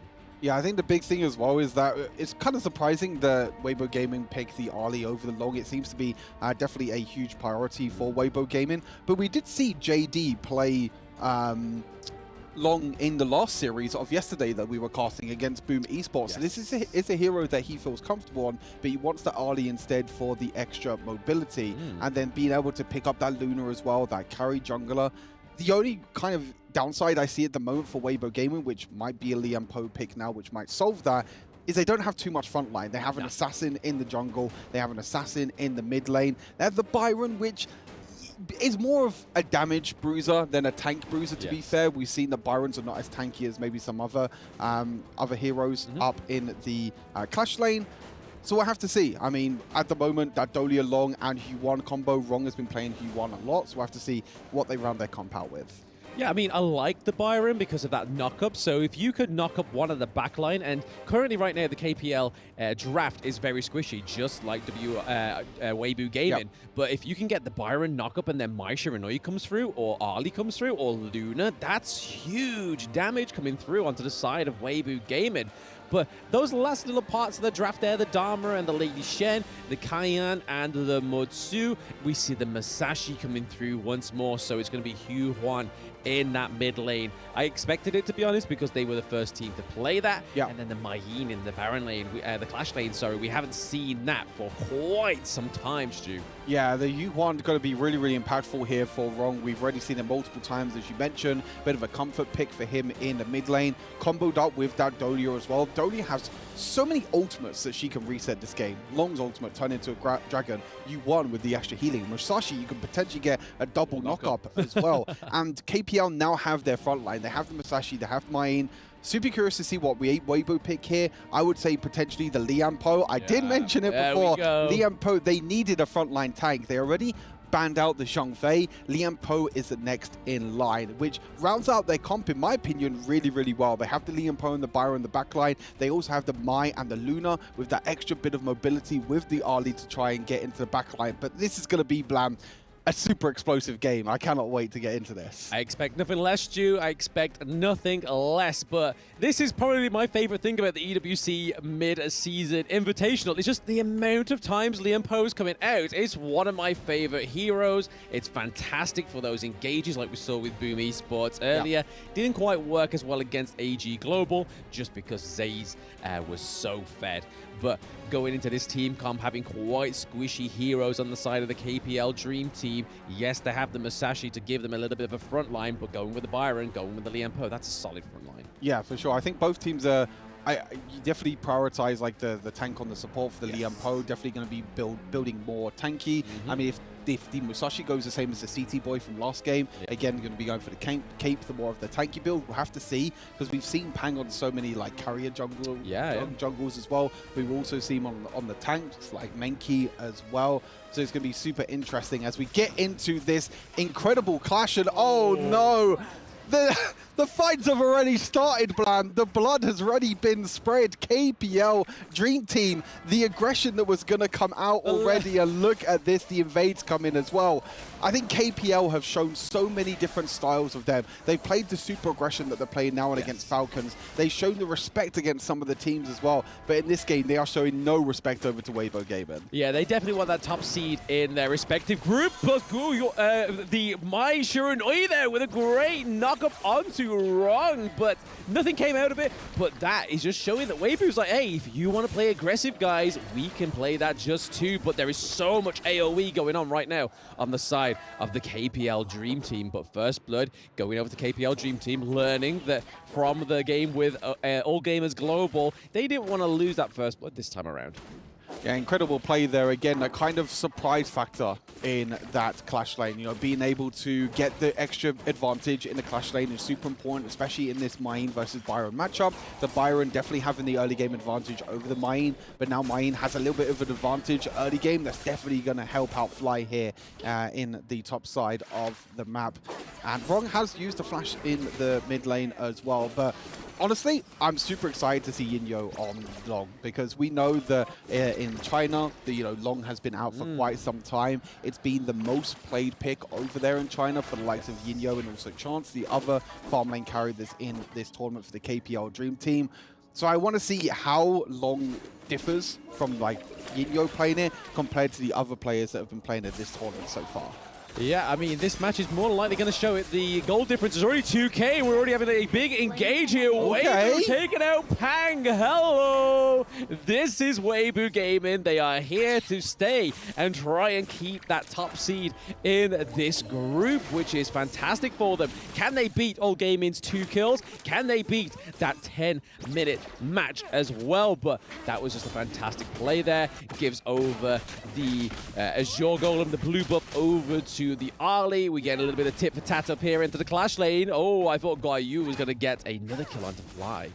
Yeah, mistake there for Pang, which is very rare to see, to be honest. Going for the invade, but not respecting Weibo Gaming in the end there, because Weibo was able to rotate very quickly, kind of collapse onto Pang in the end, and he wasn't able to escape, unfortunately. But Pang doing it, it's still an incredible job in this tournament. Long with the ultimate, trying to escape, and Weibo Gaming, they're bringing the fight to KPL Dream Team at the moment. They're doing incredibly well in this early game. They're trying to fight. They're trying to fight blood back towards them, and even looking for invades themselves as well. As Musashi's going in, Pang's going in, maybe Luna's a little bit caught out, but look at the dashes. Look at the mobility that Luna can bring. The double knock-up in the end from Musashi thanks to Dolia. Liam Poe going down. Wrong on the Hu Huan going in with the ultimate, nearly taking down another member, and KPL Dream Team being able to fight back again. They do have that little bit of a goal lead at the moment, and a few kills in the bag for them right now means that they could use that advantage to try and push these lanes. Yeah, I was not envious of that Liam Poe there. There was so much CC going on to him. He twirled around more times than if he was wearing a new summer dress, and it definitely worked to keep him there, punish him for trying to deny that kill onto the Luna as well. First Tyrant goes over to KPL. Did we think of anything different that was going to happen there? Probably not, because this damage buff this early on is going to be big and huge for them. They're already up by about 2K gold as well, so it's slowly going to paint a picture right now. KPL Fly overextended there, though. Fly with the flash forward there into 2 people, not respecting the extra bit of damage there. And that also gives an opportunity for Weibo Gaming to take this mid lane tower. KPL Dream Team trying to rotate into the top side of the map, trying to get Main even further ahead, but bit of overextension.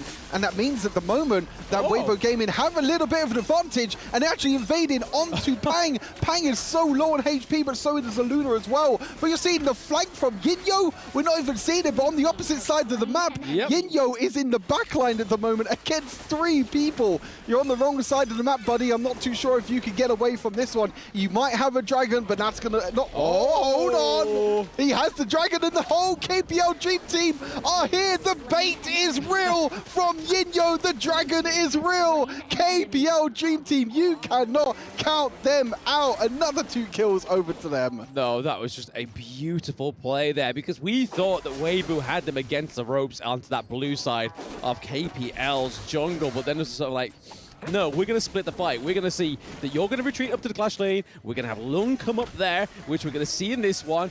Byron kind of overstayed his welcome there, but then this is where all the punishment came through. We saw one ult, the ult goes up. There we go, comes back down. JD getting wiped out, and then also Noir going down as well, which is a huge lead here for KPL. Gave them one of their other turrets as well, so another huge play once more by KPL. No fear, stuck in here with Wrong, but I feel like something is not going to go wrong here. The reaction times there for Wrong is so clean. Being able to use the ultimate to stop the engage from Luna, then using the flash away to get away from Byron's knock-up as well. You can just tell by the reaction times of these players that they've been playing this game for so many years, and they know so much about this game as well. Again, Wrong, one of the only players in this tournament at the moment that's playing this Yuhuan in the mid lane, but it's working out so well for the extra sustain. That double sustain from the Dolia and the Yuhuan, and also the ultimate as well, being able to surprise factor the Weibo game inside, but KPL Dream Team, they're looking to play even more aggressive. Yep, Hang's in there. He's doing a lot of damage. He's going to get that second kill onto the board. That is a 2-0 trade over to the KPL Dream Team, and we could see Byron getting caught out here. There's a lot of low health. He does have his ultimate. The shield is not going to be enough. Dolia and Mai gets the kill onto the Byron, so 8-2 Stu, and 5k gold difference right now onto the KPL Dream Team. Yeah, I feel like Weibo Gaming, they had a little bit of a chance in the early stages, like the first few minutes. But man, KPL Dream Team, every single time that they get that little bit of an advantage, every single time they can see Weibo on the back foot, they're going in. But like, look how aggressive Yinyo is playing. He's playing super aggressive in that front line, using the different elements, using that extra bit of splash damage as well, just pushing the lane and just not allowing anyone from Weibo Gaming to try and defend that tower. They're really focusing on this mid lane at the moment, and no one on Weibo Gaming is here to defend it, with Masashi going in the back line. Yes, Masashi trying to focus the back line of Weibo Gaming. They do take down the Maishu, Nui, and Byron is able to escape into the turret, but is it going to be enough? All he has there is Luna, but no, the damage coming from Loon is just too much. And then the Liam Poe may have overstepped and given another kill over to Loon here. Can he get enough damage off? The CC coming through, no! Again, another kill being given over to KPL.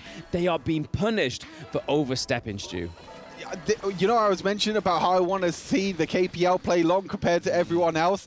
This is what I was expecting to see. The aggression from Yinyo this game is absolutely insane. He's playing so far up. He's basically playing in the front line as a farm lane carry, which we do not see a lot. We know that Long does have the ultimate to get away to safety, but you could just see the confidence from KPL Dream Team here as well, as the Tyrant actually gets stolen away, but it does mean, potentially, Luna gonna actually stay alive in the end. Fly gonna try and jump over the wall, try and flash in, but no. So the crucial theft in the end towards the Tyrant and being able to escape. So a little bit of extra damage here going on the side of Weibo Gaming, but I'm not too sure that's gonna actually even out with that 6k gold lead that KPL have at the moment. Yeah, it seemed like Luna getting in the way there was a little bit of a warning from Fly there saying, hey, look, don't crucial kill theft again, because I've let you live this time, but next time I'm going to flash in and just completely shut you down. But I'd like to go back onto the point that you was talking about earlier, Stu, about Lung being a front line, and I think it's all aided by the Yuhuan and the Dolia, and as you can see there, it's just so much healing from those two heroes. Yeah. It's kind of like a hyper carry. Yep. They're just funneling everything over to Lung right now, and it's being played beautifully, but here we are, Mai Shiranoi trying to shut down Inyo on the Lung, but it's not going to be enough. There is a dragon up into the sky. We see Yuan get a kill onto the Liam Poe, and then Fly punishing Mai Shiranoi. Beautiful play there again. I get the reaction time of these players. Yinyo, as soon as Liam Poe dashes in, instant click on the ultimate, instant click on the dragon, and this time Dolia, instead of giving the ultimate, double ultimate over to Musashi, gives it to Long instead, and it's kind of the adaptation of knowing what ultimate to give over to your team, because you do have a choice with Dolia. You can go for the Musashi, you can go for the Huguan, you can go for Long, but actually understanding what ultimate to use at what time is so good. But you can see here, just the end of this fight, the burst damage that you're able to get with that Long pick is so important. The Tyrant now being taken by the KPL Dream Team. I have to say though, we are above the 10-minute mark at the moment, but I'm not too sure that Weibo Gaming are going to survive much longer. No, are they going to be able to get a third kill on the board and really outshine AG Global's potential against the KPL Dream Team? But no, they are literally keeping them at that double kill. That's it. It's like, no more kills for you, Weibo Gaming. We are going to get 17 kills.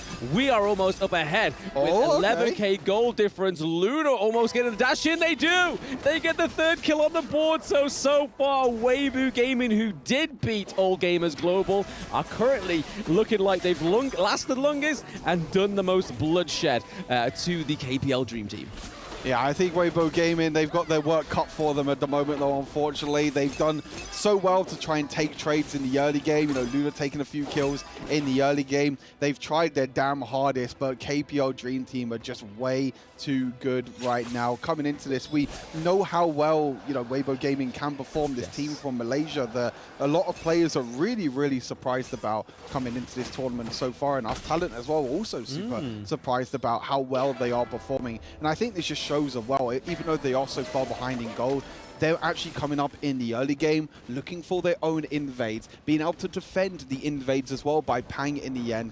Just that extra bit of confidence that you need. And I think even though Weibo Gaming are losing this game, they do still have another game to play, and they can still secure that second place. But the Shadow Overlord is going to go over here to the KPL Dream Team. They're most likely going to use that in that clash lane and try and take that third high ground tower. Yeah, or they could just stop Byron's effort down there into the farm lane as well, because they're kind of pushing that one and just like it would negate it. But I do have to give it over to Weibo. I believe that this is probably the furthest in the turret game that they've gotten against any team as well, because that's a second tier turret gone down for KPL. I don't think we've seen that yet, but there is a lot going on here. There's a huge engage. There we go. Musashi onto the Moi Shiranui, and then Ino is not quite done yet. Ron gets a kill. Is this going to be a 5-man wipe? It is a KPL going in with a triple kill at the end there, Stu, solidifying that first seed. Triple kill for Yinyo in the end. Long and KPL, the perfect pair in the end. This is the excitement that I wanted to see, but it was such a back and forth early game between these two sides. I feel like Weibo Gaming should be proud of what they've come up against the KPL Dream Team. We know how strong the KPL Dream Team is, but it's all about who would surprise them. Who's going to be the team that's going to perform best against the KPL Dream Team? So far, it has been Weibo Gaming. And it gives me a good sign, because we still haven't seen the KPL Dream Team come up against the likes of Team Secret, the likes of LGD, which means that with this game being as close of an early game as what it was, yes, they were able to, you know, kind of roll away with it in the late game with how aggressive Yinyo was playing with the flashes forward. But it makes me even more excited for the rest of this tournament, knowing that the KPL Dream Team can draw a little bit of Brads. Yes, so the Giant does bleed. It bled an extra death. It definitely was going for a much longer game than they were probably expecting as well. So I do have to give it to Weibo Gaming. I mean, did I expect anything less than that? Probably not. I think that's probably superseded my expectations of them in that matchup, because they just did so much better than I feel like that everybody was expecting. Yeah, for sure. I mean, incredible performance from everyone on the side of KPL. It doesn't matter what jungler they pick, doesn't matter what ADC they pick. But we're going to hear from the man himself, the long carry himself, Yinyo, on stage at Amazon Arena. And this is another win for the Wreckers. Congratulations for this match. Now, I've been hearing that pretty much this could have been your the most challenging match so far in this tournament. 首先呢，一诺选手，恭喜你们再次拿下了这局比赛的胜利。但是在对局当中呢，感觉比起之前的比赛，好像今天的对决会稍微有一些困难。在对局当中，你是怎么看待这件事情的呢？是的，今天的对手相比于昨天，我觉得打得更好了，所以我们今天就打得更久了。Indeed, you're right. Compared with yesterday, I think Weibo Gaming, going against the other opponents we had yesterday, they are more powerful. Yeah, so they're giving me such a challenge. So yeah, that's the reason why the game actually lasts longer. And there's a very interesting thing happen in the game where you are having those 1v3 on the top lane with the Loon, with the ultimate. So what will be the communication of that? 刚才对局当中呢，有一波你在上路啊，一个人被3个人包围，那当时你是一个熬影嘛，是怎么和队友沟通做出那波决策的呢？当时就让对面引狼入室吧，让他一直追我，然后把对面勾引过来，勾引到我们的地盘，然后让我们再形成一个围剿吧。Okay, actually, I was a lure, trying to lure them into that very risky area. I was like a bait, trying to making sure that they can chase me back onto the top, and we as a team can make it a counter fight on the top side. Wow, a lot going on. Shows a lot of experience, definitely, when it comes to the game itself. I guess we're going to see more of KPL Dream Team in this tournament, ladies and gentlemen. And now, back to the studio.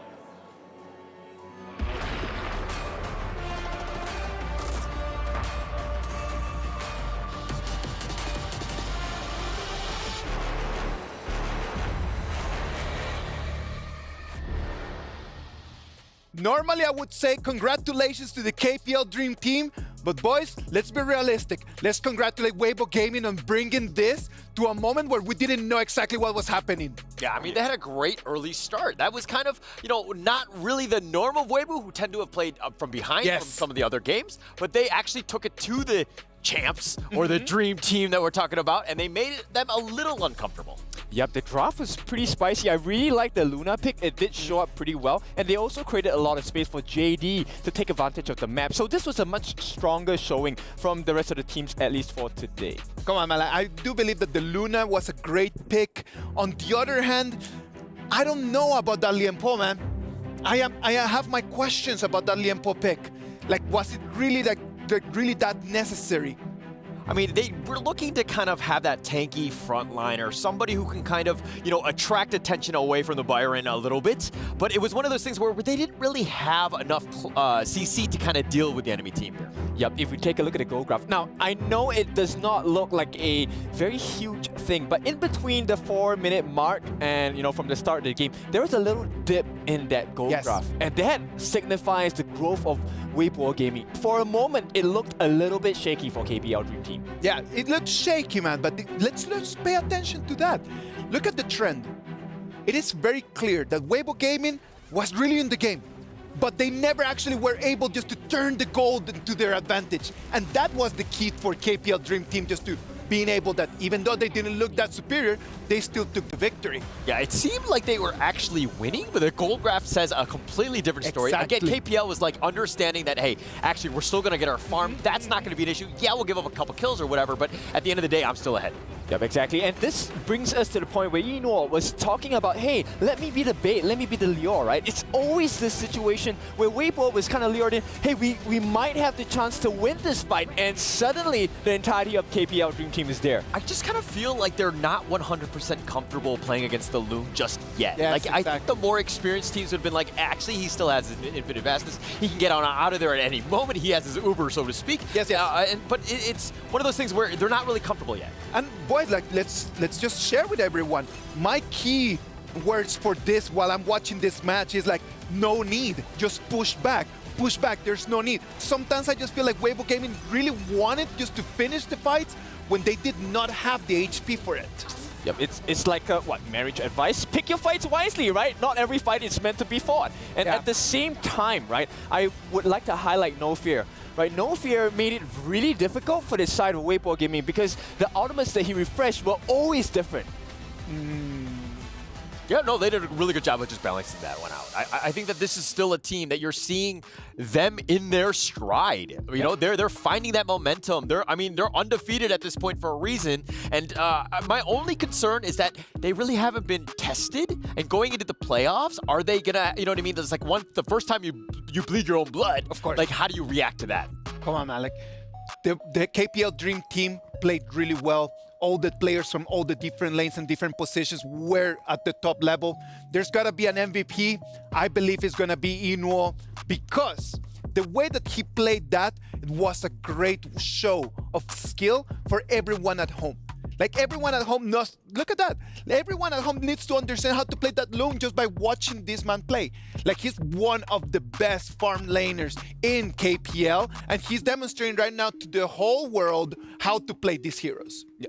909, let's take a look at the highlights for Mr. Eno here. I mean, if you're talking about learning from the best, this is the best example. I mean, just doing all the damage, the farm, and the fact that you were just baiting it out. You had like a sliver of life, and Weibo Gaming were like, you know, they wanted it, they were chapping at their lips, they were kind of just thinking about going in. Yes, outplaying them. He was just dodging them out. He was like a Houdini. Yeah, exactly. And one of the things is, as a farm lane, there is a chance that, you know, you will be focused on him, and he actually used that to his strength. Like, one of the things about that, man, like, not only Eno, like, the Yuhuan pick as well.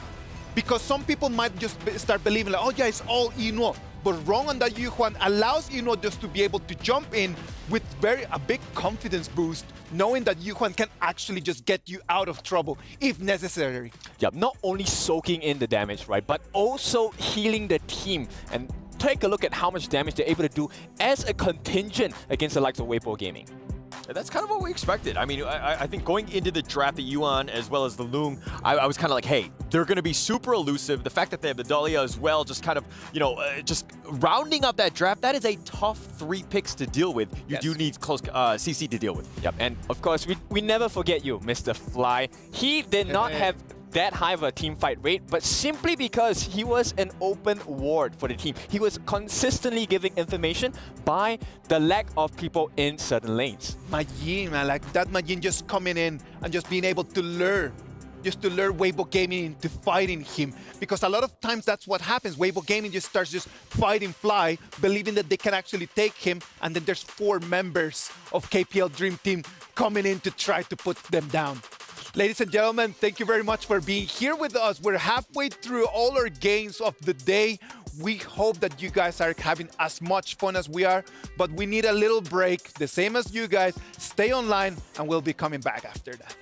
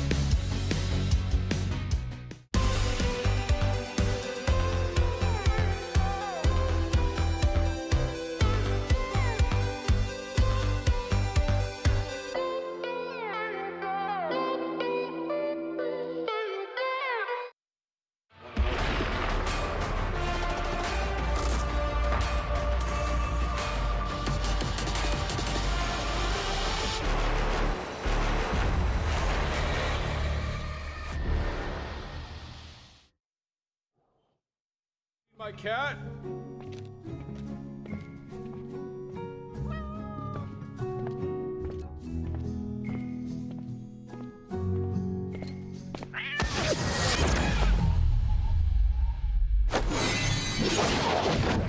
Long time no see. Hey, no.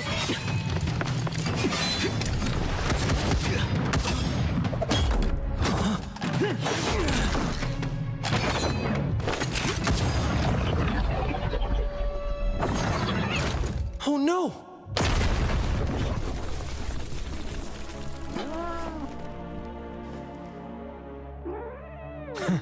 I don't like harming the innocent.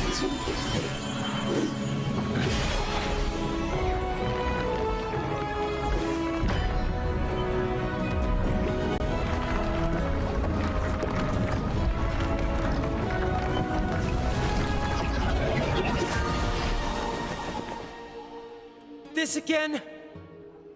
Did fate give you an answer? Where the heck's my cat?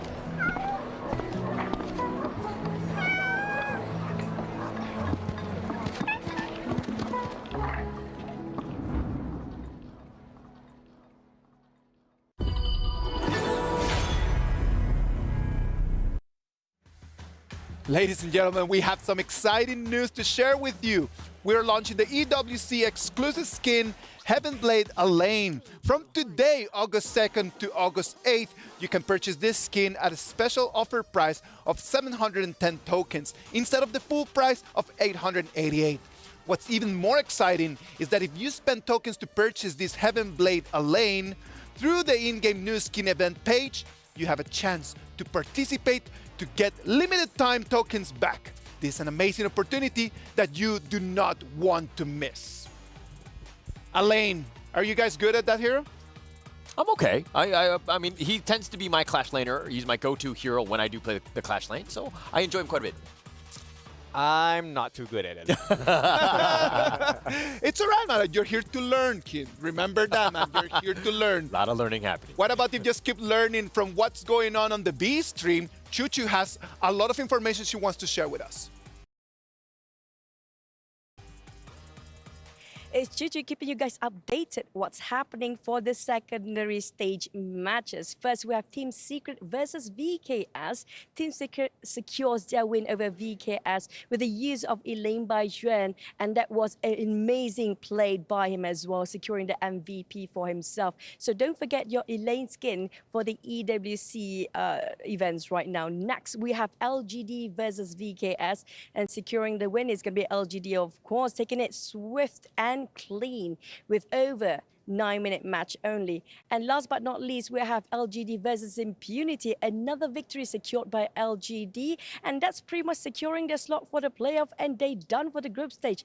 Whilst LGD actually secures their slot for the playoffs, problem is VKS, are they exiting during the group stage? Can they still make it for the playoff? That's it for the update for the secondary stage. Thank you very much, Chuchu, on that update from the Stream B. LGD Gaming, man, total clutch, 5-0. That's it. They're going to lock in that first place on Group B. So definitely owning it, and that's kind of what you want. But I mean, if we're talking about the standings here, LGD all the way at the top, undefeated, no real surprises there. KPL undefeated on their side, but they still have one game to go. Who kind of stands out to you, Ken?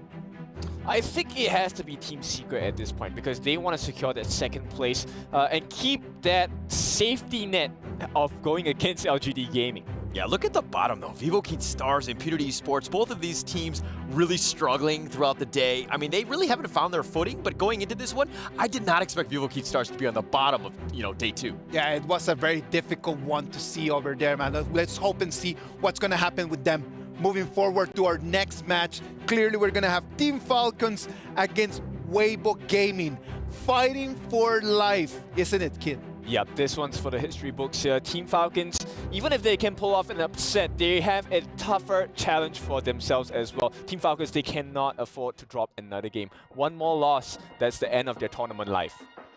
Like it is really difficult, and it is extremely, extremely hard. But what about if we just go and see what Wawa needs to share with us over there from the stage? Hello and welcome to the interview where I have the pleasure of having Wawa from Team Falcons with me. Hi, welcome. And tell me please, these last 2 days have been rough for you guys, but we all need to know, is there anything special that you're preparing for this upcoming game?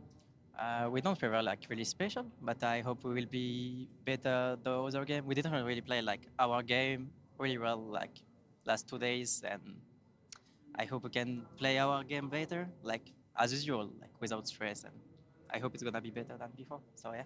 Speaking of no stress, can you tell me please, what is your secret? How do you guys keep your mentality so sharp? I mean, we are still in the competition.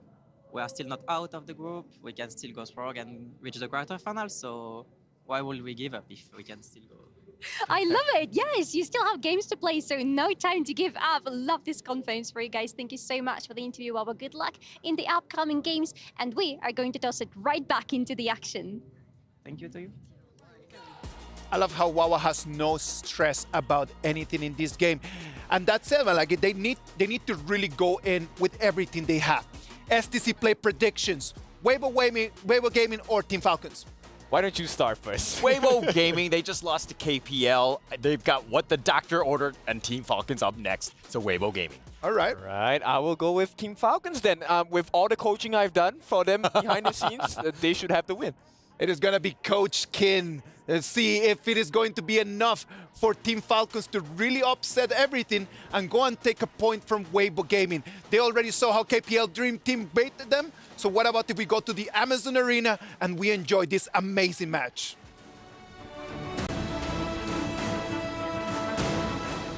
And we're back again to the Amazon Arena, back to write another chapter here at the Honor of Kings saga to see what's going to unfold before our eyes. Sky, we are ready. Of course, ladies and gentlemen, can we hear from voices for Team Falcons?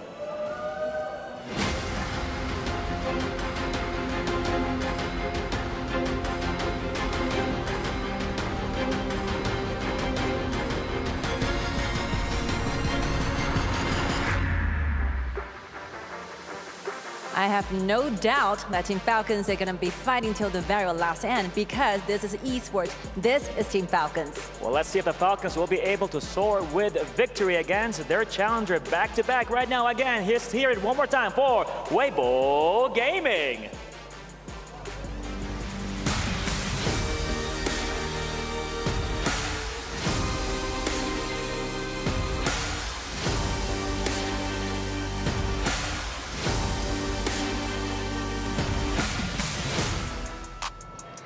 Another match for the records. I am waiting to see what's going to be the outcome of this one. The final glory awaits in the arena, and that the Honor of Kings clash commence. I believe this will be the time we give it to RG Studios. Welcome back, ladies and gentlemen, to the Mid-Season Invitational, and we have a pumped-up, angered Weibo Gaming going against Team Falcons. They've just been punished by the KPL Dream Team. I'm pretty sure they're trying to reciprocate that onto this next team, Stu. I kind of feel sorry for Team Falcons. They're kind of like next in line at the moment. Weibo Gaming were probably fired up after that loss versus the KPL Dream Team. Again, kind of mirroring what the analyst desk was saying. Weibo Gaming definitely did look very strong during the early game against the KPL Dream Team. Falcons, they need to win this game. They have to win pretty much both this and also they got another game later against All Gamers Global, which they pretty much have to win that as well. They have to pull up a huge upset here though, because I think Weibo Gaming look like one of the strongest teams in this group. Yeah, I mean, up until literally a few moments ago, they were 3-0, and they're 3-1. So they're currently looking like they're going to be the second seed in Group B, unless Loops picks up another win as well. But this, if they do win this one, 4-1 to Weibo. If they lose this one, then it's 1-3 to Team Falcons, which is going to be everything that they need right now. But less about that. This is where the magic starts to happen. There is our little clue giving a wave to the crowd. He can't see us, but we'll wave at him back. But here we go. The Chow ban on the side of Weibo Gaming. I mean, Falcons probably would never play that, but they're going to ban it just in a case. And then the Dolia and Musashi onto the side of Team Falcons. Interesting. ban there as well. Ming also being banned on the side. Ali first pick though. This has been a pretty high priority for the team so far, and that's going to be prioritized over the likes of the Orgren and the Lady Shen, which is the 2 power picks that get picked up here by Weibo Gaming. And Falcons for themselves, they banned away the Musashi, so they kind of banned away one of the counters. So bit of an interesting one that they ban out the Musashi this time, even though that they probably didn't want to pick up the Orgren as a first pick. Maybe kind of predicting that the Ali was going to get banned away there from Weibo Gaming, kind of playing the mind games. Yeah. Didn't work out though really for Falcons this time, and it means that you have the Orgren. Oh wow, Lady Shen and Long. That is 3 of the most powerful picks at the moment in this meta, and it's looking incredibly scary. Yeah, if you could see me on the caster cams there, I was wincing seeing that the Lady Shen and obviously the Loon coming through as well with the Orgren. We've already seen it play many a times together, and it's quite a feat to see and try and beat. But hey, Team Falcons have got a lot riding on this one, so if there's going to be a team to do it, they've got the motivation to do it. It's just whether they've got the plans to execute it. But the Byron coming through and the Motsu, I think the Motsu kind of helps with the Orgren away, especially with the Peacemaker ability trying to stun him in place. But we're looking at a Zhongfei ban as well by themselves. So they ban out one of Kalu's big picks, and they ban out Musashi as well, and then the Liempo ban also. Yeah, with the Mosi being picked, we're most likely going to see that in the support, so banning out the 2 tanks, which I think is actually really clever here for Falcons. They're banning away the 2 tanks. They know that at the moment, Weibo Gaming have a little bit of front line, you could say, with the Orgren. Charlotte now also being picked as well is pretty decent, but Weibo Gaming have to come up with a different support that is not the Zhongfei and the Liam Po, whereas Falcons already have that Mosi picked up for Clue in the support, unless it gets picked in the mid lane. We have seen the build player before in the mid lanes. There is that possibility, but we're most likely going to see a mid laner instead. We'll have to wait and see as it... Oh, interesting. Pei is being hovered here. Is it going to be locked in as well? Hino. Okay, these are 2 very new picks. This is what they've been cooking up this whole time. This is the first time that I believe in the build has played Hino, and the first time that Ray has even played Pei. That's a bit of a tongue twister, isn't it? Played Pei. But yeah, first time that we're seeing both these heroes on the side of Team Falcons. This is maybe something that they've been preparing for behind the scenes, and it's going to be super interesting because they have to leave it all out there now. All out on the gorge. They have to win this game. I mean, on broadcast, haven't seen it in EWC, but we saw it in, I believe it was one of the maybe the qualifying tournament. Ray has played it at least once. That's all I know. It generally goes well. Obviously, it's one of those really good early game heroes, very aggressive, but they're going to just maximize their healing with the Kaiyun, which kind of replicates that Dolia and Hu Huan thing that we saw earlier with Lung in the last game. So giving all the healing over to Lung, so we could be seeing Lung and Orgren and Charlotte being the main front line here. Yeah, it's one of the first times I think we've seen the Kaiyan in this tournament so far. Yes, I think especially with like the likes of Liam Po and Shang Fei being banned, you're kind of going a little bit down the tier list in terms of the supports. But as you mentioned, we kind of saw it a little bit in the last game with KPL Dream Team. Having that support for the long is so important because yes, he is an immobile AD carry. I mean, yes, he does have the extra mobility with his ultimates, but you need to make sure that he keep himself alive. And that is what Kaiyan is going to do. But it's do or die now, really, for Team Falcons. They have to pull up an upset, and an upset they're going to have to do because Weibo Gaming are looking incredibly strong in this tournament. Incredibly strong and probably very incredibly angry as well because of what just happened there. But here we are. This is how you pay play. That was hard to say. I'm never going to say that again. But yeah, this is how you pay. I said it again. This is how you play Pei. Just super aggressive. Go in and invade the enemy jungle. Taking the blue from Orgren as well. Your tongue's in a twist already. We still got a long way to go. We still potentially have tiebreakers after this as well, Blam. Maybe I need some caffeine. I need some caffeine. But nonetheless, anyway, it's going to be exciting to see as Wawa is in a little bit of trouble here. Clue is there to back him up, but Wawa is going to be taken down here for First Blood. The rotations for Falcons didn't come in time, unfortunately. Clue was there to try and protect Wawa, but in the end wasn't able to escape. But this is what we was talking about in their last series, is that there's always seems to be, it's either a communication issue or a time and a place issue, because Ray or Wawa are not always very close to each other. They're either opposite sides of the map, Ray's probably on the opposite side of the camp or something like that, and they never quite formulate it in a way that it kind of works. So this is something that I think that going from EWC, Falcons probably have to just try and polish up a little bit here. Yeah, for sure. We're definitely seeing that they are struggling. They're probably the team that is struggling the most at the moment in this tournament. It's really a tough time for them. They're the only team now, Team Falcons, in this tournament to not win a single best of one. And it'll be really hard for the team to actually go throughout the whole tournament not winning a single game. We've had even teams like Kendra picking up games as well with that shock against Vitality. And that's the kind of sort of aggression and positiveness that I want to see from Falcons this game, because we saw it, Kendra, surprise Vitality. It is possible in these BO1s, but it's not looking too well so far during this early game. Not quite yet, not at all. But again, it's the same kind of coin flip as well. So there's been some teams that have really been upset as well. And it just shows you the caliber of the teams that have been invited or even qualified to EWC. We've got VKS sitting at 1-2. Yeah. They are currently at the bottom of their group. It's just like, what is going on?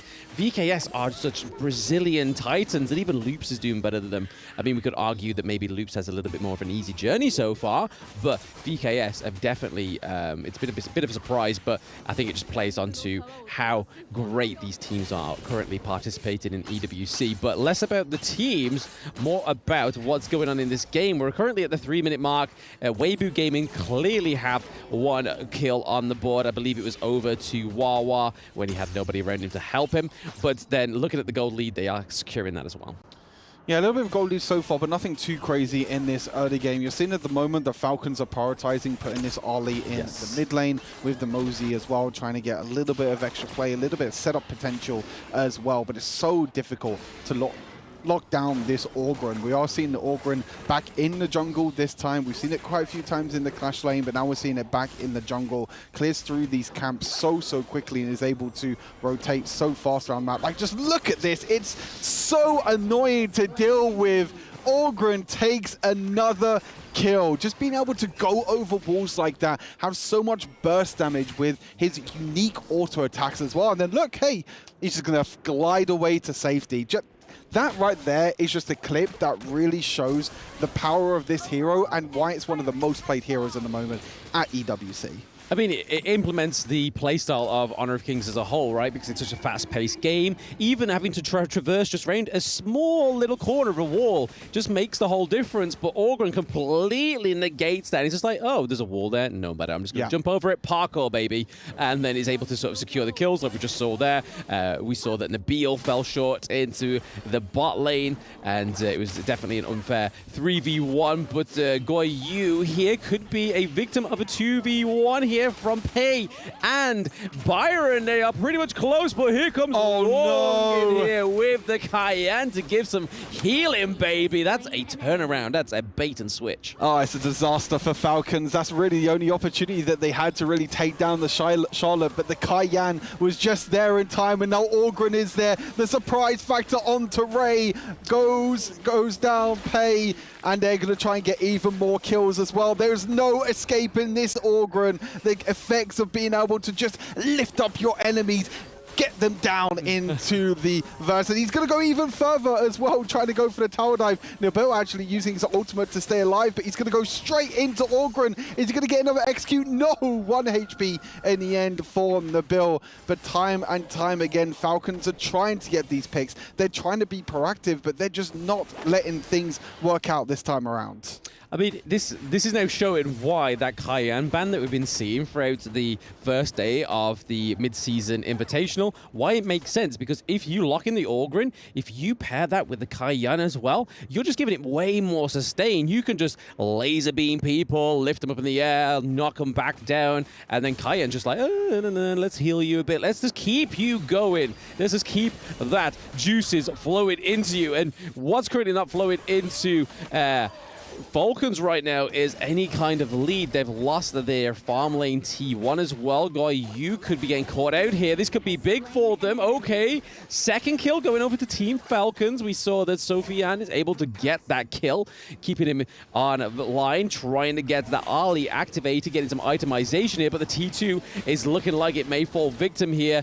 Just the blessing that Orgren has within that kit, just being able to just completely just direct yourself somewhere else. Yeah, for sure. I mean, they were able to get one kill in the bot side, but that doesn't really mean too much because they're just losing pressure across the map. They're just trying to get little wins at the moment, Team Falcons, because that's all they can do at the moment. They're literally 3,000 gold behind. They're trying to get this Ali ahead, but the Ali is just struggling in terms of farm and everything else. And Ray, I think you are on the wrong side, my friend. Ray is going to get completely caught out here, completely blocked off as well. Got to be trying to dash away and also try and get away with that shielding as well. But Orgren jumping straight underneath the tower, as you mentioned. The sustain from Kaiyan, and also the sustain Orgren has as well. You can't forget how Orgren also has a crazy amount of sustain with his kit, which means that he can dive in like that into the tower and just sustain so much damage. But now it's Falcons still on the back foot in this game. Wawa actually on the flank.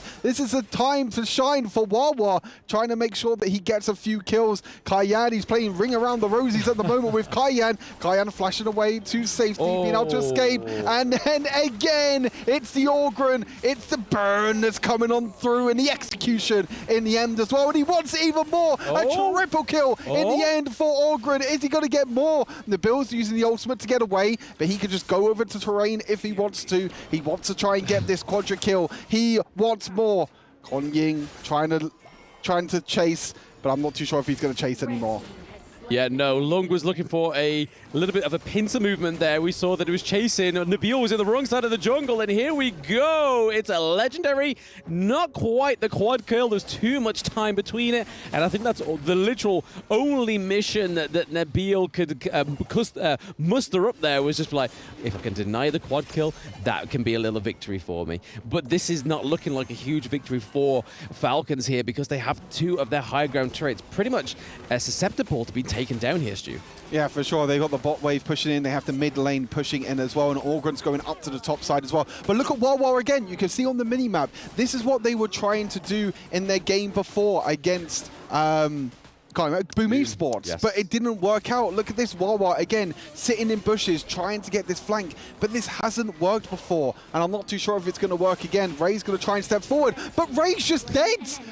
Like, the flank's not even coming in. Again, it's miscommunication. Wawa's back in the base and Ray's trying to step forward. Like, okay, Wawa's behind them. We can try and do something. And it's just not working out. Clue being taken down as well. And it's mission accomplished at the moment for Weibo Gaming. They had anger in their blood. They had anger in their bones. And they're trying to take down the Crystal in under 10 minutes. You lost against the KPL Dream Team already in under 10 minutes. You might even lose against Weibo as well. The double knock up from Lady Shen in the end as well. Charlotte dashing in for a triple kill, and they're just waiting for the minions to crash on in to end this game. Yes, I think they can still do it within that 10-minute mark. It's going to be very close. The Winions are at the Crystal. We see that they try and stop it, but no.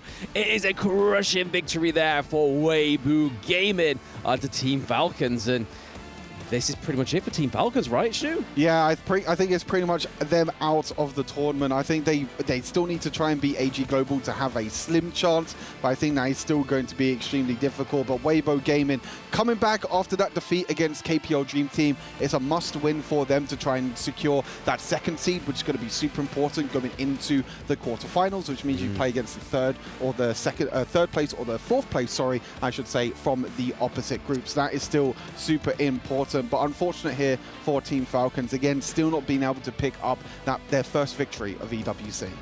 Yeah, no, it's definitely Not a good feeling when you've been the only team not to secure at least a single win within the group stages. So I do feel for the boys. They definitely tried their best, but day one was very difficult for them. Their first game being a bit against the KPL Dream Team. I mean, someone had to do it right, but unfortunately it was Falcons. And from that point, it just seems like they just weren't able to formulate a winning strategy in these games, like we keep alluding to, with Wawa just being so far behind, just trying to get these ganks onto the back lanes when you're playing on the back foot and you have a hero like Modsu, which we know is a hard hero to maintain on that back foot play. Yeah, it's really unfortunate here for Team Falcons. They tried their best. They tried to make some plays. Unfortunately, there seems to be a bit of a communication issue in the end for Team Falcons. But Weibo Gaming securing that win means that they're going to try and secure that second seed. They're not going to catch up to the KPL Dream Team because they weren't able to take them down in the end. But let's have a look and hear in from ourselves to see into the Amazon Arena and see what Team Weibo have to say after that crucial victory. And congratulations for this win. Back-to-back matches, the first one against KPL, and now you got the win. How do you feel about this? 恭喜空灵选手获得比赛胜利啊！刚才呢，刚刚打完 KPL 梦之队，马上又接着背对背作战，感觉怎么样呢？感觉特别兴奋。Oh, really excited. And more? I'm sorry to stop you. I know you want to say more stuff. Totally, I'm sure of it. 我打断你了吗？就能跟梦之队交手，非常开心。 It's such an honor and such a very happy thing to have the opportunity to actually get in touch and be an opponent for KPL Dream Team. I'm sure of it, and it was like more of like a warm-up. You learned a lot, and then you went to the second match against Falcons, and you made the win. But how do you feel? Are you confident enough for the next coming matches? 我们其实今天的连续2局比赛呢，目前已经结束了嘛。在接下来的所有比赛当中，这2局的发生的所有一切，会给到你们更多的信心吗？会的。 Definitely going to be more confident about this. So yeah, jumping into the playoffs, any changes that we can expect from Weibo Gaming? 我们马上进入下一个阶段了。那下一个阶段在微博这支队伍身上，我们有什么可以值得期待的地方吗？ Oh, such a hard question. You have to think about it, right? 很难聊，是不是？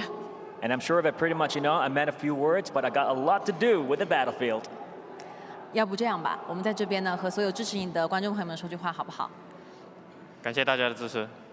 Thank you for all the support from our supporters. We will try our best to do the following matchups. And thank you for an amazing performance. And now back to our studio. Let's go.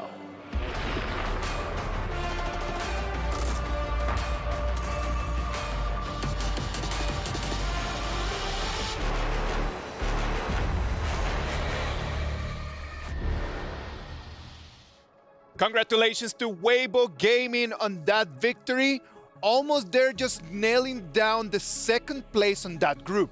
99% chances. Loops would need to win both matches there. Yeah, tough position to be in for Loops, but of course, even tougher position for Falcons.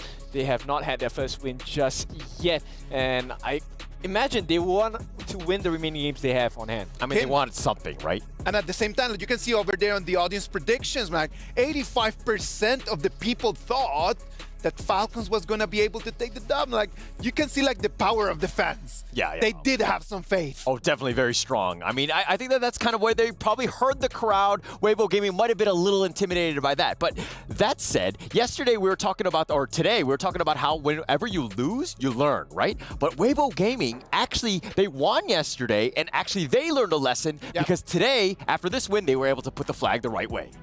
Totally, man. You can see in the match scoreboard, it was a one-sided victory. It was a one-sided game. Like, it was Weibo Gaming all the way. Like, we got multiple triple kills coming from Charlotte, coming from Ogren. There was no way that Falcons could actually do something different now. Yep, this was a very hard draft to play against, right? Because you had not only the sustain of the Algren, you also had the escape mechanisms of JD on that loom. And more importantly, Nuo with that Hyun, that him actually was so much heal offered to the side of Weibo Gaming. Like, if you're on Falcons, how do you deal with that? Yeah, it was tough. They were not able to deal with this. The amount of team play that they had, they were feeding a lot of farm to Konglin. He was capitalizing. He had 9 kills, but Nuonul, I mean, on the Cayenne, was on point. His heals made some tremendous saves, really put themselves in the driver's seat, and this snowball just got big very quickly. Yep, and that might be just one of the things of the keys right now with the Ogren, right? Maybe an Ogren pick with a Cayenne support might just allow Ogren just a better ability just to be a little more aggressive when he jumps in.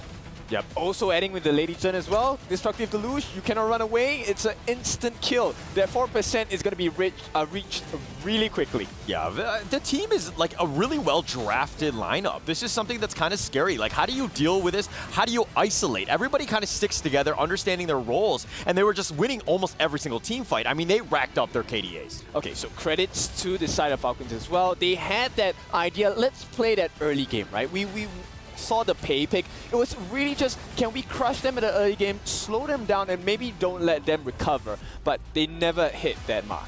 Oh, like, I don't know, that pay over there, like, what are you trying to do? Like, it's just such a big gamble. You're trying your very best, just like a kind of coin toss, just hoping that the early game is going to be completely for you, and there's not going to be a way for you to turn around. Well, with high risk, there are high rewards as well, and sometimes you have to take it.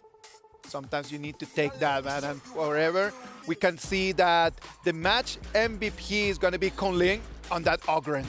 9-1-4 KDA. Yeah, 9-1-4, just completely, like, he was kind of fed a lot of those kills. I mean, not to take away the amount of, you know, great, like it's he the did way that the heroes play, man. Yeah, that's your job. Like, you're supposed just to be in the right place at the right moment just for you to take the kills. Everyone else is clearly chipping the HP bar, but you need to be there. You're totally right on that, mate. Technically right, but the thing is that in my own ranked games, that never happens. Nobody helps feed me. I'm always isolated. I'm playing solo at the end of the day. Okay, I share that same experience, but I still get the stars, right? But in this case, you know, the process and the result makes sense for the side of Weibo Gaming. And, you know, with that, this actually was a very huge team effort nonetheless. Konglin, he's a great player, but he needs the help of his teammates as well. Yeah, and you're really starting to shine. This team is starting to gel, and they're getting into the, you know, they're hitting the peaks at the right time. And going into tomorrow, when we actually start the knockout stage, it's going to be kind of crazy and kind of scary at the same time. Oh man, like already Weibo Gaming has shown us that they are at the level of trying to make it all the way there to the finals. So Weibo Gaming already played against the KPL Dream Team. We know that since they're in the same group, they're going to go to different sides of the bracket. They might end up against LGD Gaming. Oh, but this time they have shown they have immediately learned their lesson. So there was one play, I think, at the later parts of the game where it was the farm lane baiting the entirety of Falcons over, and suddenly it was surprise. The whole of Weibo Gaming is here. You were gushing about that play. That was a huge. It was a good play, and this is why Weibo is starting to grow. Like, the things that you're seeing are just next level. They're a very high level team. I understand that they're the qualifying team and they just got themselves here, but they're showing way beyond the level that I thought they were going to be. Okay, so the next question is then, can they bring this performance against LGD and punish them instead tomorrow? You know, I am really looking forward for that, because tomorrow it's going to be already the quarterfinals of our tournament. And you know what? Everyone at home, you need to get ready to elevate your gameplay as well. You can do that with the brand new Komain skin, Yin and Yang. From August 3rd to August 9th, you can snag this stunning skin at a limited time discount price of just 1,350 tokens, down from the original price of 1,688. Grab the Komain Yin and Yang skin now and show off your style in the battlefield. Now, we're gonna move forward to the next games. Before we do that, what about if we just take a little break and we'll be back right with you.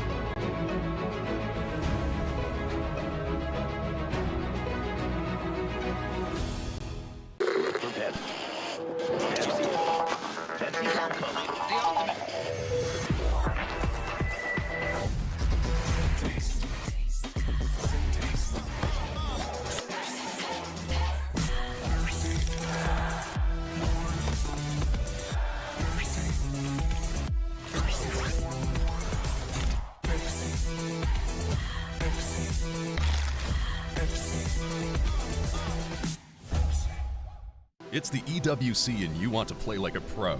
Well, we've got a lesson for you. Axe on. You're fresh, ready to fight and grind those long hours. It's how it should be. Axe off. You're slow, unfocused, and lagging. Do you get it? Let's go again. To unleash your best game, you must freshen up first. Get your axe on. Spray, play, repeat. Axe and Esports World Cup.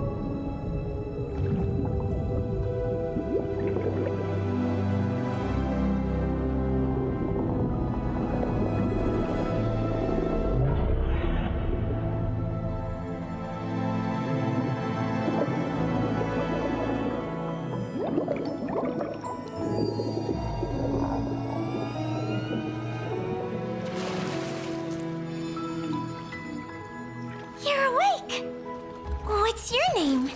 Huh? Hey, no. My name is Dolia. Call me Dolly. Why do I always get chased by cats when I come ashore? Hey, no!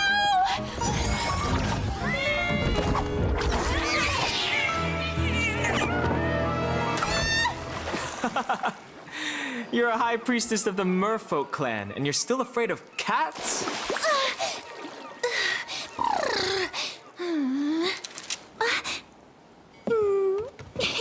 So, are you here to find the Song of the Merfolk, or just scavenging for scraps?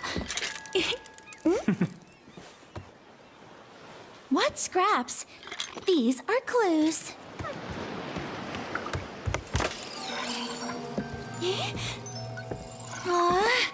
Why can't I find it?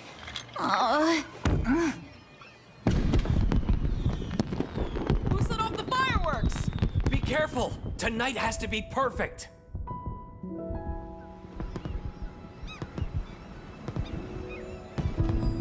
Wow, it's so beautiful! Let's go watch the fireworks tonight. Well? As long as you don't wander off. I connected your conch to my threads of fate, so I can find you even if you get lost.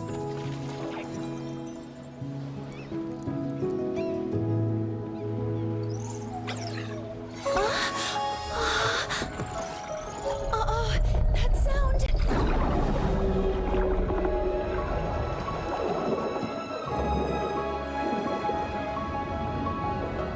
The Abyssal Beast? Yes, the pollution has caused its awakening. But I haven't found my song yet. Is there no other way to stop it? Only the emotional memories in the Song of the Merfolk can soothe the beast. But I've looked everywhere, and I haven't found a single note.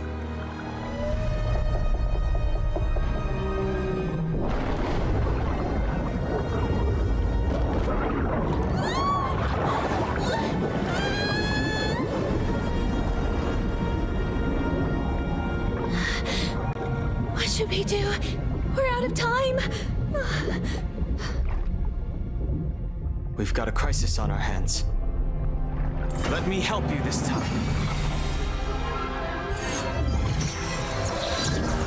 threads of fate, guide me to the song of the merfolk! Hey, don't forget about the fireworks tonight. Look, it's Blue! Gurney said that when Blue lights up, I'll find the song!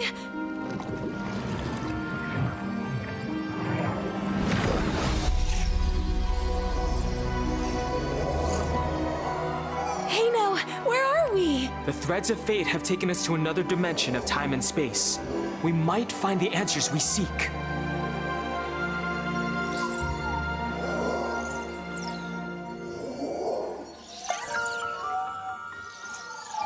Hey, a note!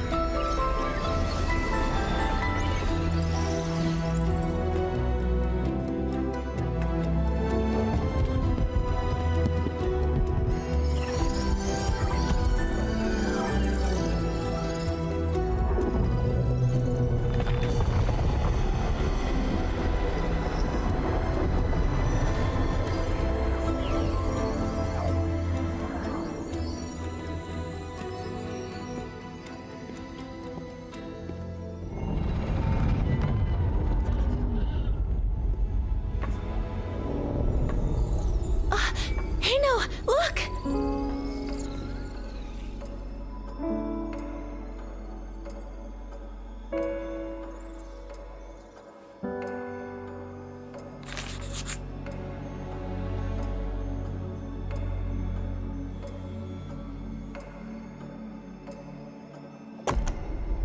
Did he spend his whole life writing this song?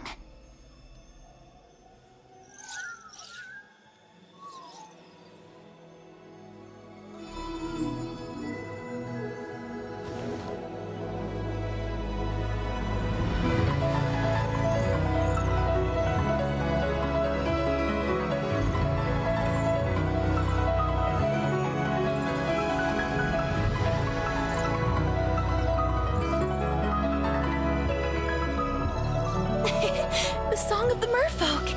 I found it! Hino! Yes. The Song of the Merfolk. After all these years, I finally remember now. What do you mean by remember? That note. The one I spent my whole life searching for. It's you, Dolia.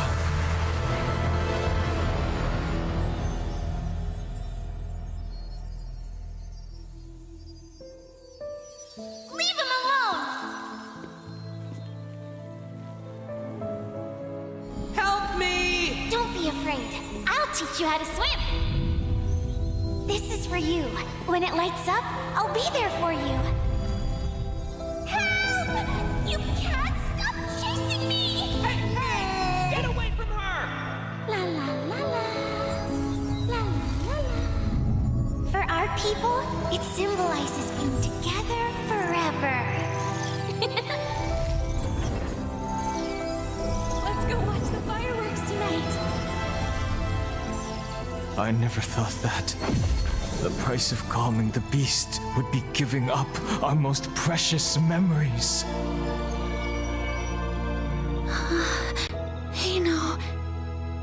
That man... Was that you? If I sing the song of the merfolk... Then our memories of each other will be lost. Then I won't sing it! Hey, no, I don't want to forget you!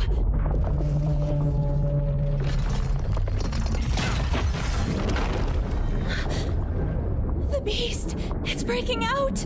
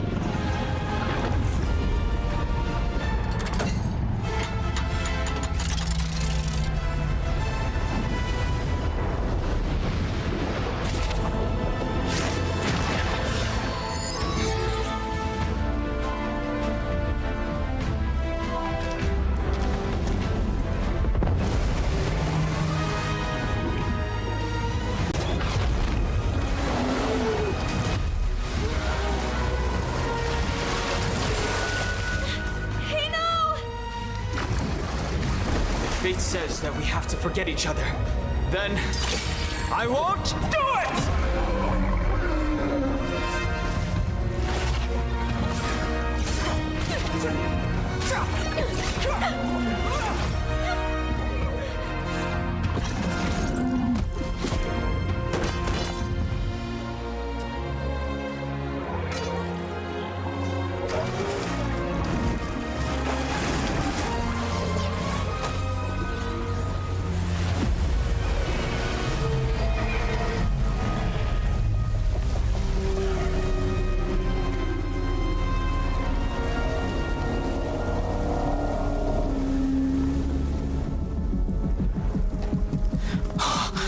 Again.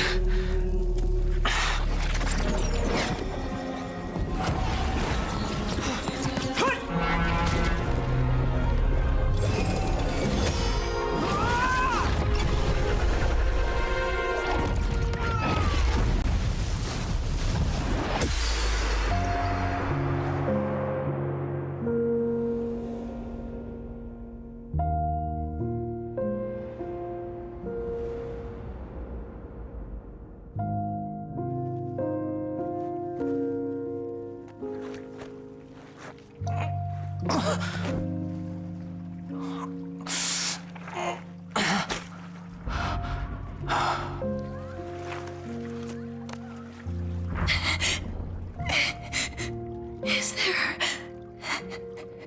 no other way? There just has to be another way.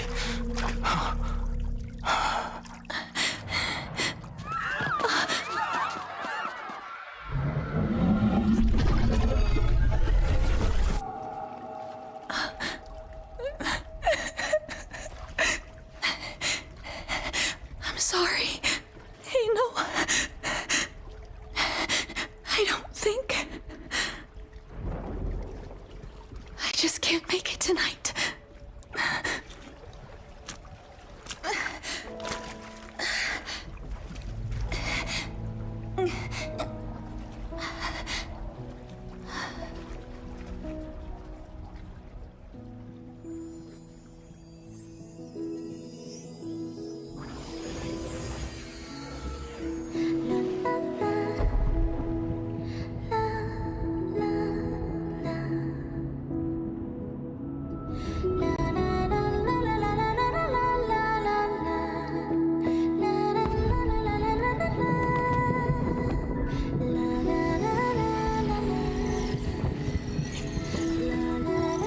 The fireworks.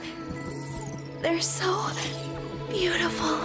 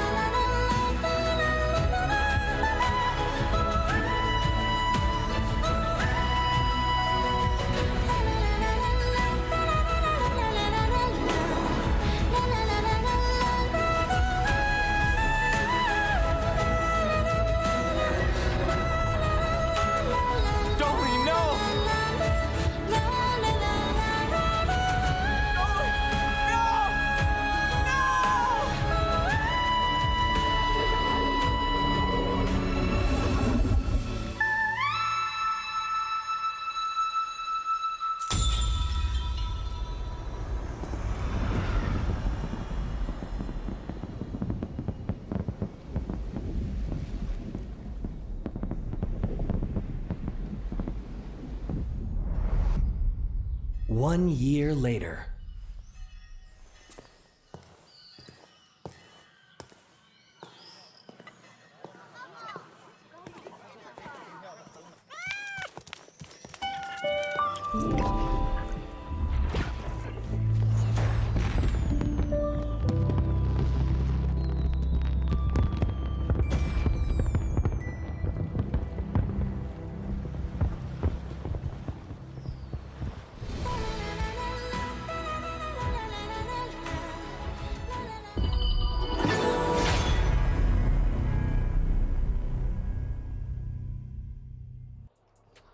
Ladies and gentlemen, remember the championship in-game mode kicks off this Saturday evening at 8 o'clock.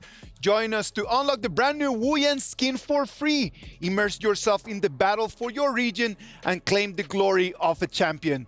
I'm your caster, Isaac Peña, and with me, Holler, and I'm excited to be here. And of course, we are with your favorite kind of tofu, Kindofu. Now we're going to be talking a little bit more about the different games that are coming up. Now this is a spicy one because I think let's talk a little bit more about Vivo Kid Stars. Your thoughts on them? Yeah, of course, man. I always have thoughts on Vivo Kid Stars. At the beginning of the tournament, I really thought that they were going to be a force to be reckoned, but the results are not their way, man. Like, they are not actually really doing their best. Something is happening. We need to get some talk about the boys. Like, something is not clicking. What do you guys think it is? To be honest, they just seem to be overwhelmed. It's not the team that we saw in Season 2 where they were 3rd, 4th place. This is one of those moments where they're kind of like, maybe they're a little underprepared or something because they're really not clicking. Well, the pace probably was too fast. Bear in mind, they were Season 1 Invitational Champions. Season 2, they kind of dropped a little bit, and now they're struggling at the Esports World Cup. So it has to be the pacing of the game, right? They're not learning fast enough. What about if we just watch a little bit more to learn about DKS?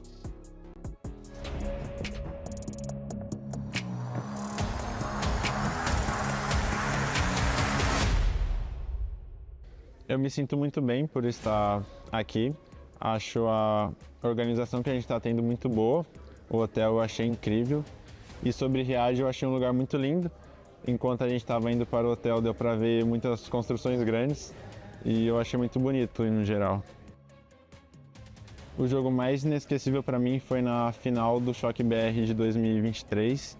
Que a gente estava 3-3 e a gente conseguiu ganhar contra o Fluxo na final e foi algo inesquecível para mim porque eu acho que no último jogo eu consegui ter um desempenho muito bom e que me deixou muito feliz. Minha vantagem em competições é que eu acho que eu tenho muita afinidade com o palco, eu consigo jogar muito bem em stage, em presencial, junto do time e acho que isso ajuda muito a ter bons resultados. O nosso desempenho no EWC acho que vai ser muito bom, acho que somos melhor que muitos times. Um time que a gente tem que tomar cuidado é a KPL de Dream Team e os times da Malásia, que são os poucos fortes. De resto, acho que a gente consegue lidar muito bem. Levantar o troféu para mim significaria muita coisa, seria uma conquista enorme para o Brasil e para mim mesmo. Então acho que seria um sonho realizado. Eu queria agradecer a todo o apoio que eu estou tendo pelos fãs, porque desde o Brasil, nos campeonatos, sempre tem muita torcida pra gente, eu sempre vejo nas redes sociais você torcendo. Então, continue torcendo pela gente, a gente vai dar nosso melhor e muito obrigado. Go Vivo Cage!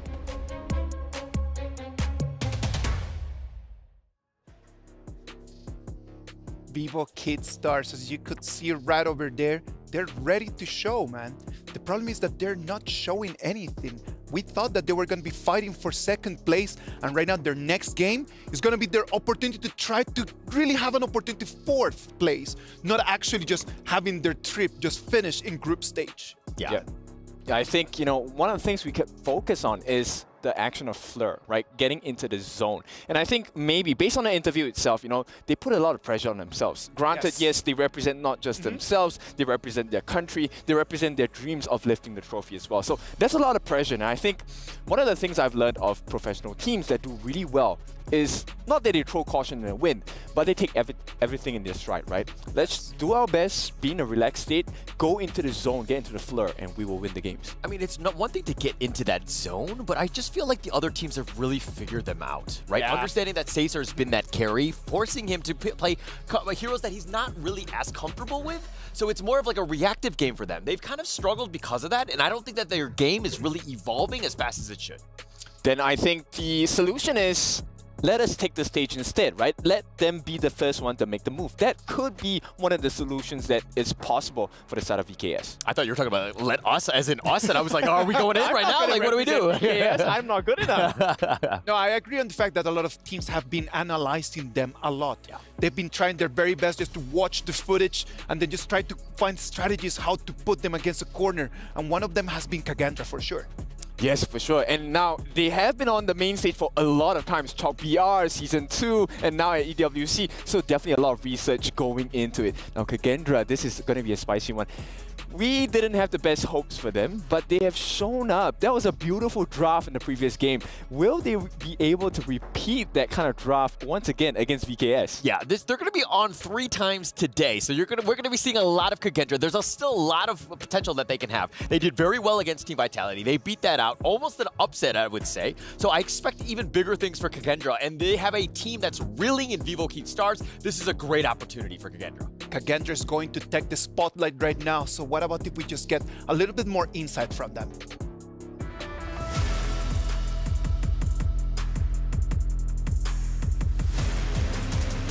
I often play together with my jungler and also our captain, the strongest mid lane in Indonesia, and also movers and 0-0 always play together in their lane and strong in lane.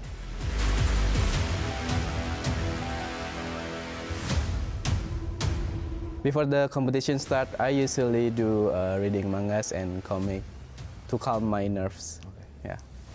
Yeah. My prediction we will win is, I think, KPL Dream Team, because they are from their mainland.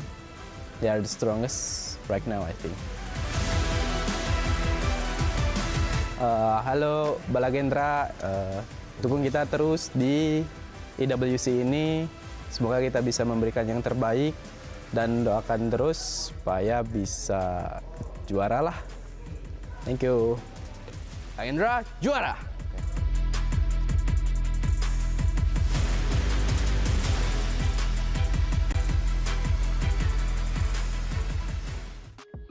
Kendra, the representatives from Indonesia, they're ready to fight. As you saw right over there, they calmed their nerves just by reading some manga, just kind of like reading, trying to calm down so they can actually get into that mode. Yeah, Kendra juara. I don't know what that means, but yeah, I'm gonna repeat it for you as well, right? But here's what they have on the side of Kendra, right? Not only do they have calm nerves, they also have the potential to pull games out, right? So I think one of the players that really impressed me upon Kendra was actually Senku, right? Senku does really well in the mid lane. He's really scary with the Mai Shiranui as well. He's known for that major aggression, and that could be one of the things that we could watch out for Kendra. Yeah, for sure. And I think that Kendra, the biggest thing is that you have nothing to lose at this point. Go all out. I mean, I know it's the group stages. It doesn't really matter about strategy. Everything is about survival, making sure that you get to that next stage. I mean, we need a lot more from 0-0, who really didn't have the greatest of games in the past, correct? Well, we did have some fun with his IGN yesterday, but I think he's going to turn that 0-0 into 0-0-7. Mr. James Bond's Get some kills. That said, I do think that there's a lot of expectations on him. There's going to be a lot more pressure on making sure that this team delivers. They have 2 more games. They can dictate their own fate, basically. Yep, for sure. I mean, Indonesian pride, this is one of the things that they do really well is also if they can fix Hans. I think Hans has been on the receiving end of a lot of punishment from the rest of the team. They recognize that, hey, if we give the Clash Lane a tough time, the gold is not going to be able to be funneled into their farm lane. I believe that Team Kendra right now, as you just mentioned, they've got their fate in their hand. Like their destiny is in their hands. They have 2 more games just to see exactly what they can do. Like if they win these 2 games, they probably are gonna make it through to the next groups, right? Like we need to make that. Well, what about if we just check real quick on how the schedule is looking like? We have some more games that we're gonna have. Kendra is gonna have 2 more games for them to try to defeat everyone. They have VKS and they have Team Secret next. Right. If you get one last chance, will you miss it? I don't think they want to miss it as well. Kendra now in a comfortable 3rd place, but they can seal this position in the table if they can take the last 2 wins as well. How crazy is Group A, right? Yeah. You're in 3rd place with only 1 win, and only because of the fact that you've played less games than everyone else. I mean, at this point, there's going to be so much at stake. Group A is pretty much up in the air. Getting into that top 4, key for Group A, but getting in might be the toughest thing. Yep. So VKS, I mean, like we mentioned, right? Kendra has the fate in their palms. Yeah. Now VKS wants to do something against them. If they can give some Brazilian flair, it's going to make the world's difference in this table. Okay, I like the way you said Brazilian flair, by the way. But go on. It's a flair. The Brazilian flair you need, right? Hopefully that Brazilian flair is going to be right over there. Hopefully it's going to be an amazing match. It's going to be do or die for both teams. They really need this.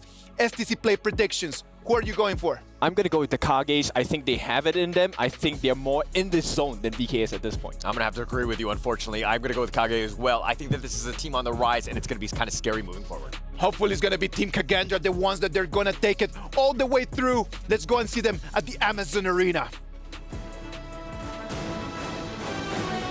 Do or die indeed. This will be another survival match. A lot of moments to be seized and owned, what the capture is. And the question would be, will they capture it or let it slip? The moment is yours right now, Sky.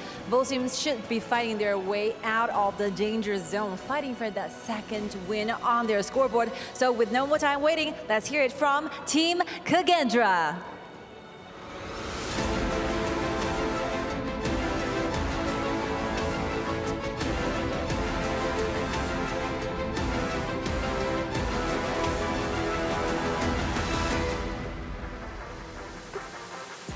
Still remember that post-match interview with you? With Verov, they're actually having those momentum rising, booming up because that's a beautiful comeback versus Team Vitality. Just hope the Vitality stays there. I got that. Definitely still remember that moment. But now let's see what's going to happen with their competition taking place right here. Here comes Vivo Keat Stars.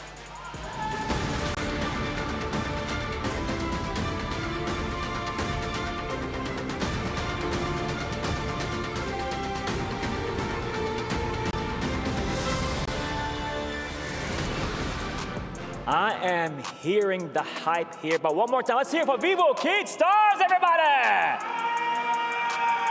Love it.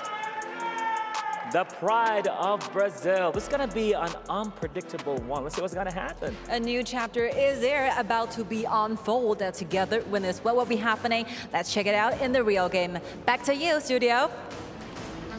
Thank you very much to our incredible stage hosts throughout the week. Group A is wide open, Blam. It is there for the taking for all of these teams. We saw just before on the analyst desk as well, Team Secret beating Team Vitality, meaning that the standings are so close. And I'm super excited for this series to get started. The first time that we're actually going to be seeing Vivo Keat on the main stage as well. And it's a team that I know you've covered a lot, Blam. Yes, knees weak, arms are heavy going into this one, Stu, to just completely go that one back off Barra's little quote there. But Vivo Keat Stars are definitely one of my favorite teams to watch, especially within the Brazilian team. They were part of my first literal intake of Honor of Kings Esports. I was literally learning from Chuck BR23 and watching these teams just kind of shine from there all the way to now. And going against Kendra, I don't think they're going to have the same issue as what Team Vitality had, whereas if you aim on Shanks, goodbye. Whereas VKS have a wider range of hero pools and sort of strategies to go with it. Totally agree with you. They have a wide range of carries, but look at this for a first pick. The first time I believe we've seen Heino as a first pick priority over so many other heroes, even like the Long, the Lady Shen, and the Zhang Fei. I really like this for Kendra, taking away the Zhang Fei, because we know that Maynard is a very strong tank support. He loves to play the likes of the Liam Po,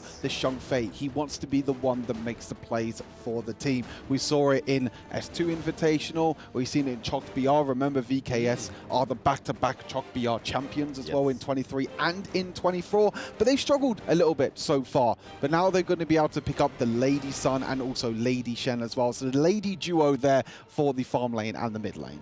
Yes, the double ladies. That means that the high note is more likely to go over to Danny, which into Season 2, and obviously HoK BR 24 was definitely one of his staple picks. It was the first time I ever saw it actually go into the jungle, and I was pretty, like, bewildered by it, but he plays it so perfectly. It really suits how he plays as well. But looking over to the side of Kendra, they go in for the Angela, so wave clear is not going to be a problem for them. And obviously, as you say, the Loong, but also taking the Zhang Fei from of Maynard as well. And obviously, Dolia goes down. They ban out their own Maynard's other picks. So it's going to be really interesting to see what they go for into that support lane. Is it going to be a Liam Po? Will we see Sun Bin come through?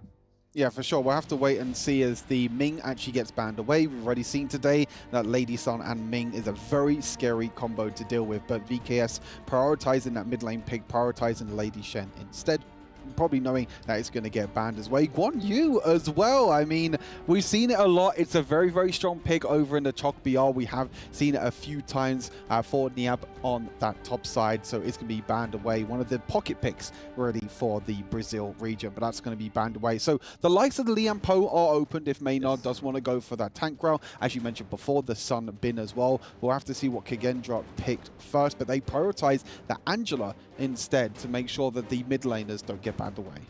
Yes, and focusing the Orgrin, I think, on the side of VKS is probably a good call, because I think Kendra would actually pick that up again. We've already saw it with them once, paired with the Loong as well. But they do pick up the Dharma, so going against what 90 drafted against them, and arguably probably the best performance on the side of Team Vitality when they were playing against Kendra was 90 on the Dharma. But that targeted ban on the Guan Yu for Niap, that shows you that Kendra's actually done some studying, not only onto VKS and not only onto Team Secret. It really shows that there is a lot going on behind the scenes for this Indonesian team. And as I was saying, that Sun Bin has been highlighted, and oh, we're getting the Zhang Yu come through, which is a Brazilian pick. We haven't seen this for a while. This normally takes place in HoK BR, but never on the global esports scene. I'm very excited this pick for Niap. This is brutal. A really, really strong pick, as you mentioned, a pocket pick over in HoK. We was mentioned about the Guan Yu. They banned away the Guan Yu. They were like, okay, we're not going to let you pick the pocket pick. And VKS is like, hey, buddy, I have two pockets. I have something else up my sleeve. With that Zhang Yu as well, going to be a very, very strong, more of a tankier hero as well, being played towards the top side, which we normally see a lot of these bruisers played towards the top side. So it's going to be really interesting to see how they adapt with this kind of tankier style in that top side. That's going to be their kind of tank. Well, they do have high no as well, which, as we know in the jungle, can also play tank. So I mean, this is going to be a super exciting game. First time, I believe, this tournament, from what we know, that we've seen Zhang Yu. But as you mentioned, pick the VKS have already picked up a few times. Yeah, it's a great hero, to be honest, because one of his skills, he can basically barge you around. So if you're thinking you are safe in that turret, he can literally come from behind, barge you out of it. He has a great zoning ultimate as well, just literally places where he's going to literally swing his sword onto the ground, and you better hope that you can make your way out of it. But pair that with Sunbin Silence from her time-lapse skill, I think it could be pretty deadly. And also having Danny on the high note as well is going to be super interesting. But it's at that point in the standings, VKS have to pull these kind of things out. Yep. Just to remind everyone of the stakes of this game, Kendra at the moment sitting at 1 and 2. That surprise of victory against Team Vitality that we saw earlier today.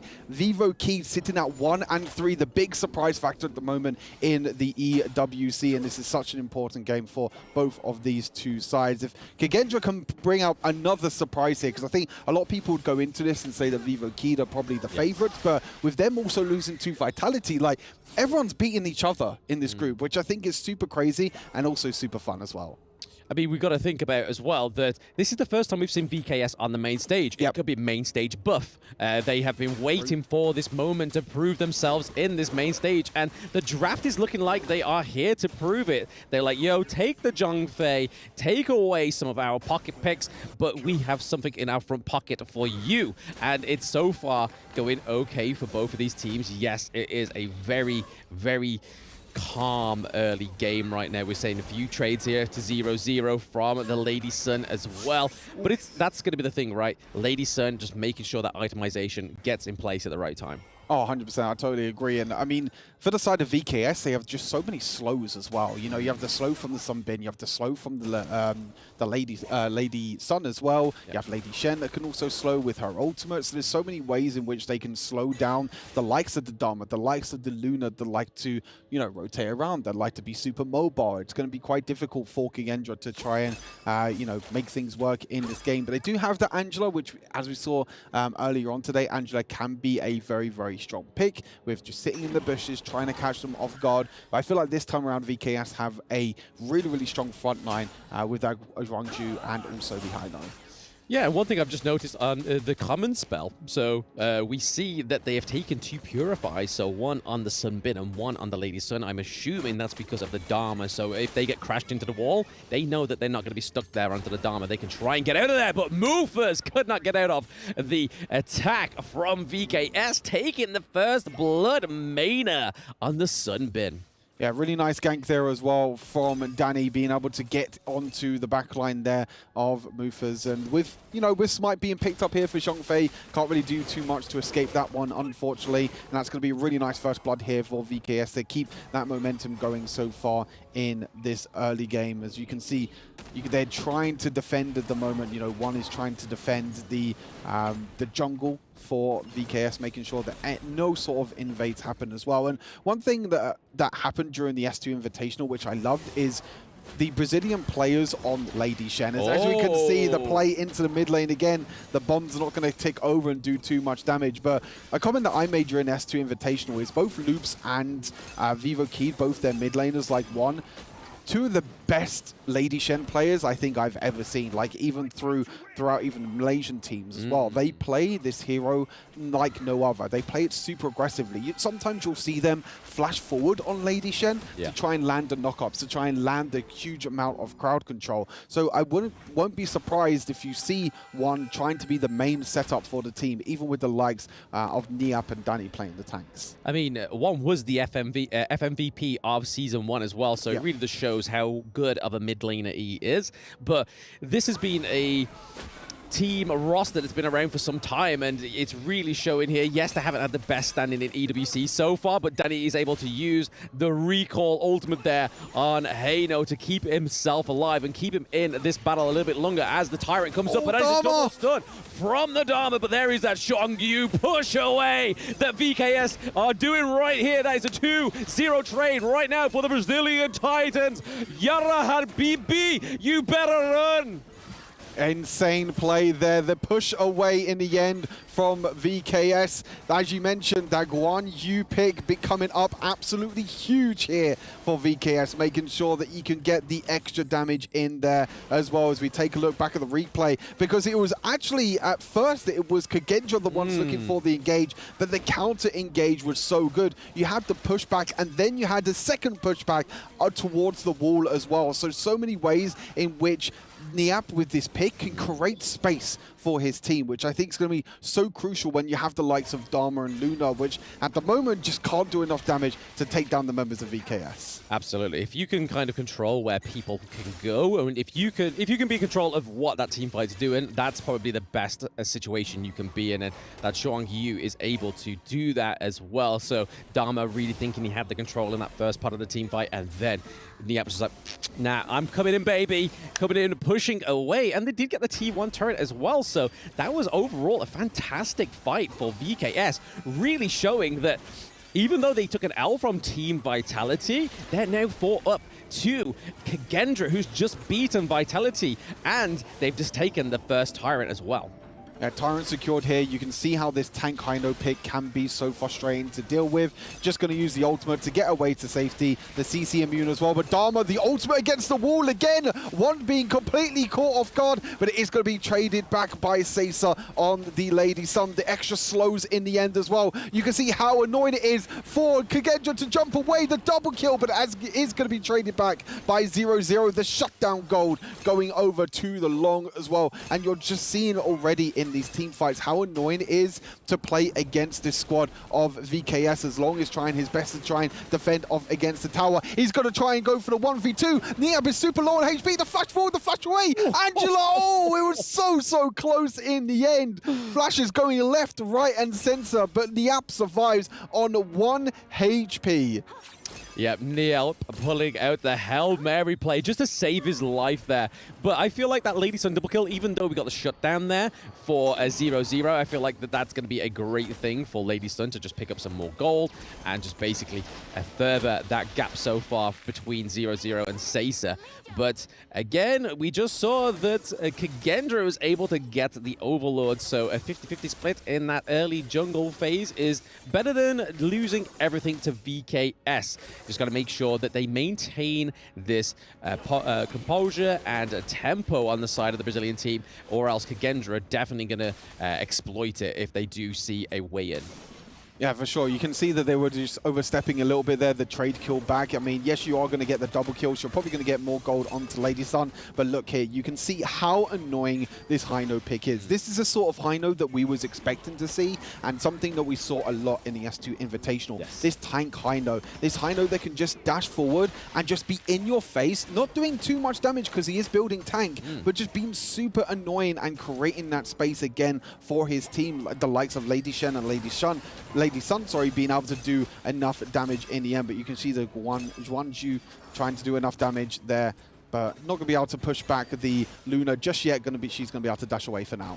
Yeah, T2 looking to be traded here in the clash lane for that farm lane T2 here, but we are seeing Niab looking to give a save grace to his lane. It is Hans against Niab, a true 1v1, but we can see a little bit of a Brazilian rotation coming around here. There's that Zhuangyu ultimate coming through, but it just did not connect, enforcing that flash out of there for Hans. Yeah, really nice flash there in the end, being able to escape there from the Zhuangyu knock up from the ultimates. But it's going to be able to keep that momentum going. They're going to try and push into this top lane at the moment and secure another tower for them. And that is 4 towers at the moment over to Vivo Keed. They have full map control at the moment with this 3,000 gold lead. But as you mentioned, Kendra is still not out of this game yet. This is still going to be a very close affair. And it really comes down to who are the carries that can keep themselves alive. Because I feel like both these teams have so many defensive mechanics to be able to, CC, try and defend their carries, like the Sunbin trying to defend the Lady Sun with the extra movement speed, the Zhang Fei trying to defend along with the extra shielding. So it all comes down to who can protect their carry. Because for Vivo Keed, Waisesa has been the main carry for this squad for quite some time. Absolutely. I mean, his performance in Season 2 was phenomenal. He was such an aggressive farm lane player, but it's also, I think it just must be within the Brazilian region because of Zerion Loops as well. He's a fantastic early player also. So it just goes to show that the Brazilian scene, even though they haven't done as great as we thought they would in EWC, but it could be down to the actual quality of the players of the other team, but also just the matchups. And obviously, as the game goes on, it seems like a little bit more of an easy matchup. One almost getting caught out there, but it was thanks to Sunbin just recalling that health onto the Lady Chen. And now we could have a 4v5 here in this mid lane, but a big push down into the farm lane. They need to clear that up before they try and take some fights, or at least try and take the Shadow Overlord, which they're trying to do now. And as you can see, Kendra going for the Shadow Overlord. They want more priority in these lanes, Stu.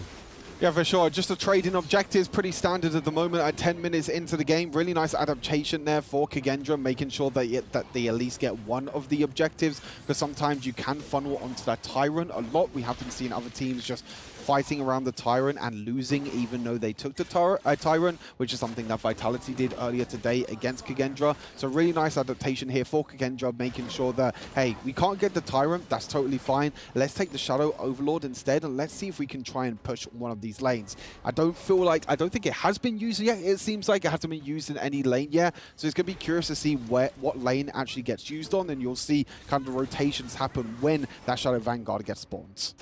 I think they're just probably going to wait till there's like a clear push like this mid lane. But okay, Dharma with a few dashes there, but it gets nullified thanks to Sunbin's healing capability. Seiza coming through with another kill. And that Tyrant, that Shadow Tyrant extra damage buff is huge into these team fights right now. So we see the Kendra's forcing that Shadow Tyrant into that clash lane, because if they didn't, they would have lost another T2, which would have been crucial for them. But it looks like Wero is looking to take a T2 from VKS in that farm lane. So a little bit of a trade here may happen across the map.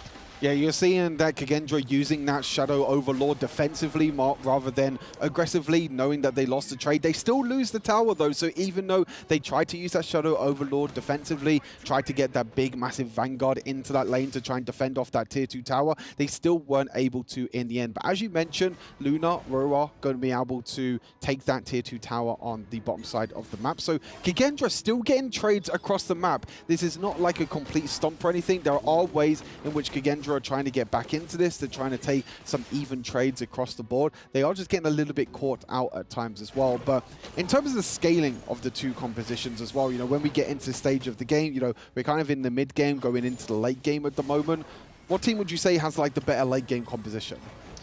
I mean, as long as they can get a Seiza online, and I mean, so far it's working beautifully. They're feeding over all the buffs to him. He's got red buff and blue buff right now going for him. And then obviously having that strong front line from Niap and Danny, and then obviously one with that huge utility on the Lady Chen, just being able to knock up, say, for example, if they can catch these trick shots onto the Dharma or the Luna, I think it's probably going to be a much bigger surprise here for VKS than it is Kendra. But currently, going into that 30-minute mark, we could see a bit of a brawl here for that higher ground turret, and that brawl is definitely what we're seeing. But Angela is able to try and push away those minions with all her abilities, and was able to do so. You look at the Luna as well. Again, Ruwa trying to split push, trying to push in that bottom side of the map. It looks like it's actually going to get the high ground tower as well. It's going to do enough damage. And HoK just caught completely off guard.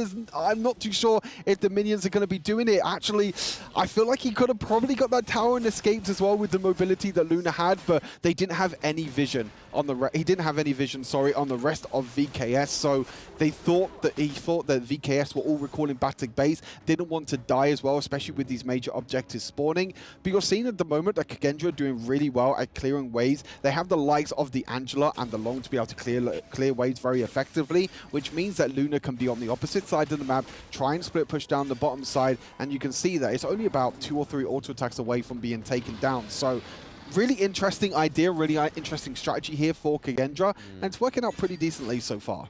Yeah, the split push, rather than using Luna as a clean-up mechanic within these team fights, because of the Niap and obviously Danny being such a strong front line, I think it's not quite viable. If she tries to go to that back line, we'll just see the Zhong Yu just come through and just clean him into the direction that he wants you to be in. But the Shadow Tyrant does go over to VKS once more time, Stu, and that does mean more damage buffs. We see Mufus looking pretty low as well, getting caught out by that Lady Chen ultimate, and then Dharma is just trying to stop this minion wave in the mid lane, but could be getting caught out here. He still has his flash if needs be. The Blazing Brilliance onto the back line as they try and chase the Dharma was a very good call from Kendra. You can see right now the extra mobility that HoK have, being able to rotate so much quicker thanks to Sunbin's movement speeds. You also have the extra poke damage as well from the Sunbin, making it super annoying, and also the slows, making it super annoying for Kendra to deal with. As you mentioned, again, Kendra doing extremely well at defending their high ground towers. You can see that Niap went down to the bottom side to make sure that lane was pushed in. I think HoK have to keep that in mind now, which is going to be something they have to worry about, I think, throughout the rest of this game. Yes. Is where is Luna on the map? And you can see straight away, look in the mini-map at the moment at your bottom side. Luna is going 1v1 at the moment against Xiang Yu. And this is a thing, right? every single time the VKS step forward, they have to make sure that they have eyes of Rua, they have eyes on Luna, because every single time she's going to try and walk up and take the high ground tower. Yeah, it does make her absent from these neutral objectives, though, so that could be crucial for them. But she is trying to play around the Zhang Yu. They're using it as bait here because they're currently going for a 4v4 under the Shadow Tyrant. They're not going to get it reset, so we do see VKS actually getting another clean neutral objective. But the Sage Sanctuary baits Hans into the team fight. Hans goes down. Dormer is gone by, and there is Long getting wiped out by Lady Sun. That is a 2-0 trade. A Shadow Overlord over to the side of VKS. It's only a matter of time, Stu. Whilst they have that Shadow Vanguard, that's going to relieve that pressure in that bot lane. The Resurrect was so huge there, the item being picked up there from Seiza, being able to survive that Dharma flash into the back line. That Resurrect was so huge, and then 0-0 tried his best to use his ultimate to try and get onto Lady Sun, but as soon as Long land, Lady Sun was like, boop, your head's gone, see you later. No worries there at all for Seiza. Again, having an incredible performance here on the Lady Sun, a pick that he has played multiple times in both HoK BR Season 2 as well, and has been an incredible pick. And now Kendra, they're on the back foot. All high ground towers are being taken down, and the split push is no longer an option. No longer an option, and we see that Luna's trying to keep that Shadow Vanguard away from that crystal. But I think it's probably best here for VKS to not try and be too aggressive. The Vanguards aren't quite around yet. They probably just need to just reformulate what they're going to be doing here. But that completely wipes out all those higher ground turrets now. So the only thing standing between VKS and their second victory within the EWC Mid-Season Invitational is that crystal. They're trying to step out outside of the base at the moment, as you can see, but every single time they step out the base now, they need to be careful that there's no sort of action happening at their crystal. As you mentioned, they're trying to get priority in this river. I mean, VKS has done so well so far, prioritize it, but Luna looking for the engage, and Seiza actually dropping extremely low. Luckily, he does have that Resurrect back up now. The cooldown has come off, which means that the Resurrect is there. So if any of that burst damage does happen again, then Seiza can try and keep himself alive. But Kendra, they really don't want to give away this Shadow Tyrants. No, the Sage Sanctuary just come back up onto Danny as well, just in time, as he's taken a lot of beatings from the side of Kendra. But Seiza goes down. Lung is able to disengage. Luna has the Sage Sanctuary. That gets procced again, but it's not going to be enough. Lady Jen gets the knock-up as well. So down goes the Luna. Down goes that macro play. You can see that fat blue minion wave in the farm lane as they're trying to push away and force them back into that crystal. We see Zero low, Hans is low. The only thing stopping them from taking that down is the Zhang Fei, and that goes down. Mufus goes bye-bye. The minions are here. Is Dharma going to be able to clean up the minion wave, and does it so brilliantly? We just need to wait for a minion wave to come through, but is it going to be enough for Dharma and Angela to keep it off? No, it is only Angela alive, and she has not got the Blazing Brilliance on cooldown. Here we go. Yep. The victory, baby! VivoKey gonna be able to take down Kendra. A huge victory for them to try and make it out of the group stage. That was their final game, and they do end the group stage at 2-3. And now it's the nervous wait for VivoKey to see how the other games go in this group, to see if they need to play potential tiebreakers or they can make it through into the top 8 of this tournament. But that's the VivoKey we're expecting to see. Obviously having a little bit of struggle, as we saw yesterday in the off-stream games, losing to Vitality. They did beat Impunity, but they did say it was a little bit rough in the end as well. But this is a big win for them to kind of end the group stage strong. But Kendra, on the other hand, they still have one more game left in this group stage, which is actually going to be the next game against Team Secret. Yeah, I don't know about you, Stu, but that seems like a pretty hard game to me. But Kendra, I have to say, did not go down without a fight, right? They had a great draft. We saw that Hans was proactive. Weero with that macro play as well. That could have been the downfall of VKS if it wasn't for how proactive VKS can be and just correcting those mistakes. But I'm very happy for VKS managed to get a second victory on the board. They deserve it. Main stage buff, baby. Incredible performance here from VKS. That stage buff that you were talking about, Blam, is coming up absolutely huge here for VKS. A lot of this team has a lot of experience on playing on the main stage. But that's enough about us talking. Let's take a look and go back to the main stage and hear from one of the members from Vivo Keystars. Another exciting match taking place right here, and it is your first appearance on the main stage, and it came with a win. What are your thoughts? É a sua primeira participação no palco principal. Quais são as suas ideias? O que você acha? Bom, eu estava ansioso para jogar nesse palco. Eu joguei todos no Stage B, mas eu gostei muito mais desse clima aqui com a torcida. Esse palco aqui está incrível e eu fico feliz de estrear esse palco com uma vitória que já estava fazendo falta. A gente não estava tendo boas atuações, mas fico feliz que a gente conseguiu ganhar essa partida. I was anxious to play here. We did everything in the other stage. This is amazing. This crowd is amazing. We are very happy to start with a win. Of course, Balabens one more time to you, Danny. Nice to see you. Always a pleasure meeting you. And yeah, we have a lot of your fans and supporters, family and friends coming to the arena, and a lot of fans online. So what do you have in mind? Share some words to your family, to your friends, and to your teammates as well. A gente tem muita gente aqui, tem os apoiadores, tem a torcida, tem essa família. Diz algumas coisas para eles, diz algumas palavras.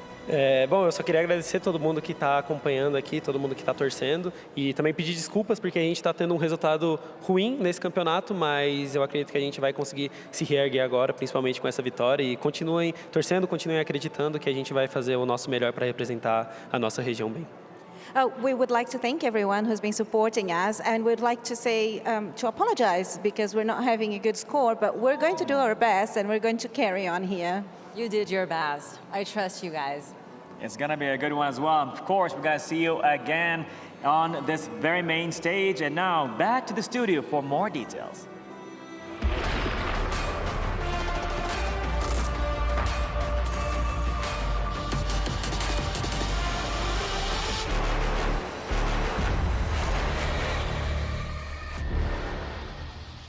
Vivo Keystars finally showing us what they're really made of. It was important for them to take this victory. It was necessary because just going home with only 1 point was not an option for them.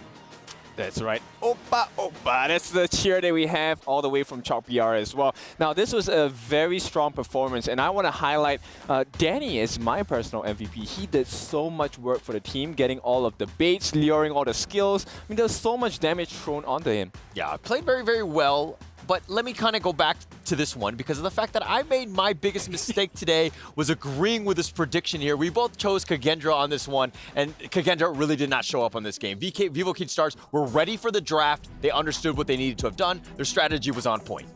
It is difficult, man. I'm not gonna lie. I don't feel like it was that much of a VKS victory, but it was a Kendra loss.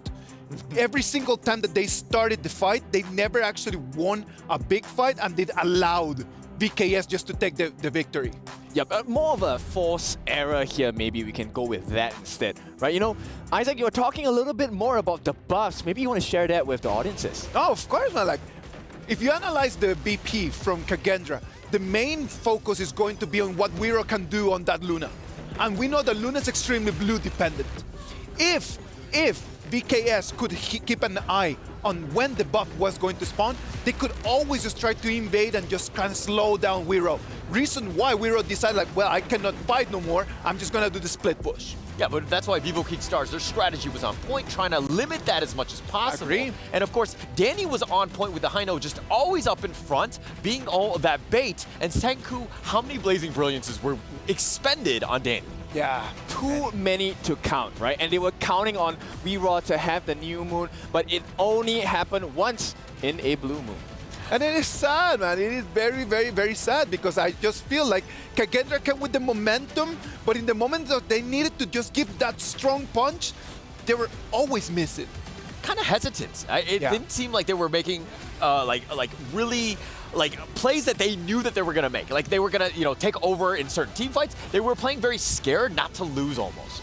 Yeah, but we have to highlight Nyap and Mena as well. Mena, earlier in day one, we were talking about, hey, he was very trigger happy with his skills. This time, he picked Sunpin, which is go ahead, throw as many time lapses as you want as long as you get the correct targets. And Nyap was there to soak up the damage. And with the addition of the time flux, he was able to soak in even more damage and use the ultimate to the full potential against Kendra. Nia Xiangyu was one of those picks that at the beginning we were not understanding a lot, but it actually paid off, man. Look at that. He's taking the MVP. Sometimes you just need to go back to basics. We knew that in previous seasons, in previous tournaments, that Nia Xiangyu has been really strong.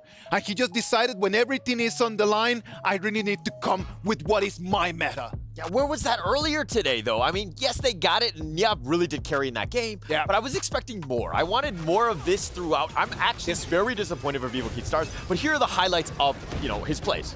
Yep. One thing you will see later on is his godlike play.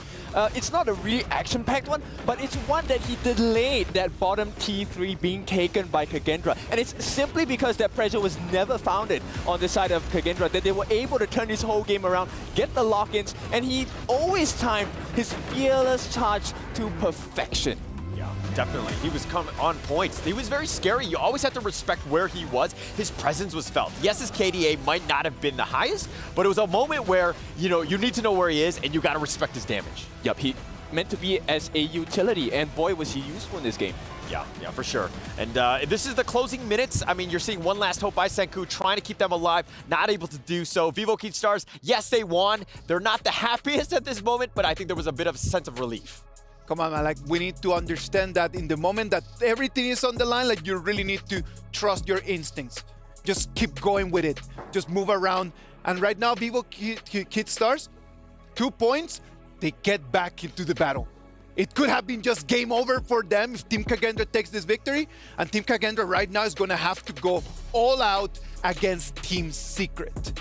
That is going to be our next match. Sadly, Boom Esports, Falcons, it's going to be out, man. Yep, it's unfortunate, but Boom Esports and Team Falcons, I mean, they put up valiant efforts for the games from yesterday and today, but not everyone wins. In a competition, in tournaments, it's brutal. There has to be a winner, there has to be a loser. Yeah, it's going to be sad. And we knew going in today that 4 teams were going to go home. Sadly, that does happen. But we're going to be going up into Kendra versus Team Secret. That one's going to be the next big one. Can Kendra pull it off against Team Secret? Yep, it's tough, right? Now, this is even tougher. They could not capitalize on the VKS game, and now they have this huge mountain to climb going up against Team Secret. If I'm in Kendra's shoes right now, I will be trembling my boots. Team Secret right now is going to finish second place. There is no mathematical way that they could make it first, and at the same time, they know that they cannot make it third. Do you think that that's going to affect the way that they're going to see this game? I think not. I think that you play it, you go all out, right? You try out new strategies, maybe a different draft, but at the end of the day, you're still going to go hard because it's all about this is the perfect time to learn. Yeah, exactly. Of course. It could be a practice match, Maybe just a different composition? What do you guys think? Yeah. No, I think I would definitely do that. If I was on Team Secret at this point, I mean, I'm guaranteed the second place. I might as well try something new, see what else is out there. Yeah, exactly, right? Keep the cards close to us, but we get to learn about everyone else in the competition. STC play predictions. Boys, what do you think? Is it going to be Team Secret just going with the dub, or is it going to be Kendra? I think we have it aligned. I hope it's going to be Team... Well, I don't want to say the same one because I made that mistake last time and I don't want to do it, but I'm going to go Team Secret, right? Yeah, Team Secret. All right, Team Secret against Kendra is going to be our next match. Ladies and gentlemen, let's wait and see what's going to happen in the Amazon Arena with this electrifying match. Let's go right now, heading to the 7th match to summon our heroes. Let's go, Sky. This is the very last hope for Kendra to find over for that very spot in the playoffs. Both teams have to be extra careful, but here we go. They're all ready. Let's give our welcome to Team Kendra.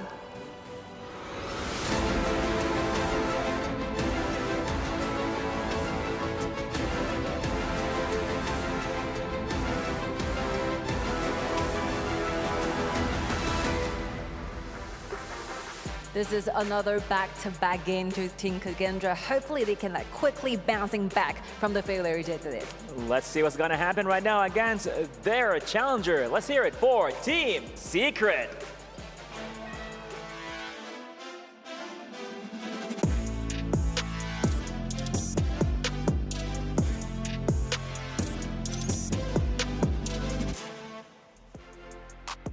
And there you have it, but apparently we have some fans here right now cheering for Team Secret. One more time, here for Team Secret, come on! Thank you so much, Jayo. They will do their best. Hopefully the stage is set that all the crowd is roaring. I believe it's a time for the glory thing to happen. With no more further waiting, let's go back to the studios. Hi everyone, welcome back, and I'll be the caster for you. I'm Nora, and I'm joined by Gege. Yes, and we are so excited to be here to cover the game of TS versus Kendra. So that's going to be our next coming up match. And we're already been halfway through the games right now so far, and this is going to be the last game and Kendra and TS will play. So I'm super excited to see who will be the one to hit the point, because as VKS just finished their game and gaining another point, that makes them to the third place right now in Group A with a 2-3. And Kendra still got a chance to make it as they are having 1 point in their hand right now. Definitely. I feel like Kendra just a little bit struggling right now. They are still licking the wounds that just battled from VKS. So they still got a lot of pickup. I feel like this match definitely, I feel like Kendra definitely have a little bit of edge since they've been learning a lot through the first day. And this is the second day already. They already got 1 point. Why not to get the other points so they can get a chance at going in at the top 4 here in the Group A. And I feel like Kendra right now is played back-to-back, right? So definitely they're keeping the momentum. And as we can see, the Luna pick that they did when they play against VKS, they're so well at the bottom. They almost still that high ground tower down. But the problem is that now they're playing against TS, and since Team Secret is picking out their famous signature hero Dachel to play as a strategy, I'm a little bit worried about Kendra, to be honest, right now. Definitely. I feel like they're facing an uphill battle. TS definitely one of the prominent team of Group A, and look at that. They're using their famous signature Dachel pick. Definitely, I feel like that Fuji is about to come up very much next pick. So that's the reason why Kendra is actually answering with the Loon, exactly like LGD did last time when they played against TS, and they used this new hero Loon to win out the unbreakable Dachel strategy back into Season 2, right? So definitely I would say Kendra is doing great so far. Yes, I feel like this Lone is going to be really, really hard to kill. I mean, the double ultimate coming from Dulia. I mean, this is going to be a really, really interesting game because, you know, Lone is going to survive towards the end. I feel like Kendra, late game-wise, they do have a great chance of winning, but time is going to run out. They're going to have Dachel, they're going to have Fuji. I mean, their macro is so good with TS. I mean, they're known for their super, super great teamwork. And I feel like Team Secret are not going to give Kendra many time to farm. So yeah, time is going to be running out for Kendra in this match. Exactly, and we can tell that by this Joe pick by TS, because last time when they played against LGD, they had no other options since LGD just banned out all of those millionaires, which is super for Dachel strategy. But this time, Joe, as an open choice, actually TS can accelerate their early game pace and trying to do those pushing strategies. So the question will be, can Kendra keep it on, stand for the early game? Ooh, the early game, man. Look at Team Secret. Dachel, Fuji, Joey. I mean, the fire is going to be everywhere. True. They're going to see an acceleration in the pushing, so they have to find a way to definitely to slow down their pushing lanes. I feel like, you know, Ogren, definitely a power pick in the early game. Definitely Kendra trying to harass their jungle a little bit more, trying to like push TS down. But TS, man, their acceleration, their tower pushing skills is so fast. I'm just really, really worried for Kendra here. True, and the main thing that Kendra needs to do right now is try to, you know, build up more power in their mid lane, for their mid lane. And I highly recommend it, Angela, but since TS already banned it out, so I would say maybe for a Wanger pick. How do you feel about that? Ooh, Wanger. Just go in a wild way, you wow, know? Shangguan, wow. Wanger with double ulti by this ulti? Dolia can be really dominating in the early game. Yes, it would be a threat to their back row because, you know, Shangguan with double ultimate, and even with the frenzy, that would do a significant amount of damage to the back row. Also, their ADC is going to be really, really much in danger, but you know, the ADC is still up in the air, still for picks now. So, you know, I feel like TS is thinking of something different. Maybe they're predicting what Kendra tried to do here. if they are predicting that Kendra may go for the Shangguan pick, then TS is going to lock down this Musashi. Either Musashi is going to be a nice counter attack against this Aldrin, and also he can just, you know, kind of do a lot of assassin job with the Charlotte. Yeah, what's interesting about Team Secret is right here, they do not have a shooter, which they're gonna go double side lanes with the Foods just acting like an ADC on the bottom lane. So it's gonna be really, really cool here because they have the pushing strategy. So they're gonna let Charlotte to take all the damage. Pretty much Charlotte has a lot of damage reductions later on. Also Musashi, great tanky player as well, and also great counter to Ogren as well. So yeah, really, really depending on their macro ability. I'm really interesting to see how Team Secret can handle this one since they got all the overpower here. And there you go, Shangguan. There's your pick. Like the Nora prediction comes true. But the problem is that we know that Shangguan with his double ulti granted by Dolia can be a nice pick against this Zhou in the early game. But the problem is since Musashi and Charlotte have been picking out, just like you said, triple warriors that we can see from TS composition. If Kendra, I will just put it like this. If Kendra can't end this game within 13 minutes, then it's going to be their problem. The time's ticking. That's right, time's ticking, man. I'm telling you, this match is going to be super interesting. Team Secret, I mean, they have 2-1 right now. So definitely they try to get that extra point to get into that top 4 position. I mean, only 4 teams are going to make it from each group, and 4 teams are going home today. So they gotta grab the win right now. Let's go, let's go. It's gonna be the last game that these 2 teams is going to play in the group stage. TS standing on the blue side, play against Kendra staying on the red. Let's go, let's go. As you can see, Kendra are playing really safe actually. They're starting at their own blue buff. They're not going for any counter invasion, but look at the battle already on top here. Here's gonna be 10x with Shun at the top lane, getting the opening, getting that EXP really, really fast for Musashi here. Yes, the reason why TS is going for the top lane is because they can let Musashi to have this, the river sprite, as well as trying to pressure more at this Olympic.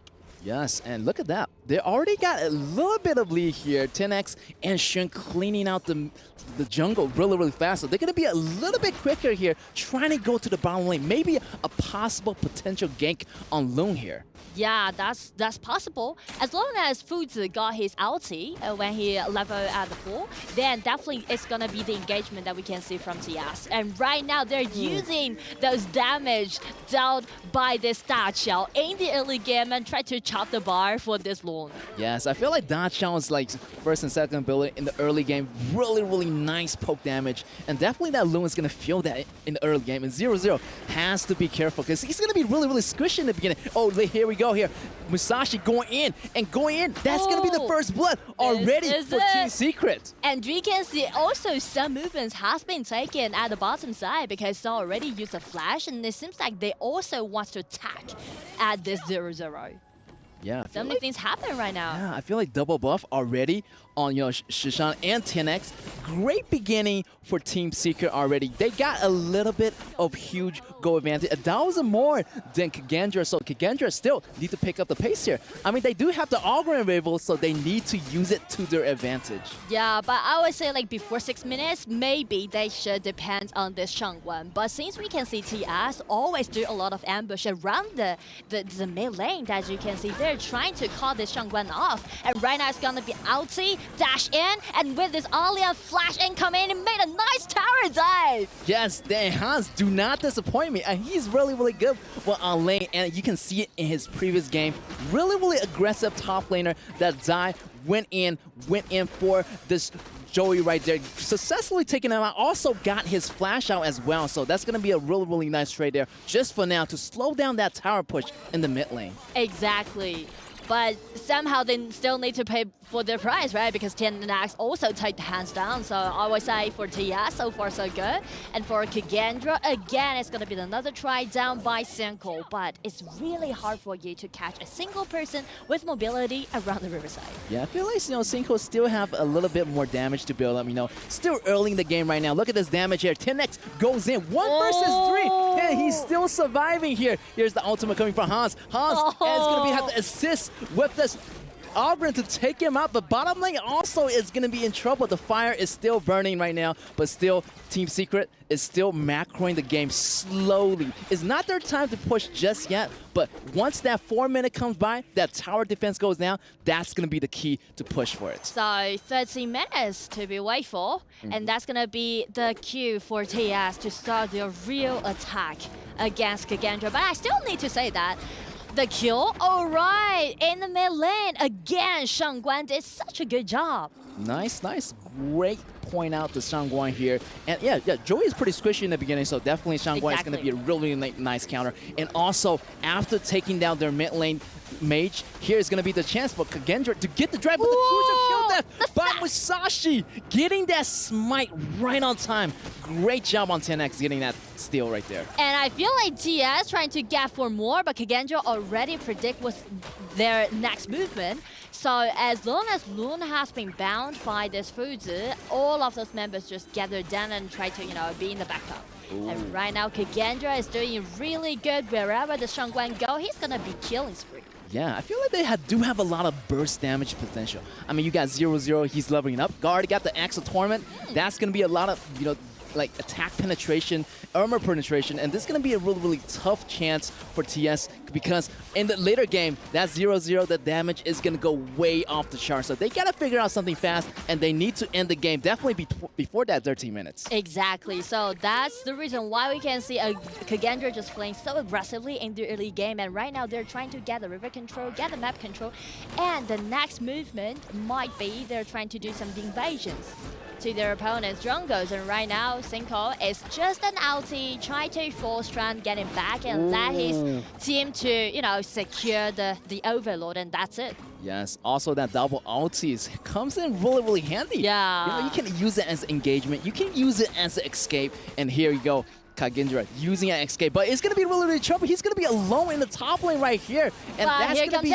Ooh, Shank takes him out, and Alain chasing Charlotte back into the towers right now. But what about the bottom lane? They have to worry, because their towers are getting pushed in on the bottom side here for Kendra. Man, two teams are doing totally different things at two different lanes. And right now, Kendra doing so good, just lotting the members from TS, but TS still gonna stick to their plan. Just take down the tower, and that's it. That's right, Team Secret, and they have the tunnel vision for the towers right now. You took one of my heroes away. Well, I'm going to take down one of your towers, maybe even more. Exactly, and speaking to the operation of this game, though we can see a lot of highlights made by Kendra, right? Really visually stunning. But the problem is that check the goal lead. TS already got 3,000 goal lead against Kendra. That's going to be some problem for them to solve. And right now it's going to be another engagement happening in the jungle, and it's going to be the Fuzi using his multi. Nice bound. But right now Waro just coming in and just being killing spree. Take that Fuzi down. That's why, I feel like Fuzi got caught in the way back a little bit deeper, and the reinforcement starting to arrive. He was already gone, so still Team Secret do not have to rush this. They still can work with the Dachao, the Dachao Fuzi strategy. Agree. Definitely not to be hasty as what happened in the match versus LGD. So they learned their lessons right here. So they need to actually apply it into this match as well. You already can see two reckless movements made by TS, right? One is that TNX going too deep into the cage's rebuff side and just being killed, or like solely, right? And the one that Fuzi did, flash in, try to do a nice ulti, but the problem is that this kind of terrain is not in favor of TS. And you can see right here, Kendra, using their vision control, try to gain a vision of the mid lane. Look at this. Everyone is waiting in the mid lane, waiting for each other to start the fight here. Are you going to start the fight? Well, I'm going to start the fight. But look at Fuji and Dacha always pushing. And Alain is going to have a little bit more pressure on top side because he's facing a lot of enemies right here. But his friends are coming here. Senko and this Murphy are coming in, but they actually go back here with the second ability of Dacha. But coming back, it's going to be a trap. But look at here, Musashi's going to come back in, but still Dacha got taken out. A little bit hasty here. They still choose to come back, but everyone else already arriving at the scene. Kendra taking Shishan right here. Great teamwork on the side of Kendra. Definitely, Kendra is doing so well right now in game, but the problem is, why were those members from TS coming back?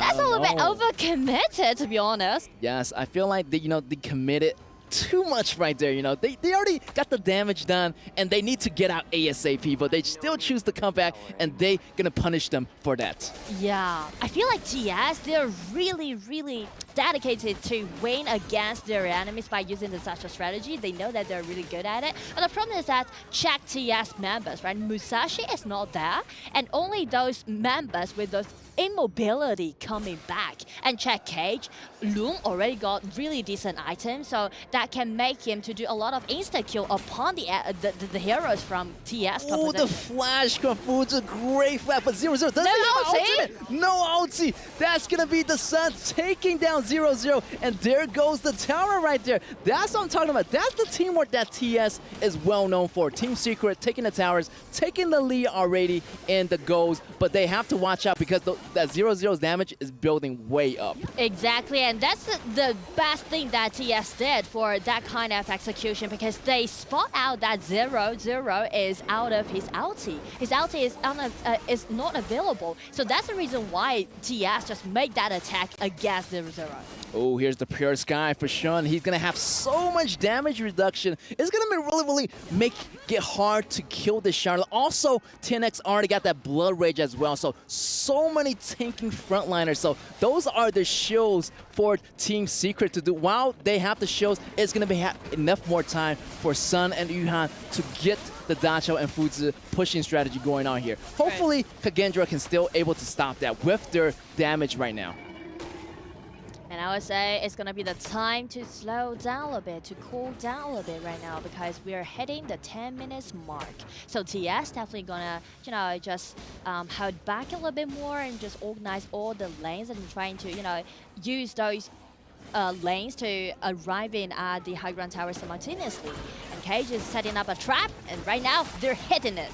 Oh, here we go. Shun using the flash. He got the Pure Sky active, but Musashi goes down. 0-0's damage is way off the shot. The high ground tower at the top! High ground tower is way gone. Like, while you are fighting, I'm taking down the high ground tower, and the next target is going to be the Crystal. That leaves the top lane wide open. I mean, look at the tower counts right now. 7 towers on Team Secret versus only 1 tower on Kendra. So Kendra has to pick up the pace. Time is going to be running out. They're already at the doorstep of the Crystal. So with the numbers advantage, so Kendra is trying to secure the dragon, but the problem is that Moffat has been bounded by this Fuzi, and this is going to be a kill against this Dolia. And right now, Shangwen just dashed in, but without the Dolia, there's no more ulti can let him to get out of this battlefield. Oh, they just have to back up right now. Oh, look at Shun jumping in, and he has that damage reduction. And He has the chance. He has the chance. Ability, second ability,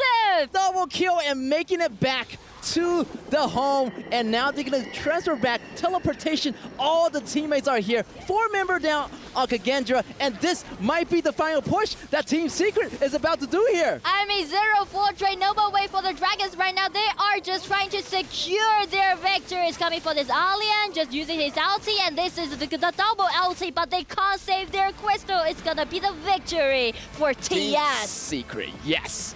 What a fantastic battle. Wow, the macro by Team Secret is so well put out. I mean, everything step by step. Everything's so clean. Just for like a small slight mistake in that top lane when that tower is not destroyed, but any other time, they did a really good job of keeping them down. Also, using Fuzi and Dacha really effectively at pushing the towers. I mean, we should not forget that back into Season 2, they used this Dacha 4 times and they win all of them with a 100% winning rate, getting it into EWC right now. And with this signature pick, Dacha again, they secure another point for them, which made them as a 4-1, currently being at a 2nd place in Group A. Yes, and I feel like, everyone knows that Team Secret is going to use that combo. So I feel like, in the future, maybe in the knockout stage, definitely they need to find other strategies instead of using a Dachau strategy combo, maybe use some other strategies as well. Exactly.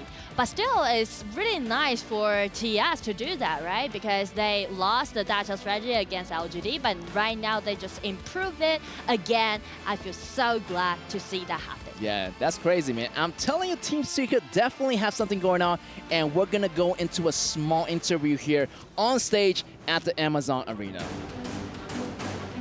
And ladies and gentlemen, we are here right now with one of the members of Team Secret.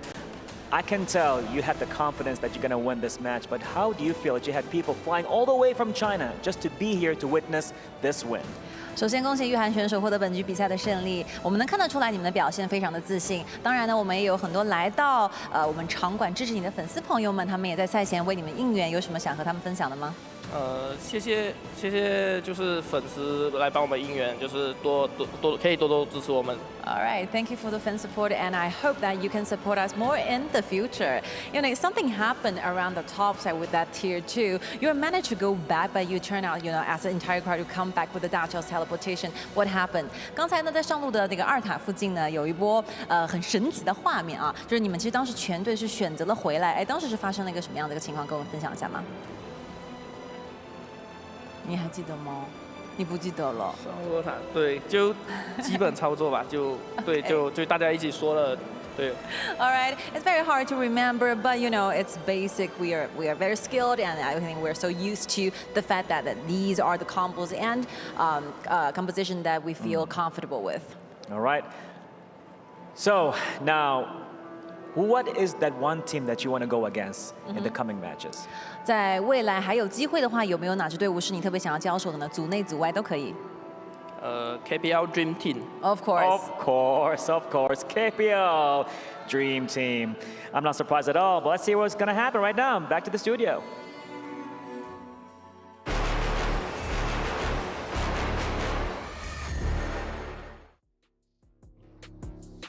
Congratulations to Team Secret, sealing that 2nd place. Remember that right now with me, Stuart and Blam. How are you? How's guys it going? doing? Going well, going well. It's an exciting game to play, to watch, to be fair. I mean, Team Secret coming out absolutely huge. I feel like in this series, making sure that they can qualify as that 2nd seed, as you mentioned. Kendra, unfortunately, is going to be a bit tough for them. Yeah, it's going to be hard, man. Like, sadly for them, they had momentum in some moment, but then after that, it just kind of fade away. That's it. I mean, that's the unreal expectation of it all, really. It's like what we were saying beforehand. Is like, oh, because this is going to be the decider for tiebreakers or not, will Team Secret play a little bit more tame? But at the end of the day, they went for the Dachau and the Futsu, and that wasn't the case. Oh, come on. Like, Team Secret, they are allowing them to play the Dachau Futsu. Was that the mistake from Kendra? I mean, it's a huge mistake. For those who don't know, they were actually playing against each other in that Season 2 Invitational, and this was pretty much the exact composition that Team Secret played to beat Kendra in Season 2 Invitational. And Kendra, you would have thought, would have learned about this situation and actually adapted, but in the end, Team Secret were just like, okay, let's just do the Chao Fuzi again, let's guarantee this win. And also that mid lane pick, Zhou Yu, the first time we're seeing it here at the EWC. It was a good game just for us to be able to see that Zhou Yu, right? Because it is an option. We know that when we're playing the Dachau Futsu strat, like, we want to have priority in cleaning the wave. But against that Shangguan was really, really hard. Yeah, it was. I mean, if they didn't go for the Zhou Yu, they wouldn't have had any kind of wave clear. So having that was just going to be a secondary pressure other than the Dachau and Futsu pick. And having that in your mid lane is definitely better to have than go for another assassin. And that's probably why they gave over the Shangguan. I mean, you speak about wave clear on one side with the Zhou Yu.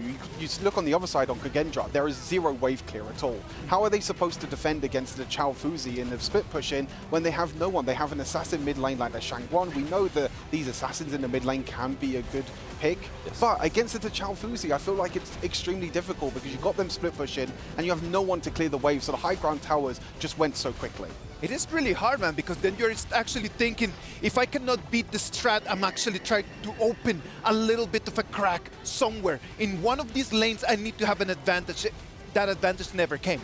No, I mean, it never came at all. There were times which Team Secret, I feel like, overextended a little bit. They got a few picks, Kendra, but in the end, I feel like the Chao Fuzi is just way too strong for split pushing. Kendra couldn't really push any of the towers because of that wave clear from the Zhou Yu, and that was that allowed them to get the victory. Now, Team Secret is going to finish second place, but after these games against Kendra on their special Tachiao strat, did we actually get the feeling that it was going to be their best performance? Let's first talk about the match MVP, Sun, on that Futsu from their Futsu against Tachiao. I mean, it's pretty much written in the stars, right? When we get that Futsu pick come through, it is pretty dominant and showing right there the deserved match MVP going over to Sun. Not much damage dealt, not much damage taken, but it's the utility of that pick.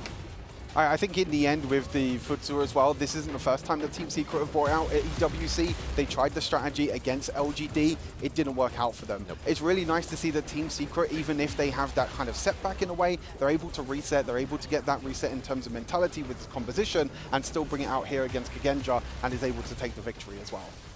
It is a very good performance by Sun. I like the fact that he actually used that Futsu. But coming back to the question, we saw the Tachiao and Futsu strat, Sun taking the MVP. Do they feel like a real strong second place in that group, though? I personally think they are, absolutely. They've definitely proven themselves. Only dropped one round. Yeah, I think it's a little bit difficult. I think when it comes up against these bigger teams, I think they have to have a plan B. It seems like their plan A is the Chao Fuzi at the moment, and we've seen against LGD that with some of these new heroes coming in, like the Orgren and Long, it hasn't actually worked out too well for them. But I think they need to come up with a plan B just in case they get the Chao Fuzi banned away. Well, and hopefully they're going to go back to the board and then they're going to be able to really go and polish that strat because they're going to need it as the tournament is going to move forward tomorrow in quarterfinals. Our last game of today is going to be the KPL Dream Team against Loops. I mean, KPL Dream Team are looking like the strongest team in the tournament, and I think at this point we have to kind of ask ourselves, is there a possibility that the KPL Dream Team can go on a flawless run? If they win this, they don't drop a single game during the whole group stage. Can they go on a flawless run in the quarters, semis, and finals? I would love them to go on a flawless run. What about them? Let's start seeing what they have to say about that. Hey, it's Choo-Choo. With me is going to be Hai from KPL Dream Team. He's the jungler for the team as well. Hi, how are you? I hope everything is good. Okay, we have so many questions, but definitely the next game is against Loops. What do you think about Loops? I think no matter who they are, we will do our best. They don't care who Loops are, right? They don't think anything. They just want to fight against Loops. Now, next one, we do know your record is 8 minutes 43 seconds against Boom, the fastest one. Will you break your own record? Everything is possible. Maybe 7 minutes. 7 minutes? Oh my God, that's going to be super fast. Okay, last but not least, of course, your fans out there definitely shouting for you. Any words to say to them? 就非常感谢所有观看我们比赛的粉丝吧，包括来到现场的，感谢你们，我们有更加的动力去赢得比赛。好，谢谢 Thank you so much for Hi and see you guys in the game. Boys, KPL Dream Team, the team to beat. Can Loops get the job done? What about if we get some STC play predictions? Who do you think is going to take the dub? I mean, I'd like to play the devil's advocate and go for Loops, and I think I'm going to do that. To be honest, I'm keeping my copium, and my hopium. And we just saw VKS get to that main stage. Maybe Loops can do it.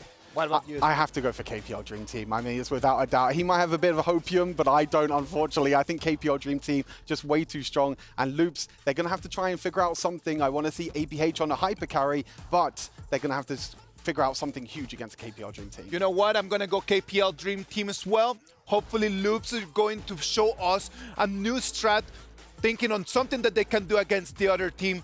But let's wait and see what happens in the Amazon Arena. And as we can see right now, we have an amazing crowd. Let's hear it one more time for KPL Dream Team! 让我们听你们的声音。那边呢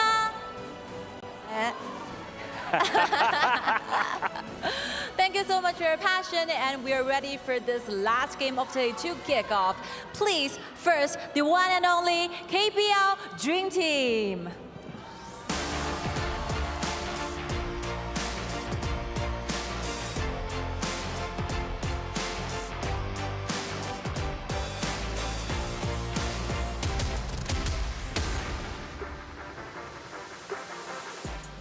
I have no idea what will be the composition, I have no idea what will be the lanings, but I'm pretty sure that this game is gonna be electrifying. True, true, saving the best for last. And now for their challengers, here comes Loops.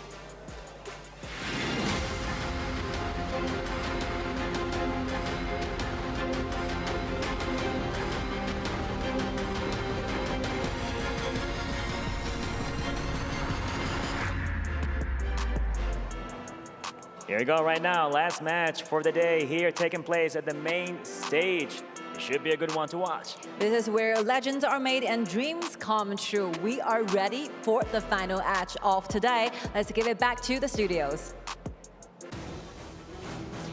Final match it is! KPL Dream Team play against Loops. It's Yes. gonna be electrifying. Super electrifying. What's your feels on this, Nora? What's your prediction today? Definitely, I am with KPL Dream Team all day long. Definitely. And I would just say, like, I did my calculation, KPL Dream Team with 31 times of championship and including 15 times of FMVP. Yes, and also for Loops, I feel like they've been learning a lot. Day 1 has been super, super crazy, but this is day 2 already. And I feel like Loops has been learning the way of the game. They learned the fundamentals. They know what KPL kind of, what they're going to do maybe in this game. So let's see. They know maybe they're going to go for the counter invasion. Maybe they're going to go for the fast, mean, or Lady Strong combo. But Loops already analyzed a lot of the KPL playing style. So I'm feeling like Loops is going to do something new this match. True, and speaking Loops composition, definitely they're gonna go some aggressive draft. So KPL Dream Team stay as usual, just ban away this Hino and this Daqiao. And as we can see for today's lineup, it's gonna be High and Chance. It seems like High and Chance is a fixed, together to be fixed, and also Paul and Eno as another lineup. Yes, I see the switch coming on right here. Also, I saw Hai's interview. Really interesting. Really confident jungler here from the KPL Dream Team here. And yeah, we see Arlie as the first pick here. Super high mobile. I'm feeling their ADC is going to be really hard to catch. So let's see what Loops has to here to counter this Arlie. And the trick that KPL team is doing right now in the draft is that they are taking this Arlie away as a ban, because Loops, for their marksman Shero, he has played Gongsun Li all the time and played this Arlie, all the time. So this is the thing that KPL Dream Team is doing right now.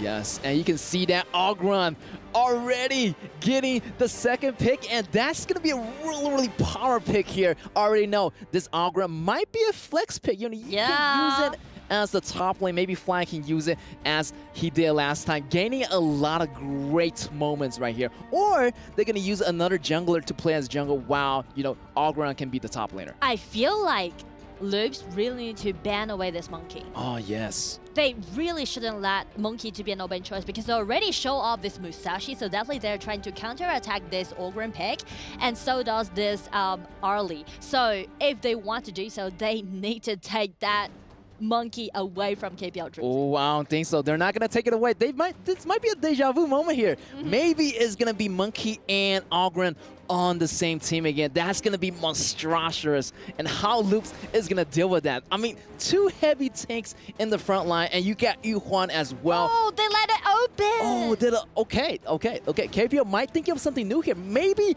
they're going with some experimental builds, which I do like. They're already this strong, so they might do something a little bit different in this last match against Loops. It's going to be the time for Loops to pick some heroes. Well, it's really interesting that actually they can't just take that Monkey away, because Musashi is a fixed jungler pick as usual. So they are trying to do another thing, is that they are just trying to empower their marksman and trying to pair this Lady Sun with this Mozi. And they are building kind of like a waning lane at the bottom.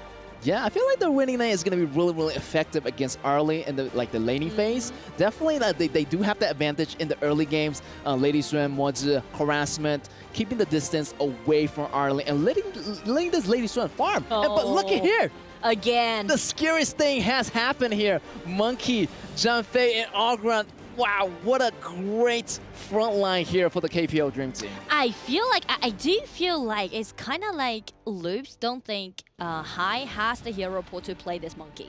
Because last time we know that KPL Dream Team play against AG, while they used that Ogren as a flax pick, that was Pan as the jungler. But the problem is that Hai, this player, he has won championship for 7 times, and including FMEP twice, so definitely Hai being played for such a long time, over 6 years right now. He has the sufficient hero pool to let him to do the Monkey flash pick. Yeah, definitely, and not to mention his debut of his Arlie, right? Am I right? You told me about that. I told you the Super story. Interesting. Yeah, here's the thing that Hai, as his debut, he kicked his debut with a pentakill by using Arlie back in 2019 in KPL. So he was a marksman player, and then he just rotates his role to play as a jungler. Yes. But always going to be the course of the team. Yes, and now he is the jungler for this game for KPL Dream Team as he play Monkey. Wow, he's going to have a lot of advantage. I feel like his top laner is going to do so well that he doesn't really have to go to the top lane because Fly can just handle it by himself. Definitely have Fly, the MVP, right? I can't He's really one count. of the kind in KPL Origin, actually. Wow. Seven times. So definitely it's gonna be something that KPL Dream teams will do again for their last game in the group stage, while they take it as a 5 wins in a row, being the undefeated, get into the quarters, or it's gonna be Loops get ready to this uphill challenge. That's right, KPL Dream Team here on the blue side here versus Loop on the red side already here flying, trying to gain that second level advantage. But look at here, Miffy here on the top, a little bit surprising. They know that Fly is really strong in the early lanes of the early play, so they brought Miffy to help, but it's not bringing Fly down. Fly noticed that someone is missing, and right away he knows something's wrong. Oh, nice stun and trying to save Musashi, but the problem is that Ron was there, so it's gonna be the first blood goes over to Ron. Oh, how dare Loops go in, try to get the blue so early, but you know that Ron and Hai already point themselves in the area. They're gonna be waiting for Musashi, and once he get back, respawn, his red might be in trouble here. The smite goes in, and Hai is gonna get that red away from Loops. And it's gonna be a flash, it's gonna be another try by Tempest. While they take him down, Hai has been killed by Kang, so they got their red buff back. But the problem is, it's not only the red buff, but also including the blue buff. Because while it's being so chaotic on the top side of the map, Arlie just find a chance getting into, already sneak into the blue buff side and take that blue away from Abyaga. Yes, that's a huge loss. Also, Fly almost getting the kill here, almost going for the tower dive, but very close. Tempest still surviving those blows. He has to go back and heal right now, or else maybe staying for the healing to get back up, because he does not want to lose that EXP on the top lane here. And right now we can see from the camera, from the window, a lot of fans from China flew all the way long here to Saudi Arabia, and they're making their badge and writing with always believe in Nova, the support from KPL Dream Team. Yes, a lot of fans here, and they're showing their support, and you can really hear the chant in the stadium just now. I'm upstairs, but I can still feel a little bit, shaking from the stadium as their voices are so loud.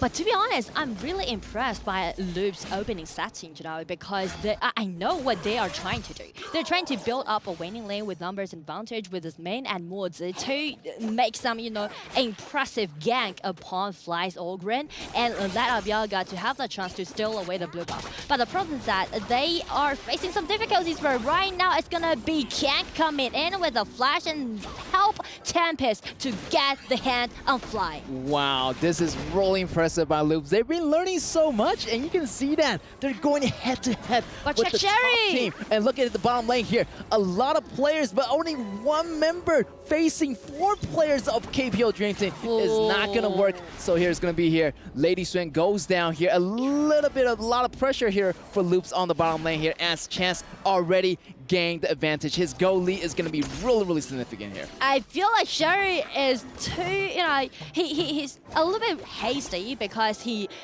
as long as he spot that chance, HP bar has been chopped away. He is trying to flash and get that insta kill. But the problem is that the tower is still standing there. It hasn't been 4 minutes, so still Chance has his chance to stay alive. That's right. The tower protection is going to be available before the 4 minutes is going to be due here. Also here, Mai Ying taking the kill on Fly, which is going to be super interesting. So here comes Musashi. A great engagement here, but can Fly get away? But no, great combo here. Great coordination coming in from Loops, getting the second kill on Fly already. And that's how we're going to see Musashi being such a nice counter-attack towards Ogren, because no more sustainability can be seen from Ogren.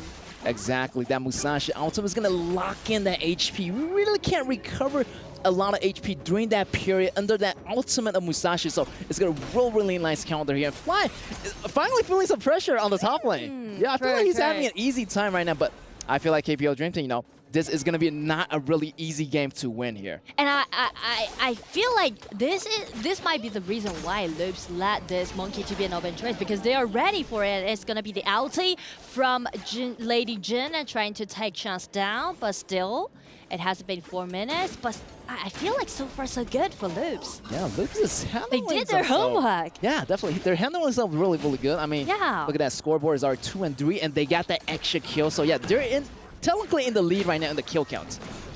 And it's gonna be the ulti from Jump and also the ulti from Monkey dashing in, trying to make the tower dive happen. Kang is gonna be the one to be taken down. Ooh, KPO Dream Team are fighting back right now. Great tower dive. Great initialization by the whole team here. And also now that I feel like bottom lane gone, almost gone, they're going to open up the way for the jungle. The jungle is going to be way open. That's going to be a really nice time to capitalize on the situation. And if Fly can go in, High can go in, they can gain more advantage getting those goals and resources away from Loops. And I feel like from now on, Loop's gonna collapse since their mid lane tower has been taken down. So it's gonna be another try from Musashi, but he's using his ulti, trying to lock Monkey down with his teammates coming in. And also the ulti from Mozi. Get a really nice 0-2 trade on the top side of the map. Yeah, 0-2 trade. That was a 4 versus 2 situation. Great teamwork on Loops, trying to pressure in Fly on the top side here. Top side might be the first tower to go down as there's nobody defending it and creeps are moving in, but the battle still happening here. Yuhuan doing really nicely to clean up that Lady Swan. I feel like a lot of things are happening right now, simultaneously on the map, but Loops, they are keep watching out this Ogren pick from Fly, but the problem is that they show less care about their marksman, which might be a big problem, because Lady Sun definitely is going to be the late game core for Loops, but right now, Sherry has been taken out twice in a row, and he has such a great goal deficit against this Chance early pick. That might be a slight problem. That's right. I feel like definitely that Arlie already got that damage ability, and he's gonna get his item a lot quicker than Sherry. So definitely, I feel like late game wise, Lady Sun is not gonna be that helpful towards the team. Loops, however, did get a lot of damage on Fly on the top side here, so they might slow down on the top side. But what about Arlie? Arlie is already pretty much stacked in all the items. And using the mobility that Arlie has, and also those ulti from Zhangfei Peg, played by Nofia, the next step that KPL Dream Team is going to do is control the map. They're just do a lot of jungle cleaning, just clean up all those resources that they can. Yeah, right now, the game a little bit slowed down right now. KPL Dream Team trying to find their way and catch them at the best moments. So right now, the Dragon is up right now. Also, another counter for the Tyrant is also up. So, they have two choices. Either go for the Dragon for more pushing power or go for the Tyrant for the extra damage buff. And if we scrutinize the board that we just see on the screen, Chance already got 2,000 gold lead against Jarvis, Ladies and Peg. So that will make KPL Dream Team being so dominated in the mid game because they got the tankiness from Monkey, from Zhang Fei. At the same time, they got the sustainability offered by this Yu Huan. And they are just gonna play around with their marksman, with the early, and try to take those towers down as much as possible. Yeah, that bottom tower is already open here. I feel like their bottom power is really, really good. Zhang Fei and Arlie doing so well here. And the look at that. vision's open since Tempest just trying to hide just right before Fly. So Fly just got the vision, call for high, and they got Tempest down. Oh, here we go. They already got the Tyrant, so they're going to go for the battle here. Invasion on the red area. KPO Dream Team moving in really, really hard. Look at that crease. Moving in on the middle tower here. Tier 2 tower is about to go down right now. Really, really trouble here for Loops. Their time is going to be running out. They're really, really getting choked in by KPO Dream Team. Also, Fly at the top, getting that tower as well. Also, wow, so many towers are going down simultaneously. I mean, a lot of things that we can see from Loops is that they highlight a lot on the top side of the map, right? They are trying to take Fly down several times. They tried a lot, but two things that they didn't really care is that the farming pace about their marksman is not that well, and at the same time they lost their milling tower around like 4 or 5 minutes, right? That's quite an early time in this game. Definitely. Also, High, try to farm up, try to get more items. I mean, 2 Pure Skies already on the KPL Dream Team here. Flying got the Pure Sky as well. Also, High got the Pure Sky. That's a lot of damage reduction. That's going to be really, really effective against, when, Musashi jumps in, or the damage coming in from Tempest jumping in on them to get activated. Also, on the other side, they have the Pure Sky as well. So, yeah, both sides looking really, really well on their items. But, yeah, it's all about the late game. Can Shears get this item? Can he get more item or more damage back up Loops in the final part? And right now it seems to be an engagement happening in the mid. Nice stun by Yu Huan. Just forced out the flash from Tempest and using his ulti, trying to get away from this kind of trap.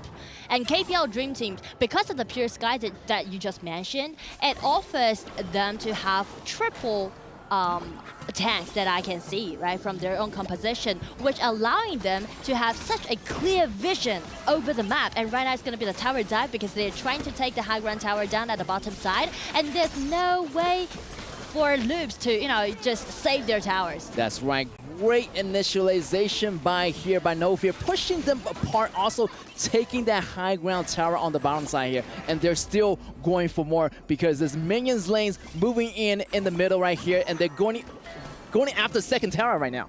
And the problem is that there's no initiator that we can see from Loop's composition. It's going to be really suffering if KPL Dream Teams are jumping in with this Monkey's ulti and trying to dash in. Nice try by Tempest, but they're going to lose their high ground tower. It's going to be the end, I think, because the lanes are on their way. Loop's trying their best, but without the multi, it's a little bit hard for them to clean up the waves. Tempest just sacrificed himself, tried to guard his crystal, and it's going to be the killing spree that Chance got. But still, Loops, they hold down a bit more, but they still need another 20 seconds. Wait for the team to revive from this. It's going to be the super minions getting into the crystal. It's just hitting the 10 minutes mark, but right now it's going to be another victory for KPL Dream Team. Congratulations, KPL Dream Team. Secured the final win here in our day 2. What a great, fantastic battle. I mean, Loops did good.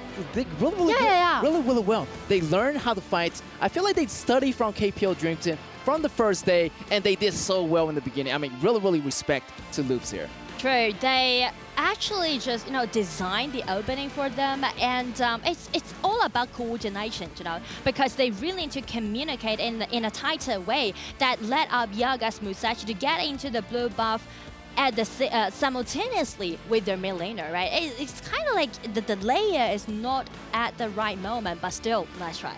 Yeah, great job here, and you can see that the damage dealt by Ron, the healing, the damage is so persistent, and I feel like who's your MVP pick on this one, Nora? For KPL Dream Team? Yes. Oh, it's really hard to pick out one MVP. Yes, definitely, man. I feel like everyone did a good job, and I feel like the great engagement from No Fear. He did a lot of good job. I feel like he already have like one MVP already, so. Yeah, I feel like the MVP should be someone else right now. We just wait and see and give it over to Sky. Well, not a surprise, another win for the KPL Dream Team. Now, 5 wins pretty much since you started your journey right here in Saudi Arabia, the EWC, for the Midseason Invitational. What's your evaluation for your team and your performance? 首先呢，恭喜 Fly 选手又获得胜利。那我们今天结束了所有我们这一个赛段的比赛，是5胜0负的战绩，非常漂亮。可以评价一下，你觉得这2天梦之队整体的表现，在你眼中是个怎样的赛赛吗？这2天的话都是按照我们训练赛的一个训练成果去进行的嘛，然后表现的话也是比较满意的。We did just like we practiced in our scrims and practices, and wow, we were quite pleasant and pleased with what we have performed to the audiences across the globe. Great. All right. So now, I think so far Weibo Gaming gave you the most challenging moments pretty much when it comes to a competition. Who do you think is going to give you the same kind of challenge beside Weibo Gaming? 目前的所有比赛呢，感觉其实微博给到你们的一些压力可能会最大一些。那在你的眼中，将来的比赛会碰到的对手当中，会不会有一个给你们感觉是最难战胜的对手，或者说有一点难度的？其实这几天比赛的话，像老干爹啊、微博啊、TS 这种队伍的话，其实都是比较厉害的。然后后面的比赛可能也会碰上嘛，就是希望我们也能够保持好状态，然后去迎接每一场比赛吧。Honestly speaking, I think personally LGD, Weibo, and one more TS, they are extremely good. So we might have encountered each other in future matchups. So we are trying our best to do our best conditions to fight for that glory and win over to the opponents. Something happened in the real game which you have been taken super care of on the top. It's 2v1, 3v1 all the time. How do you cope with this? 我们今天在上路呢，其实过得挺难的要不是2打1，就是3打1。你当时在局中的这个大司命是怎么考虑这件事情的呢？其实，在开局的时候，就是有想过他们那个真机跟小满以及宫本，它是3个点位，可能是对上路有点针对吧，然后就一直来，然后也打得比较频繁，然后他们战术也比较成功吧。Okay. In the beginning, we thought that Lady Jin, Musashi, and the Mai is going to be coming for me on the top side. So yeah, I think very nice execution with our opponents. They did a great job. I'm sure they did. Definitely more to see as well with KPL Dream Team. And more thoughts with the studio. Let's go.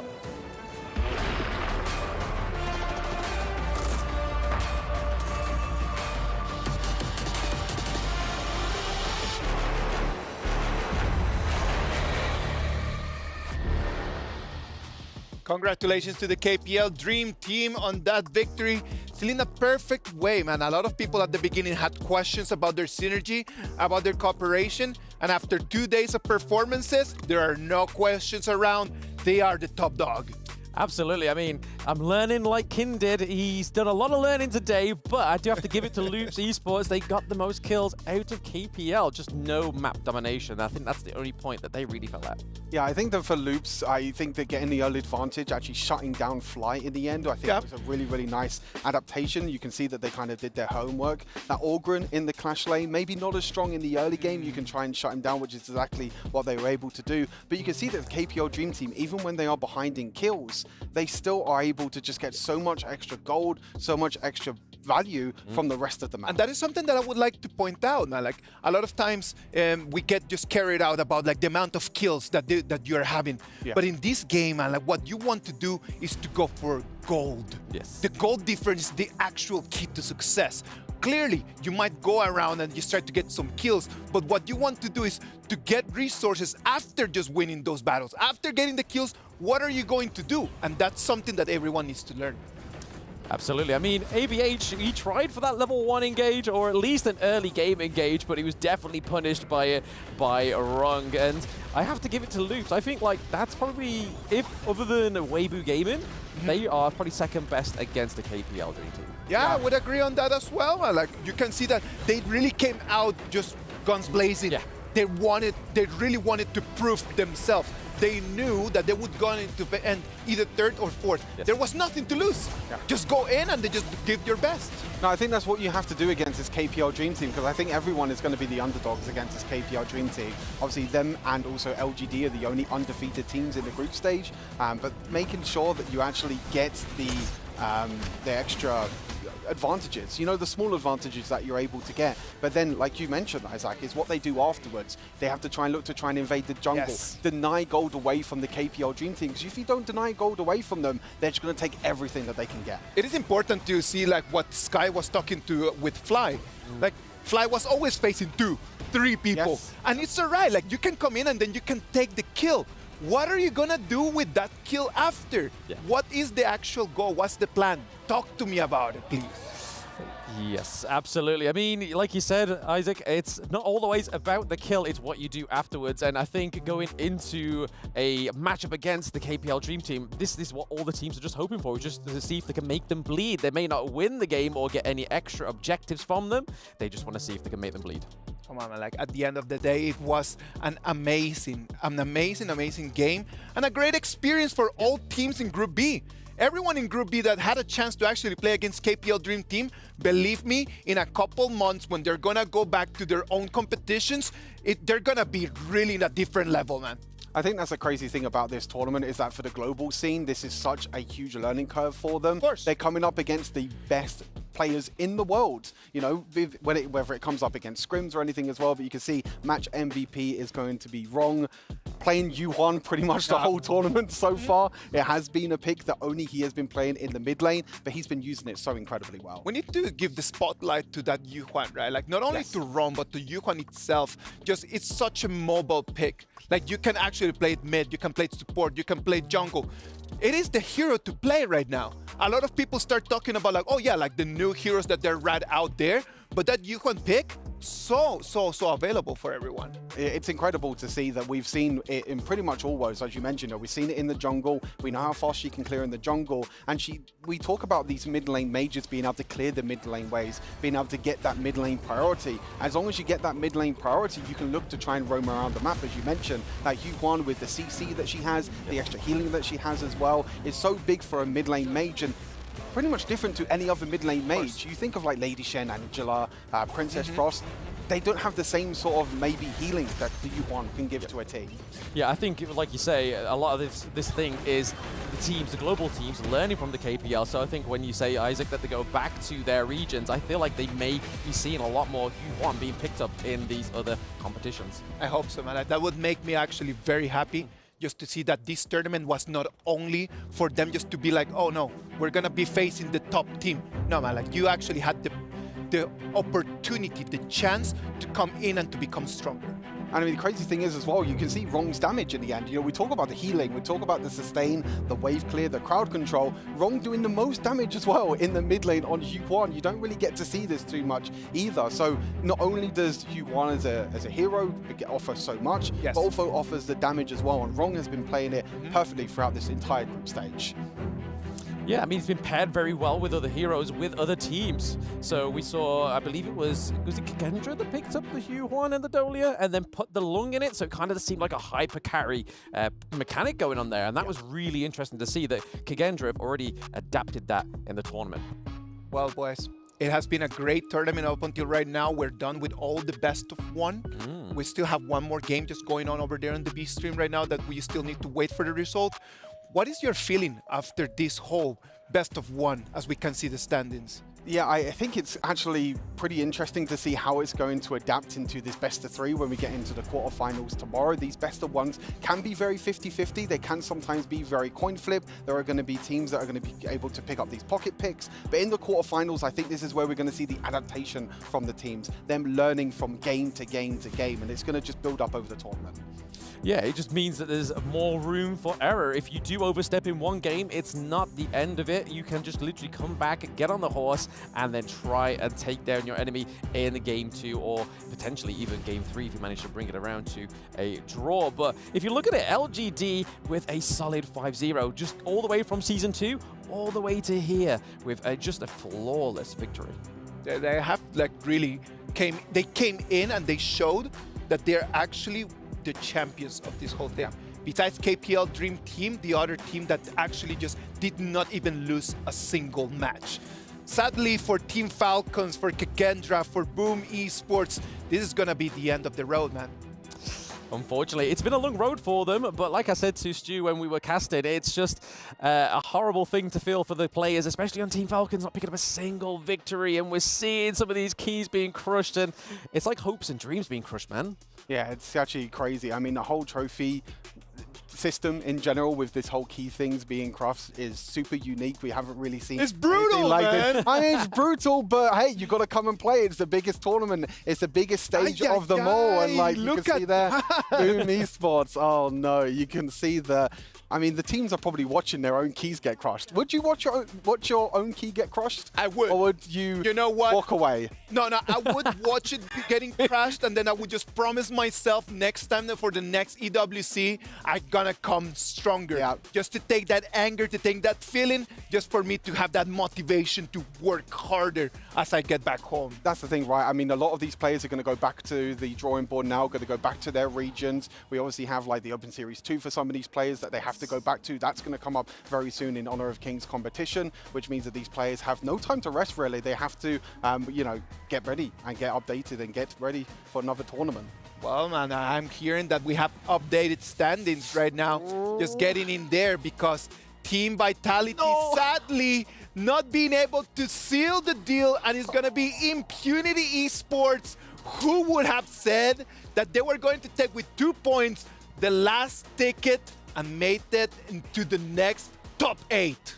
This is heartbreaking for Vitality. Really like taking a game and taking that revenge versus Vivo Keyed all the way in their first game to then losing 4 games in a row. They only really needed 1 more win out of them 4 games, and they weren't able to get it, and now they're knocked out completely. So both these teams, you know, Vitality, Falcons, Boom, and Kendra, will have to say bye-bye to them.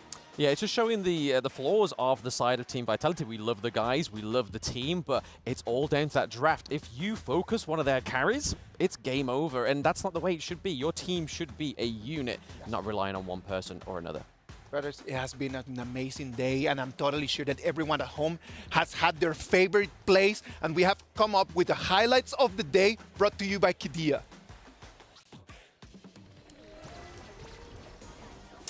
But yes, just look at these plays. It's KPL and WG. So Weibo Gaming here. One of my favorite games to cast today. I don't know about you, Stu, but I was really hyped for this game going into it, and I don't think I was disappointed with this one. Yeah, the aggressive plays from Yinyo in the end, being able to place aggressive flash in with Long. We've seen that the KPL can play this hero so incredibly well and better than anyone else that we've seen so far in this tournament. So Yinyo getting one of the plays of the day. Yes, it is another one of Weibo game, and it looks like it's a Weibo day, baby, against Falcon, who we've just been speaking about, who haven't been able to get a single victory on the board within the EWC mid-season invitational. But when you're playing against Conling on this Ogryn, it's crazy, that triple kill, man. Yeah, I mean, we're seeing a lot of adaptations. I guess we're seeing a lot of the same new heroes that are coming through as well, as we can see here. Another play here again with Ogryn. Again, just super aggressive play styles here. This is AG against Boom, one of the series that AG were able to take as well to secure themselves in the top 4. I think that was my proudest father moment, though, of this Yes. whole day, was just seeing AG get a dub. I was like, get in! Martin is going to be so proud of these guys.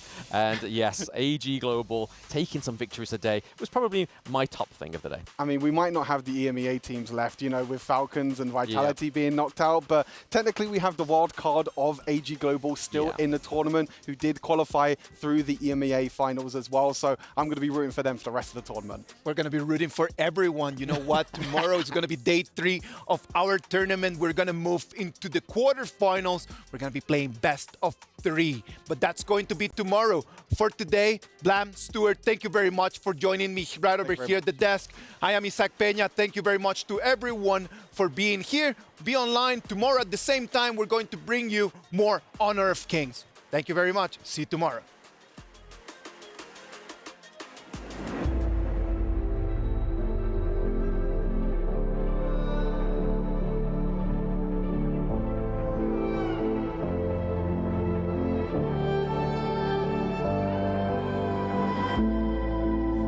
strangers to the fallout.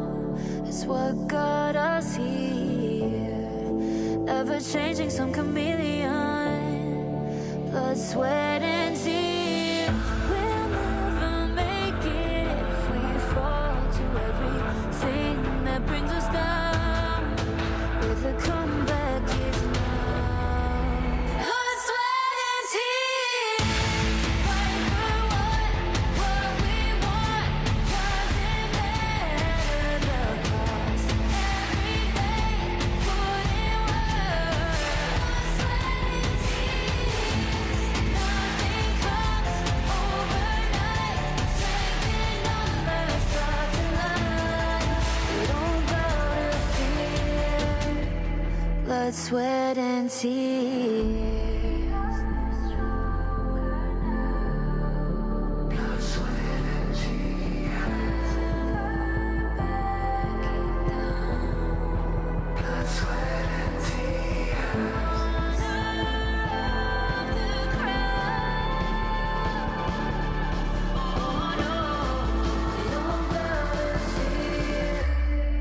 Blood, sweat, and tears.